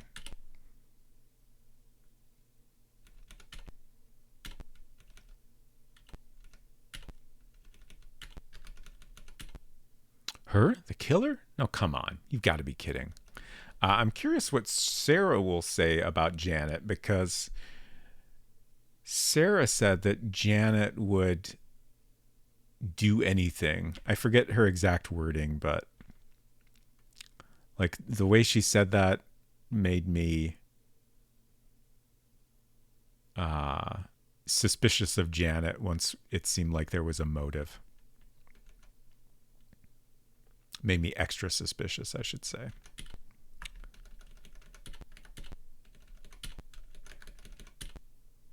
I wonder if she killed her husband. Same. She would do anything for love, but she won't do that.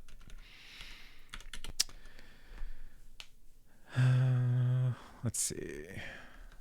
Bank, Big Burger. Back to see Alan again.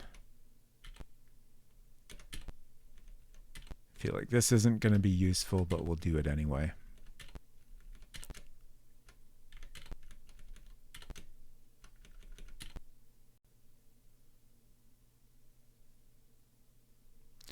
I've seen him a couple of times over at the Hungry Fisherman. He's always bragging about something, always telling people that he's just got himself some fantastic contract.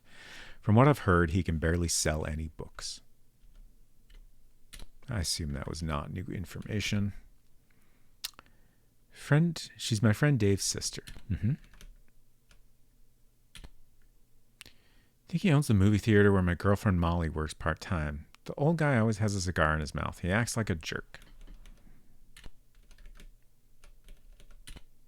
Sorry, dude. I don't know him.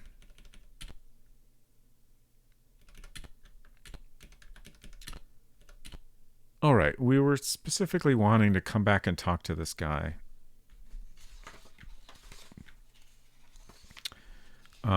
Oh, yeah. I think about Edward and or Russell. Because he had some things to say about them. The jerk wouldn't buy insurance from me. Said he doesn't believe in insurance.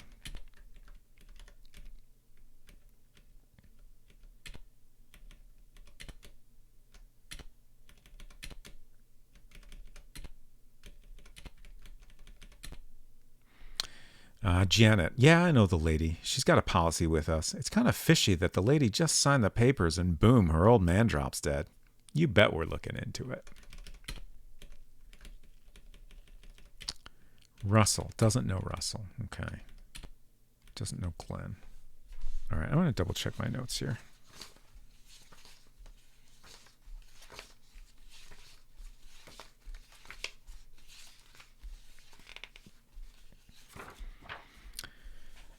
Mike Rockman.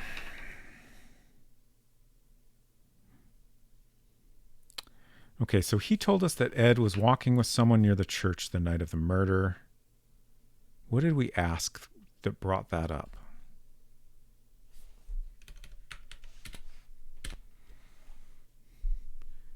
Day of the murder, I went out of town on business and came back at about 11. I was too tired to drive home, so I slept in the office. Drinking club. Just an excuse for snooty rich kids to get together and get smashed. Life insurance. Signed the contract a month ago. Company status. Business is slow, but I'm doing all right. Something else. Okay, that's where we got this. Hey, wait, I saw Mr. Robbins that night. No, not the victim, his father. It was kind of late, and he was walking with someone near the church.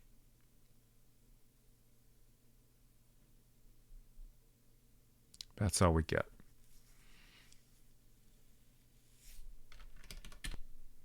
So we're pretty sure that someone was Thorpe, but he doesn't know who Thorpe is, so...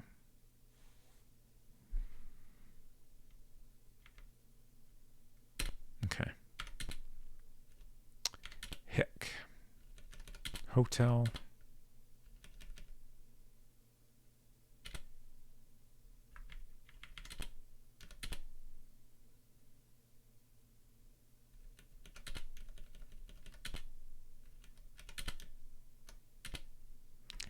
Shelley. I remember her name. I think I've seen her with Bill Robbins a few times. She's got long blonde hair, doesn't she? Okay, so yeah, he's also seen. All right. Now it's starting to make sense why we thought they had been seen together a lot, because clearly that was actually the case. But he also says, I think. Like, is it possible Susie was wearing a blonde wig to pretend to be Shelley for some reason? I can't think of a good reason for that, but it was very important that they feel seen.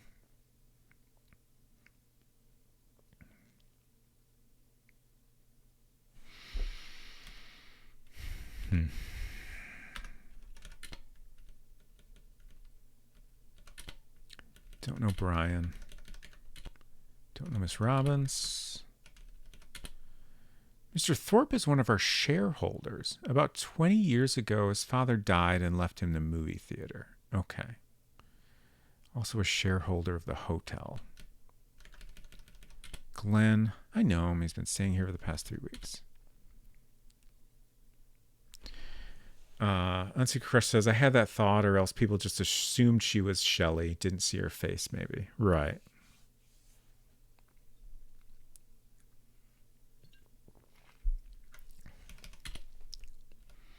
It's hard to know what's really going on there.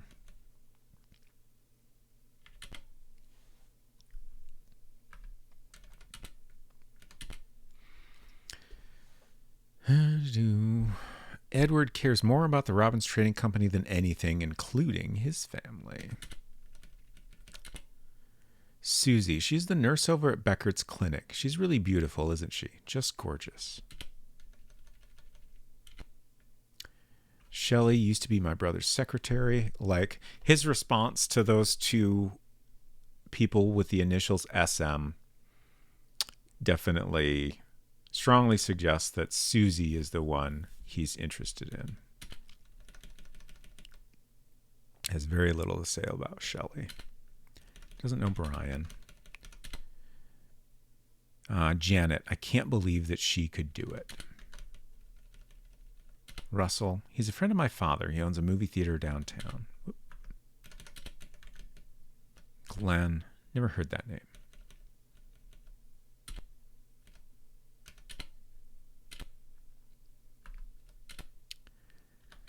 Edward Robbins.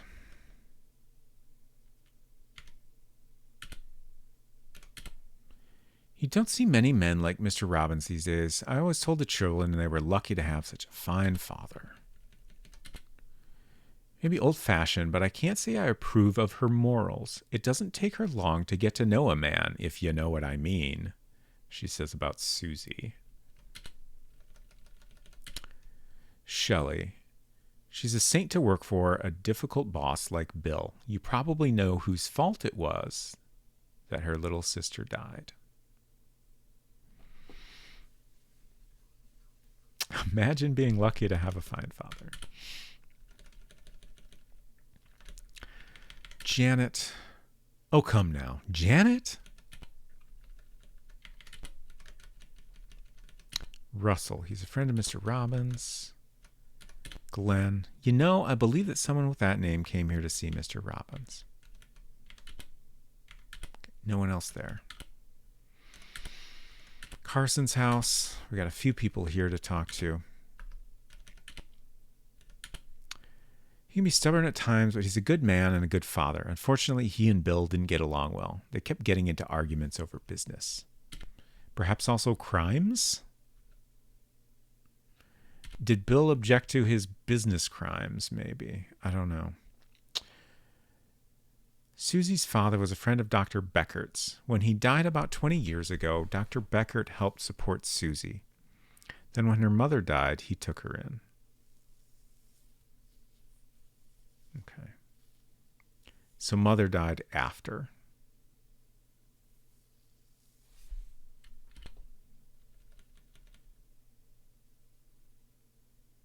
And I can't help but think, we know Dr. Beckert was in the Red Tie Club.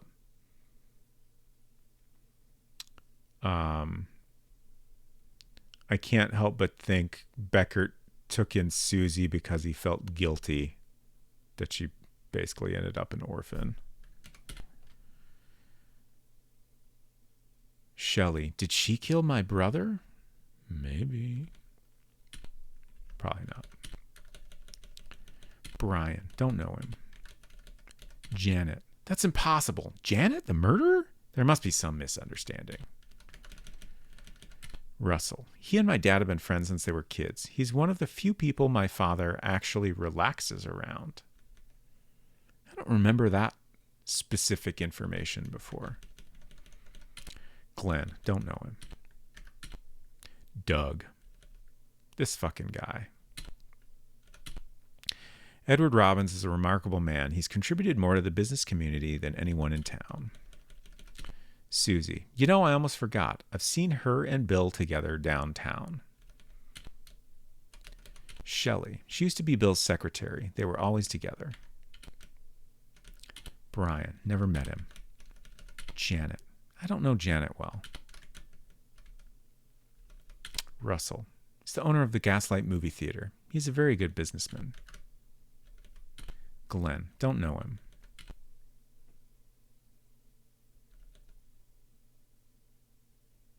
Oh, we missed someone. Judy. Almost forgot Judy. Edward, he has a reputation for ruthlessness. More than one company doing business with him has been forced into bankruptcy. Susie, she's the nurse at Dr. Beckert's clinic. She lives with Dr. Beckert. Shelley, don't know her. Brian, don't know him. Janet, oh, come on. She couldn't have. Russell, he and Edward have been friends since they were children. Glenn, don't know him. They should have hired more Ruths. Beckert's clinic. The nurse lives with the doctor. Yes. So 20 years ago, Susie's father died. Sometime after that, well, I'm trying to remember the exact wording of this. When her father died, the doctor kind of looked after her in some way. And then when her mother died, he took her in. And now she lives with him and also works at his clinic as a nurse.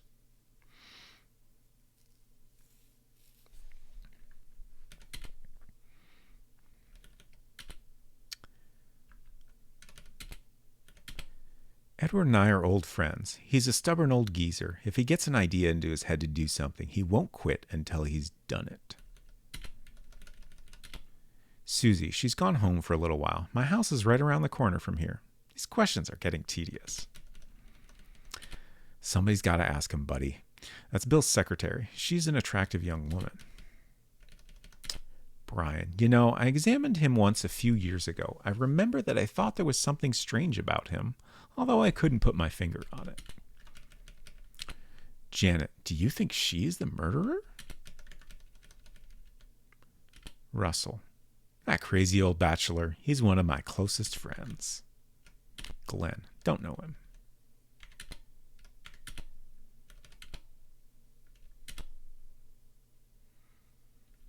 There's no one at Beckert's house. We'll go in and grab a cold one. Oh, wait, no. I'm thinking of Shelley's house. Excuse me.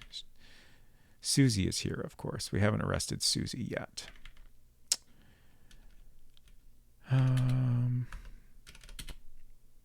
Edward, he stops by sometimes to see Stephen. I think he actually came by the night of the murder. Right. This is one of the things that made me think that the whole Red Tie Club got together the night of the murder for whatever reason.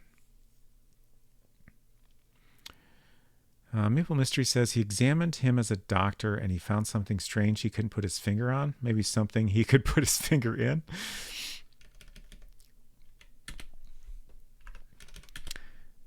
Edward, Susie. Oh, yes, she's Susie. My apologies. Doesn't know Shelley, allegedly. Brian, don't know him. Janet, you must be kidding. Her? Kill Bill?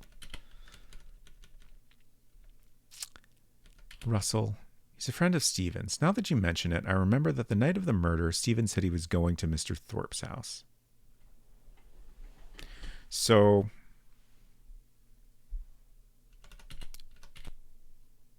yeah, Edward came by here, and then Stephen said he was going to Thorpe's house, where Edward also went to. So,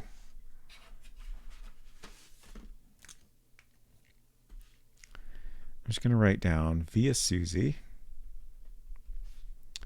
Ed and Stephen went to Thorpe's.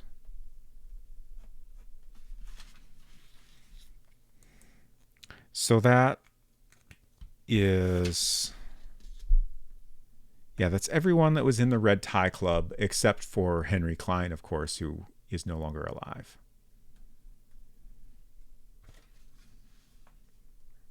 So I do think that seems super notable. I wonder if it's at all possible we could arrest Stephen now.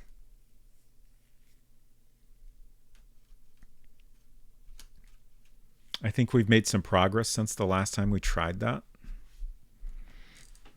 And there's been an increasing amount of information to suggest that stuff that happened 20 years ago is still quite relevant.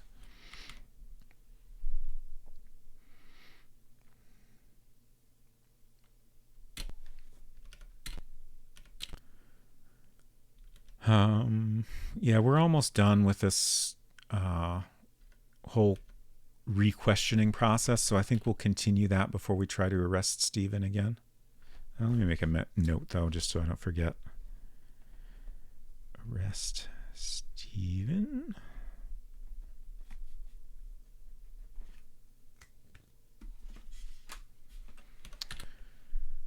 Nothing to do here that we haven't done already.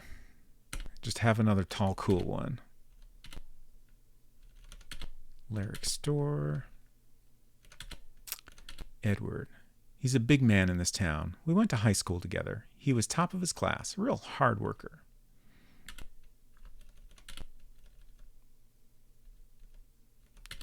Susie. That's the nurse working in Dr. Beckert's clinic. Recently, the poor thing looks terrible. You'd think someone broke her heart. Interesting. I don't remember getting this dialogue before. And this is maybe the best confirmation we've gotten that our hunch is correct, that Bill and her were seeing each other. I'm going to make a note of this on Rod's sheet. Oh, actually, I already did. Well, clearly a good reminder.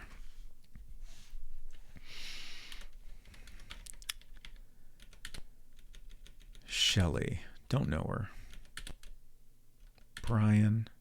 That's the struggling writer who lives in an apartment building down the street. He's always boasting about this and that, but never seems to be doing anything. I guess things are looking up for him, though. He's been buying like there's no tomorrow. Detectiving too hard, brain gone bad. Yeah, that is a risk of detectiving. Janet shops here sometimes. I always thought she looked kind of sad for a newlywed. I just know that he owns the Gaslight movie theater. Don't know. Okay. Thank you, sir. On to the suburban district. Carrington's house. We got a bunch of people here. Oh, 2 people, I guess. Eventually, I'll choose the right option here. Edward's a kind man. Even though he's suffering through his own loss, he's shown such concern for Janet's welfare.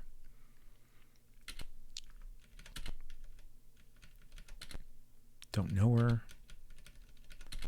Never met her. Sorry. Janet kill Bill? That's absolutely ridiculous. Don't know Russell.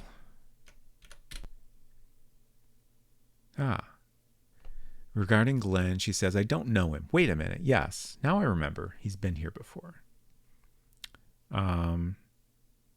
Oh, this is the Carrington's house.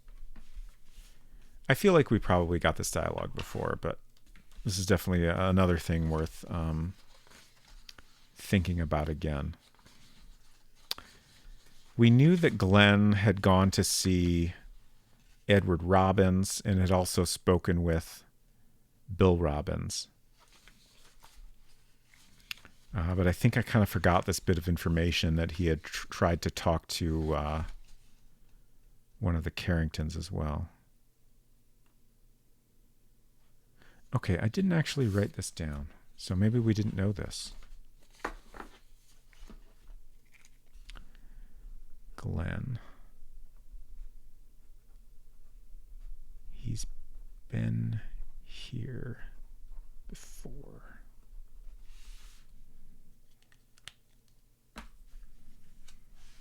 Why?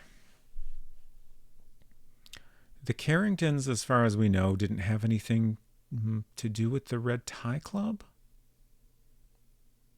Oh, wait, no. Her first husband was Henry Klein. Most likely, almost certainly.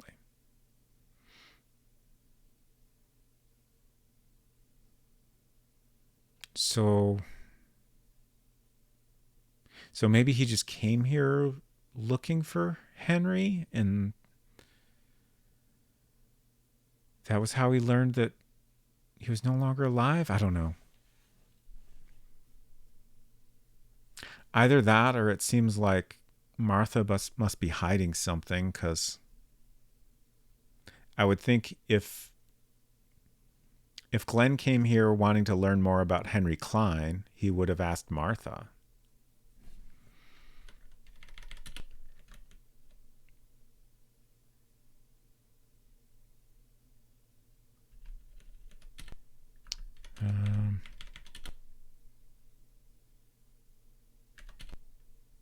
My first husband was a member of the Red Tie Club.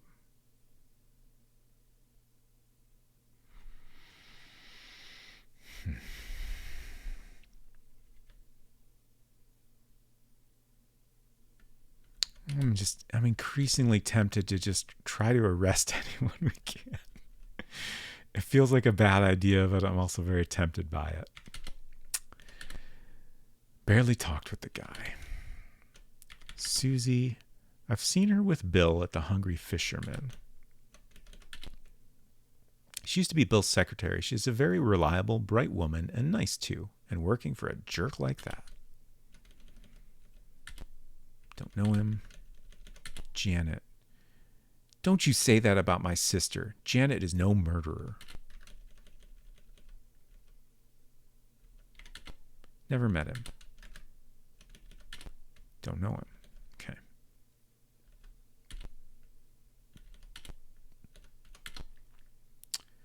So that was Carrington's. Russell Thorpe's. There's nobody here. Shelley McDonald's. No one there. Have another tall, cool one. We got to be pretty drunk at this point. Church. We already talked to Jacoby, right? Did we go through everybody? Yeah, I think we did.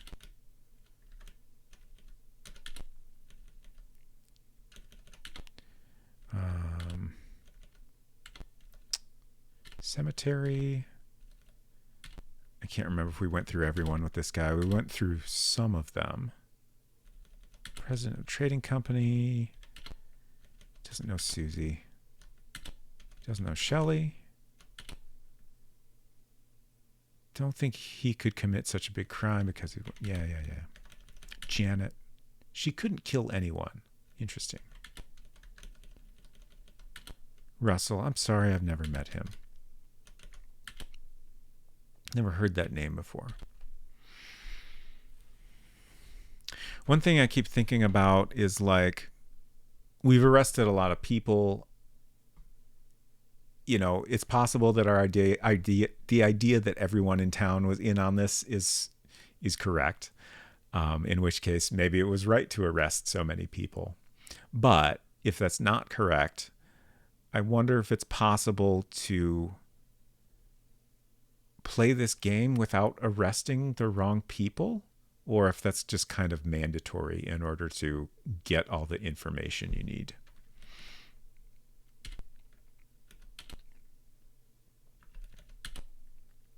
The town is tired. Everyone deserves a rest.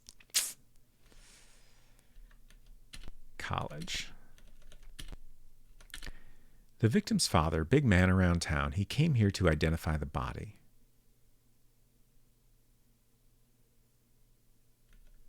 Just kind of thinking about, is there any conclusions we can draw from that? I don't think so. Don't know her. This guy's probably not going to know most of these people. Don't know her. Don't know him. Don't know him. Crime scene. Search for clues. No inspiration.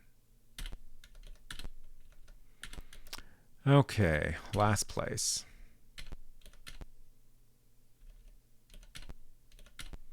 He's the president. Hey, we don't hang out. That's all I can tell you. Fair. Doesn't know Susie. This guy's probably not going to know most of these people either. Brian, don't know him. Don't know Janet. Come on, I told you I don't know these people. Don't know him. Okay. So, all we have left is to arrest people. That's the only other thing we know how to do. So we're going to try Steven again. That's kind of our best bet. Nothing.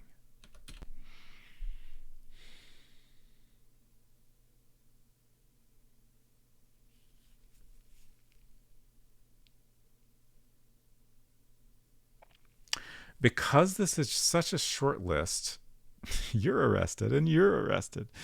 I think I might just go through the list. Also, like, I keep saying we haven't learned anything new about Fred. I can't but wonder if we could actually arrest him now. Let's find out. We can. God damn it. Why? Why now and not before?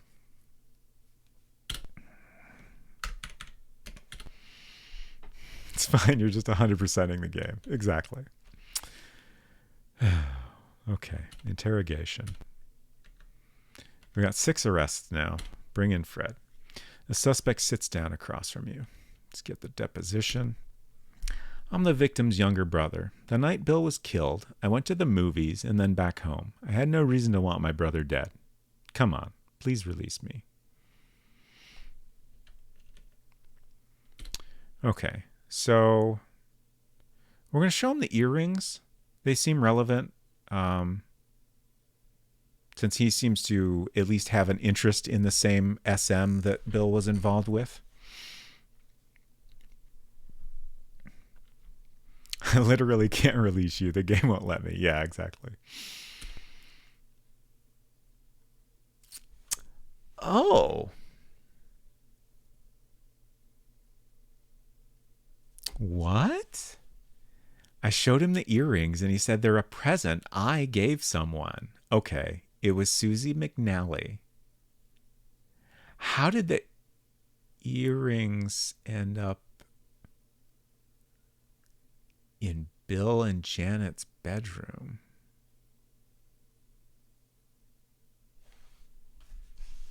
Hmm.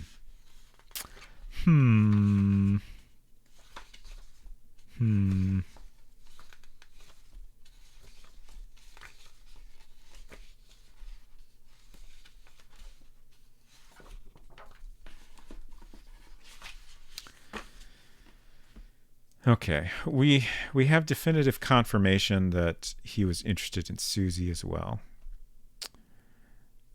Susie gave earrings to her. Susie may have left them there. Yeah, like obviously we know that Bill and Susie were involved. I guess like the thing that comes to mind is like we know Bill had a hotel room the night he was murdered. So my initial thought was like that he bought the earrings to give to Susie and that they were going to go to a hotel room. But clearly she was at his house at some point or something. Like that's the best explanation that I could come up with. Or they were planted by someone who believed Shelley was on terms with Bill. Yeah, something like that is certainly possible as well. So Fred gets jealous that Bill and Susie were involved.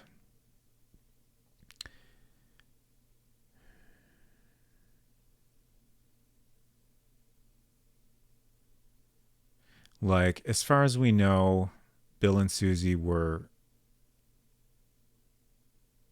in a relationship. And I don't think Fred and Susie were in a relationship. Like, it kind of seems like his interest in her was maybe one-sided. Like, he gave her these earrings. He wrote a letter saying, I would kill for you. Okay. Speaking of which, let's show him the letter. Yes, the initials SM stand for Susie McNally. Okay. I mean, we pretty much knew that at this point, but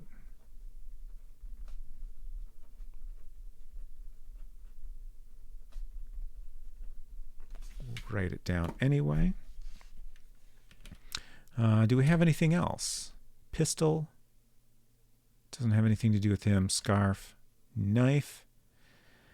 The knife was found in Bill's house where he currently is. I guess we'll try that. I don't expect it to give us anything. It means nothing to me. Newspaper clipping.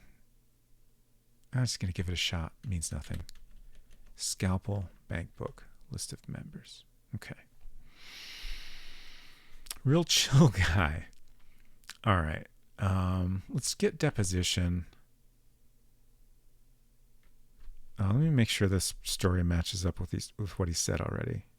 Previously, his alibi was that he went to a movie at the Gaslight Theater, ended at 11, drove around for an hour, and then went home. Initially, he was hiding something. He said he went immediately home, but then we found out he drove around for an hour first. So let's interrogate. Again, it seems like the game just wants us to go through all these options. I know you did it. I didn't. Please believe me. Why did you do it? I couldn't have killed my brother. What did you do it with? Get off my back. How did you do it? I'm innocent. And now we can maybe get a deposition that's different. There we go. Okay, so I didn't go right home. After the movie, I waited for Bill in front of the Hungry Fisherman. I threatened to tell Janet about his affair with Susie, but he just shrugged and said to go ahead and tell Janet. He said he couldn't care less. Interesting.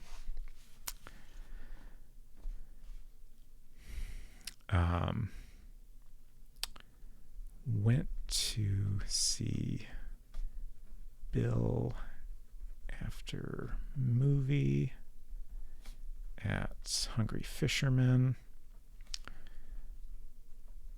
Threatened to tell Janet about Susie.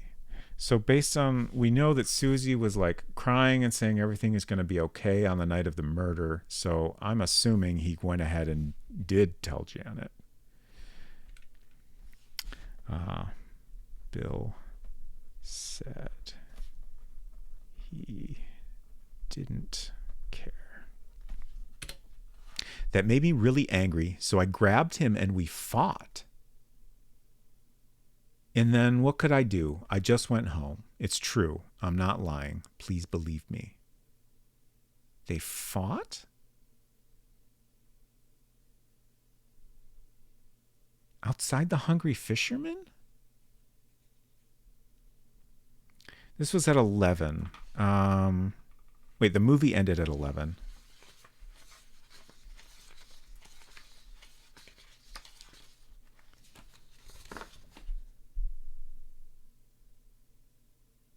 Okay, yeah. I just wanted to make sure.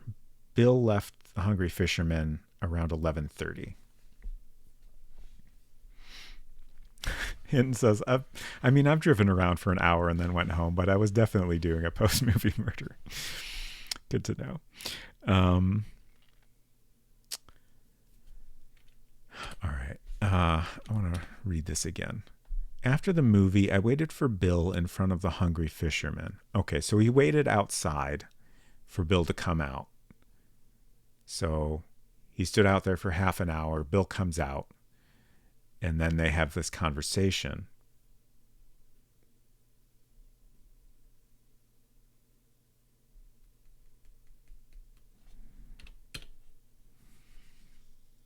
And then they fought.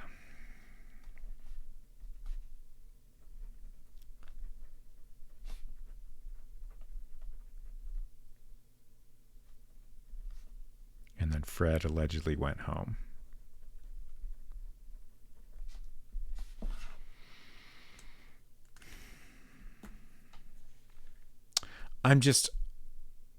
Previously what we knew of Bill leaving the Hungry Fisherman is that he had an argument with Brian in the parking lot.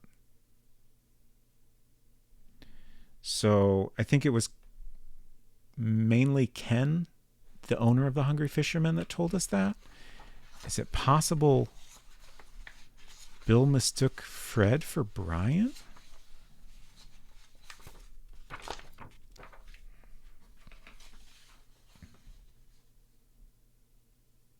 They don't look that similar. Like, they definitely have very different faces, right?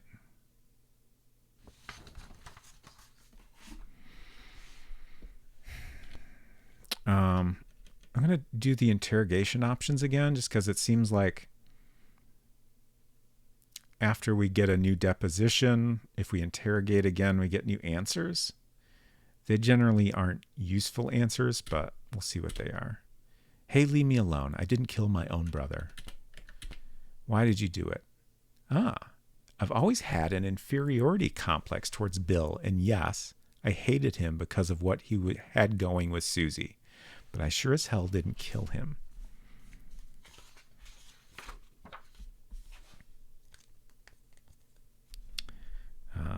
Had inferiority complex with Bill.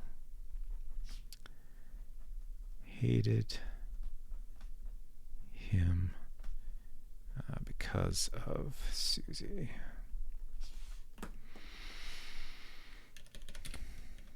What did you do it with? There's no point in yelling. I've told you a million times I could never have hurt Bill, whom I hated. Who I just told you I hated. How did you do it? I can't answer that. Okay. Okay.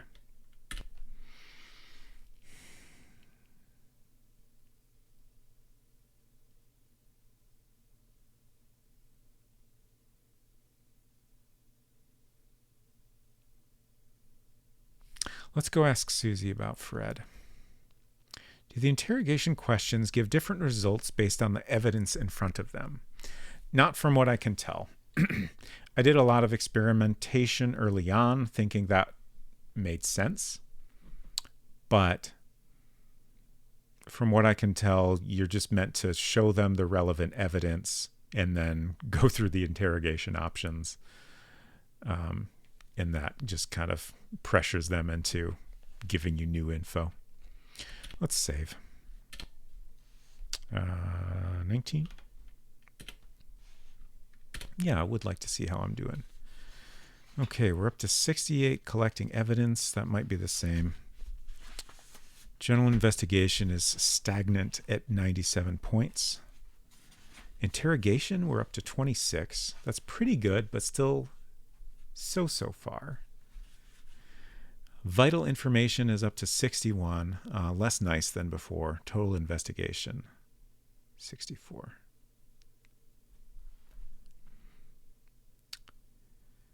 Seem to be on the right path now, JB. I hope you will relieve my troubled mind soon. That's the same as before. So save file 19. We have now arrested Fred. Is that the only new person since last time? Brian and Glenn. I think so. Thank you for soldiering through this. Of course. I'm definitely enjoying it. And I'm glad y'all are too.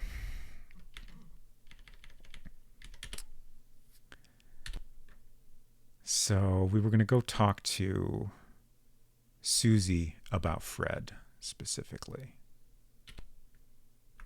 Susie is at Stephen Beckert's house. She definitely knows things. I do almost wonder if it's possible that now we've learned more about her from Fred, if we could arrest her now. Also, like, I keep thinking about our interrogation progress, and like, it almost seems like maybe we'll end up arresting like literally everyone in the list. Like, I think we've now arrested half of the people we are given the option of requesting an arrest warrant for. And we're not even halfway through the interrogation points.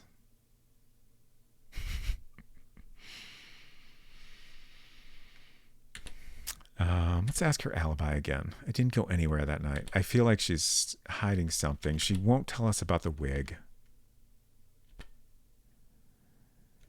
Edward stops by sometimes to see Stephen. I think he actually came by the night of the murder.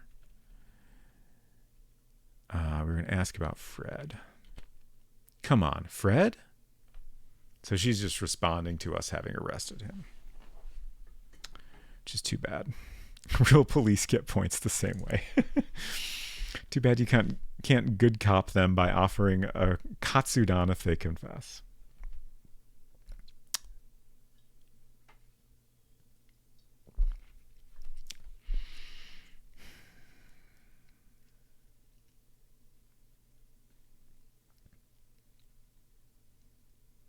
I feel like going around and asking people about the people we've arrested has not gotten us anything new even once.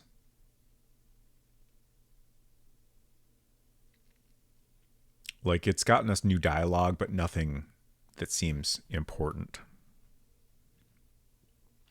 And even the new dialogue hasn't given us progress in our general investigation category. So I don't think that's particularly useful.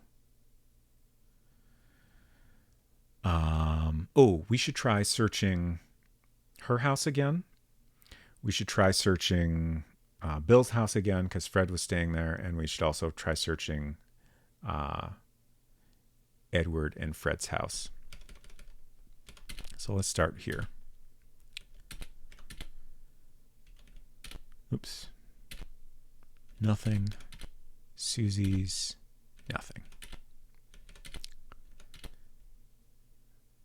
Bill Robbins. Empty now. No one was around, so you help yourself to a tall, cool one and begin your search. We're so drunk now. Bill and Janet's room. Don't find anything. Study. You're in Bill Robbins' private study. It looks as though nothing in the room has been touched for weeks, and yet we haven't found anything here ever, I believe, which seems weird. Nothing relevant. Kitchen, we found the knife here already.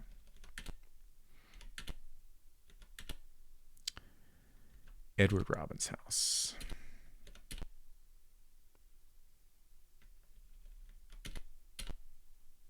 Nothing.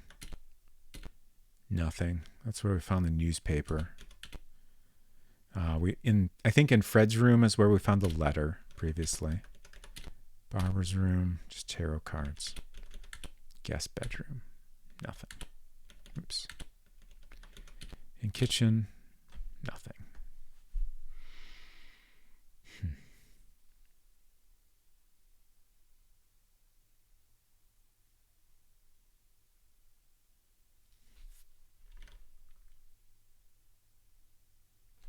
So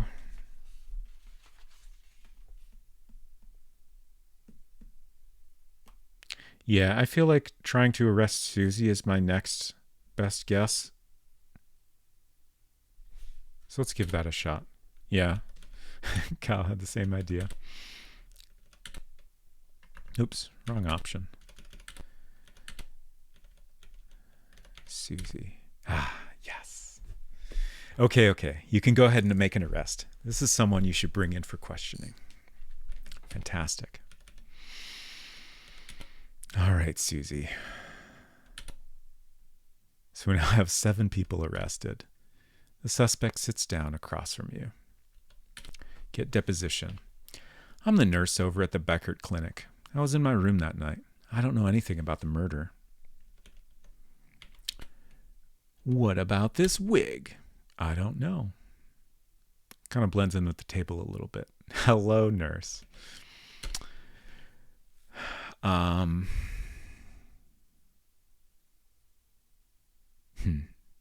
Oh, the earrings. I just don't know. The letter. I just don't know. Okay, that might actually be her generic response then.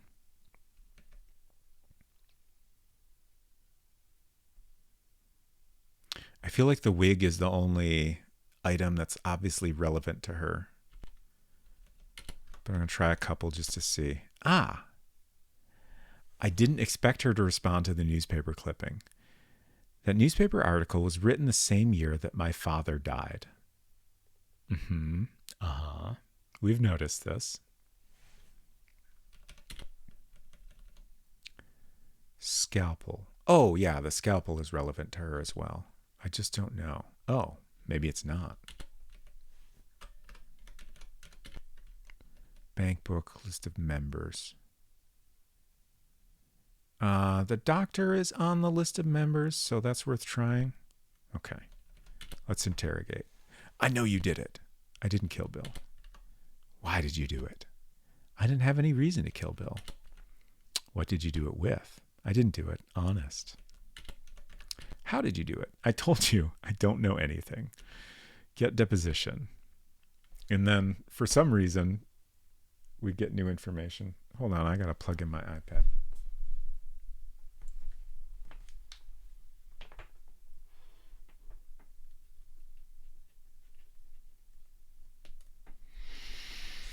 Okay.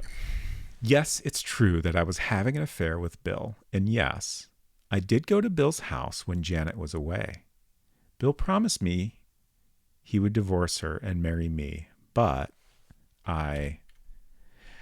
No, I didn't kill Bill because he wouldn't marry me. You don't know me. I couldn't do that. I really don't know anything else. Bill Bill was bad.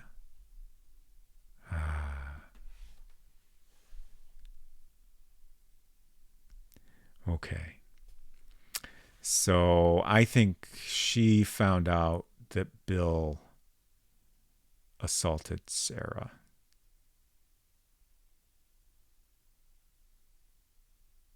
Is my best guess. Or maybe she found out that she wasn't the only person Bill was having an affair with.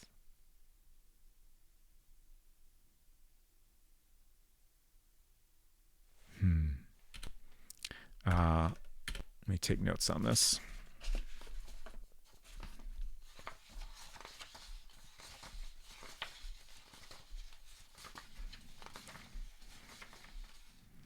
But we still didn't learn anything about the wig, huh?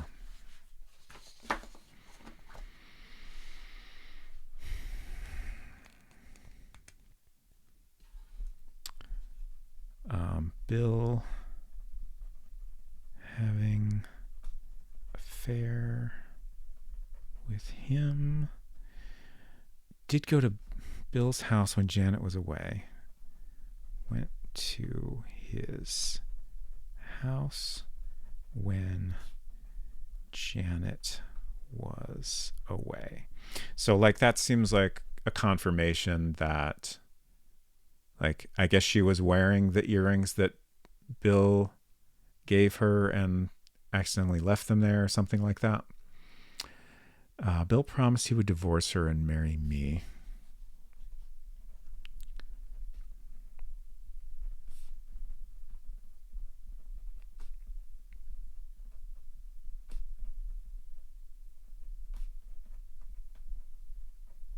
Run out of notes room.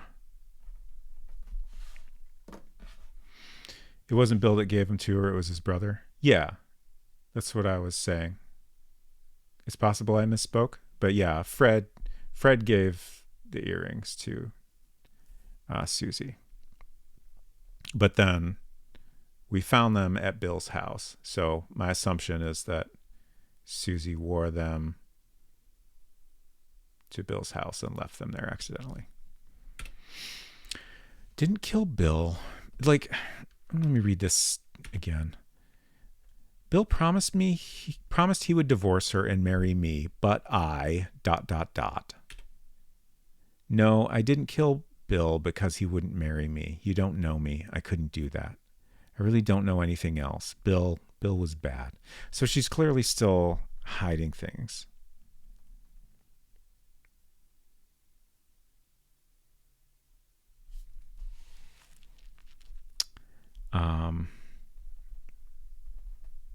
Bill was bad.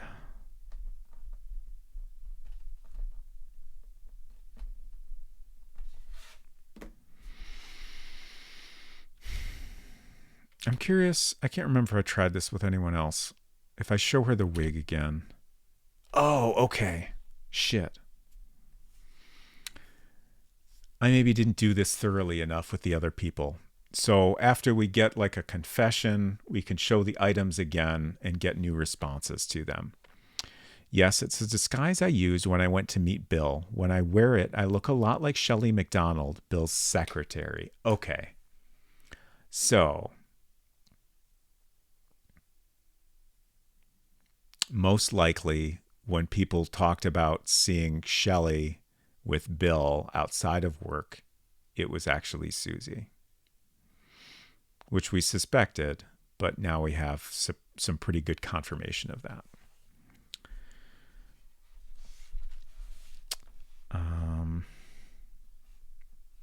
Trying to figure out how to do. I'm just gonna. This section down here is also for Susie. We have too much information about Susie. Wore wig to look like Shelley with Bill. And earrings. Yes, those are mine. Scalpel, just don't know. Newspaper clipping she responded to. Same year my father died, yeah.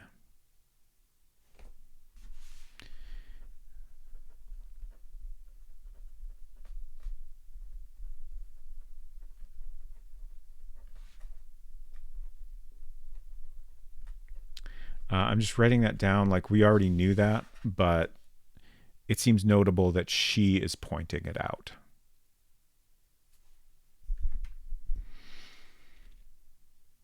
Okay, let's interrogate again. I couldn't have killed him. I loved him.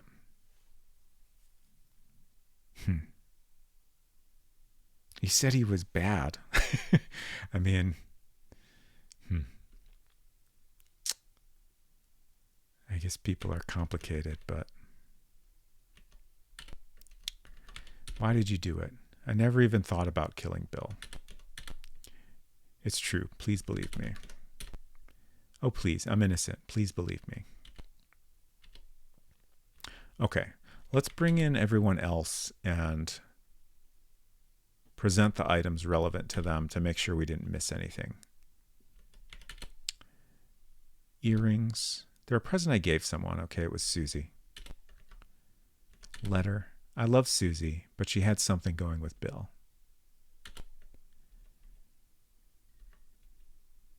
Newspaper means nothing. Knife means nothing. Are those the only two things? I guess so. Janet. Earrings. Bill and I were having problems, so I spent a few nights at my parents' house. I'm sure that Bill had that woman over when I was away. The bimbo probably dropped them.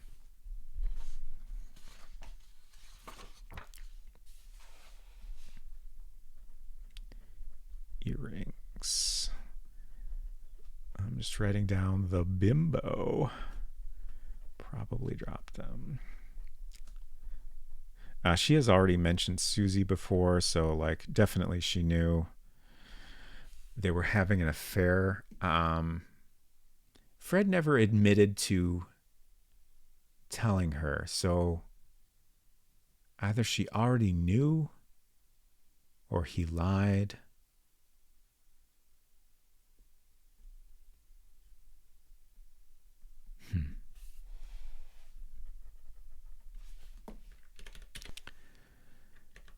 Contract. That's Bill's life insurance policy. Letter. Pistol, scarf, knife. That.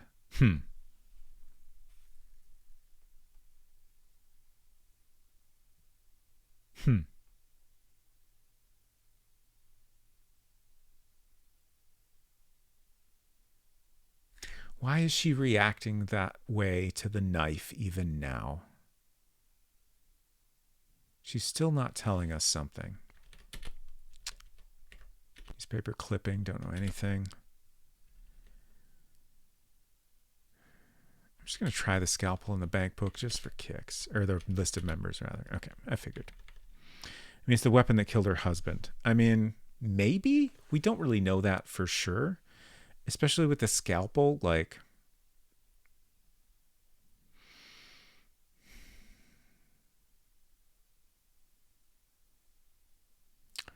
And the fact that she reacts that way makes me think that she's convinced it is the weapon that killed him. But why would she be so convinced?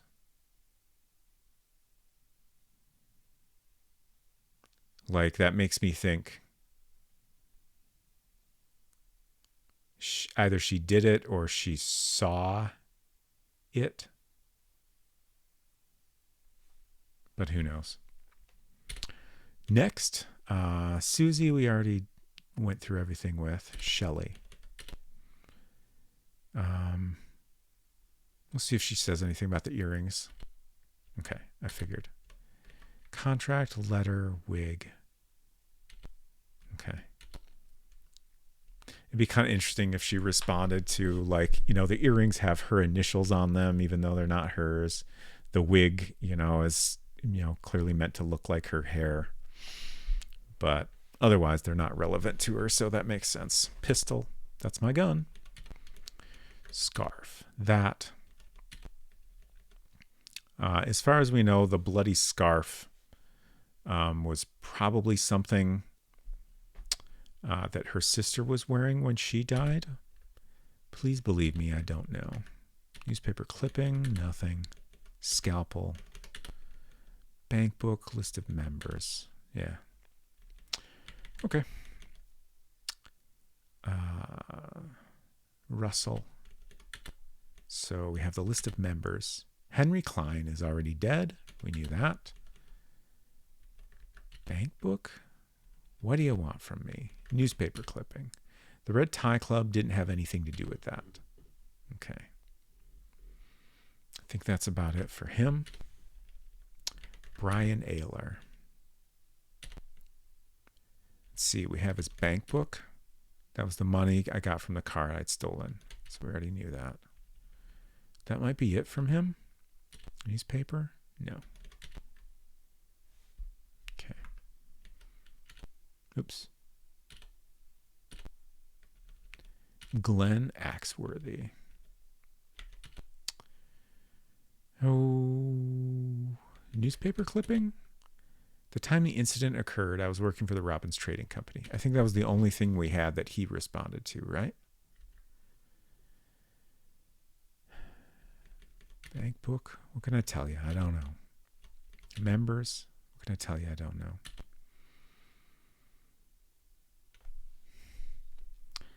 So he took a body to Henry Klein's house and then set the house on fire 20 years ago. The body was presumably Henry Klein's.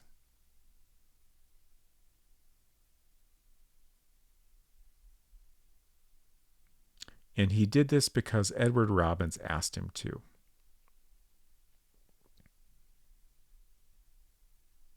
Can we still not arrest Edward Robbins? Should we try once again? What did we learn from Susie?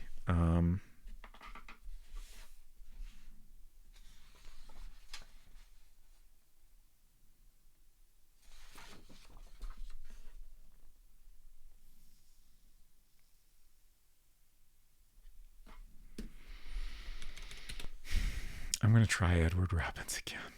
I feel like it's not going to work. Yeah. Damn it. Okay, let's go through this list. Edward, can't do it. Fred, we've arrested. Doug.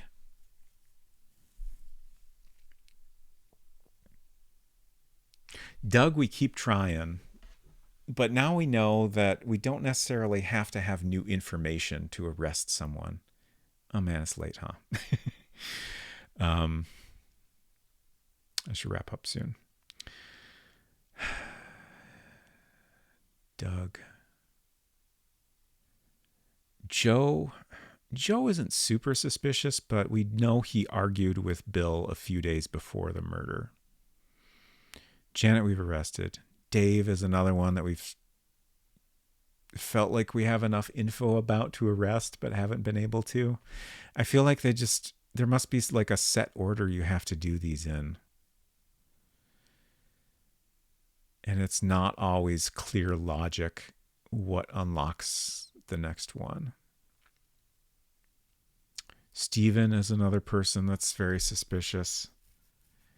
Susie, we've now arrested. Shelley, Russell, Brian, Glenn. So we have Doug, Joe, Dave, Stephen.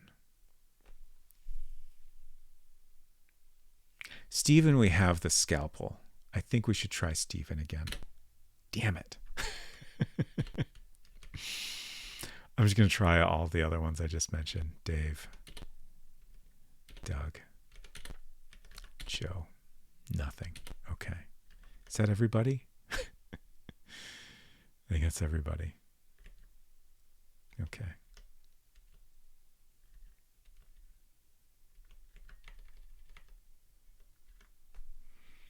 So we have to do something else before we can arrest anyone else.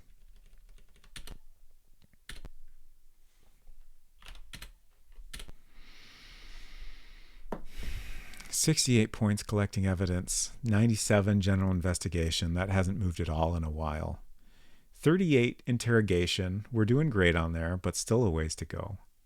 Vital information up to 72, and total investigation 68. Judd is still being very encouraging and telling us we're on the right path. Thank you, Jed.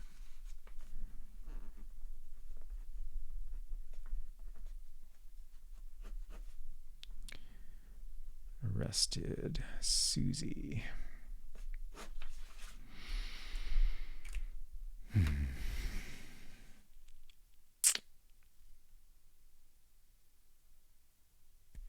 All right, I guess I'll stop.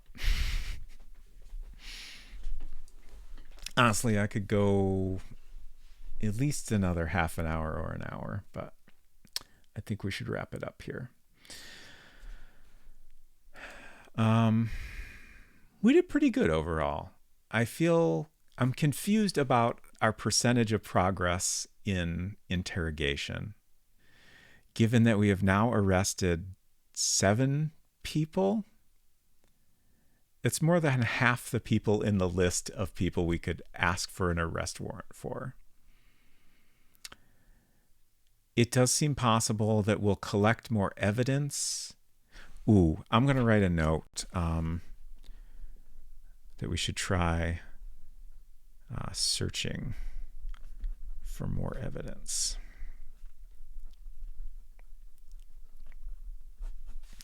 So my theory is that we need to find more evidence at some point and then bring that back and present it to the appropriate people, and then we can interrogate them further and get even more information out of some of them at least. So that's probably why our interrogation is still well under halfway. But I do still think we'll probably end up arresting most, if not all, of the people in that list.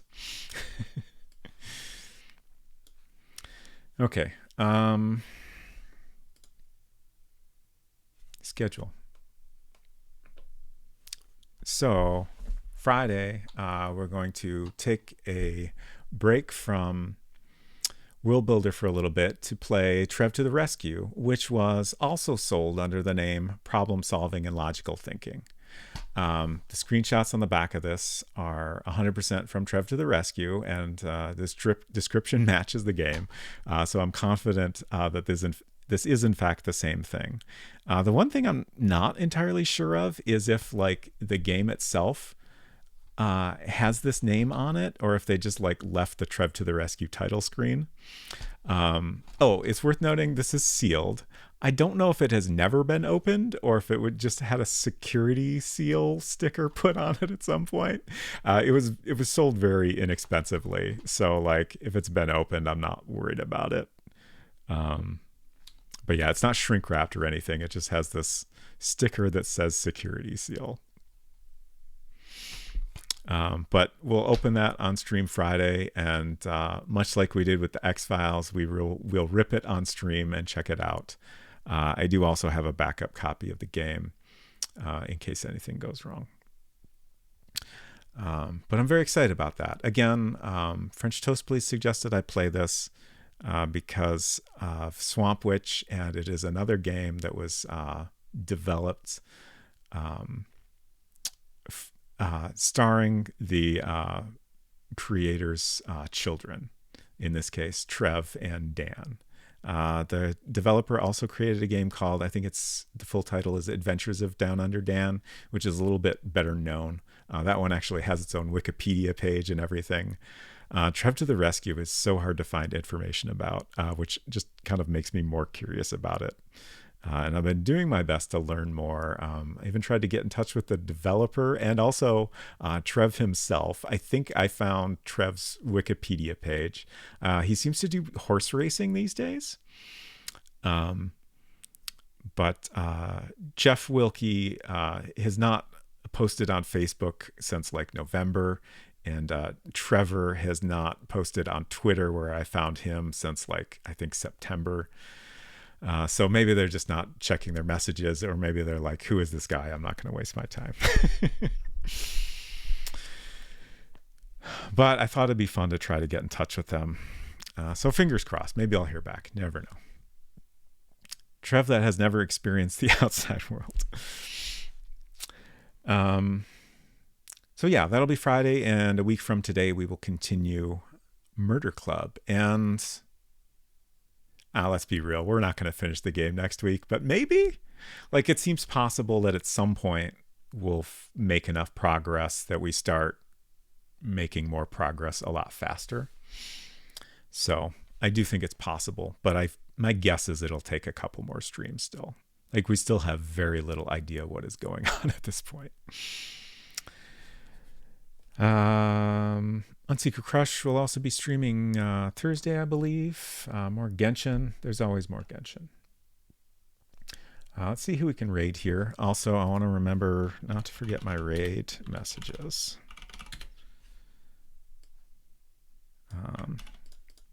You're not obligated to join the robot parade, but feel free to do so if you would like to.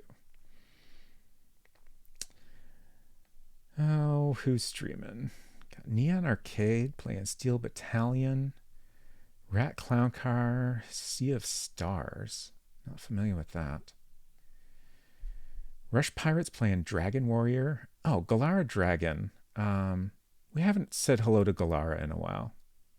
And she's great. So let's do that. She's been playing Monkey Island 2. She finished playing it for the first time very recently. And she's been going back through a second time to, like, I think both check out some stuff she missed and also check out the developer commentary. So just to give you an idea what to expect here.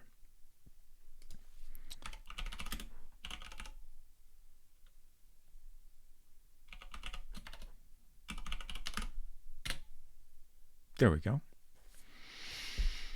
Thank you all for hanging out. Maple Mystery, James Necco, Con Error, Efton, Culinary Disaster, Malsimus, 6-7. Hinton, appreciate you all very much. And everybody else that's been lurking or stopped by earlier, y'all are great. Also, thank you again, Maple Mystery and Ms. Roy, for the raids. And Nina Marie, of course. We had so many raids tonight. Oh my gosh. Can't even keep track of them all. But thank you all. I hope you have a good rest of your week. Take care of yourselves, and see you around. Bye.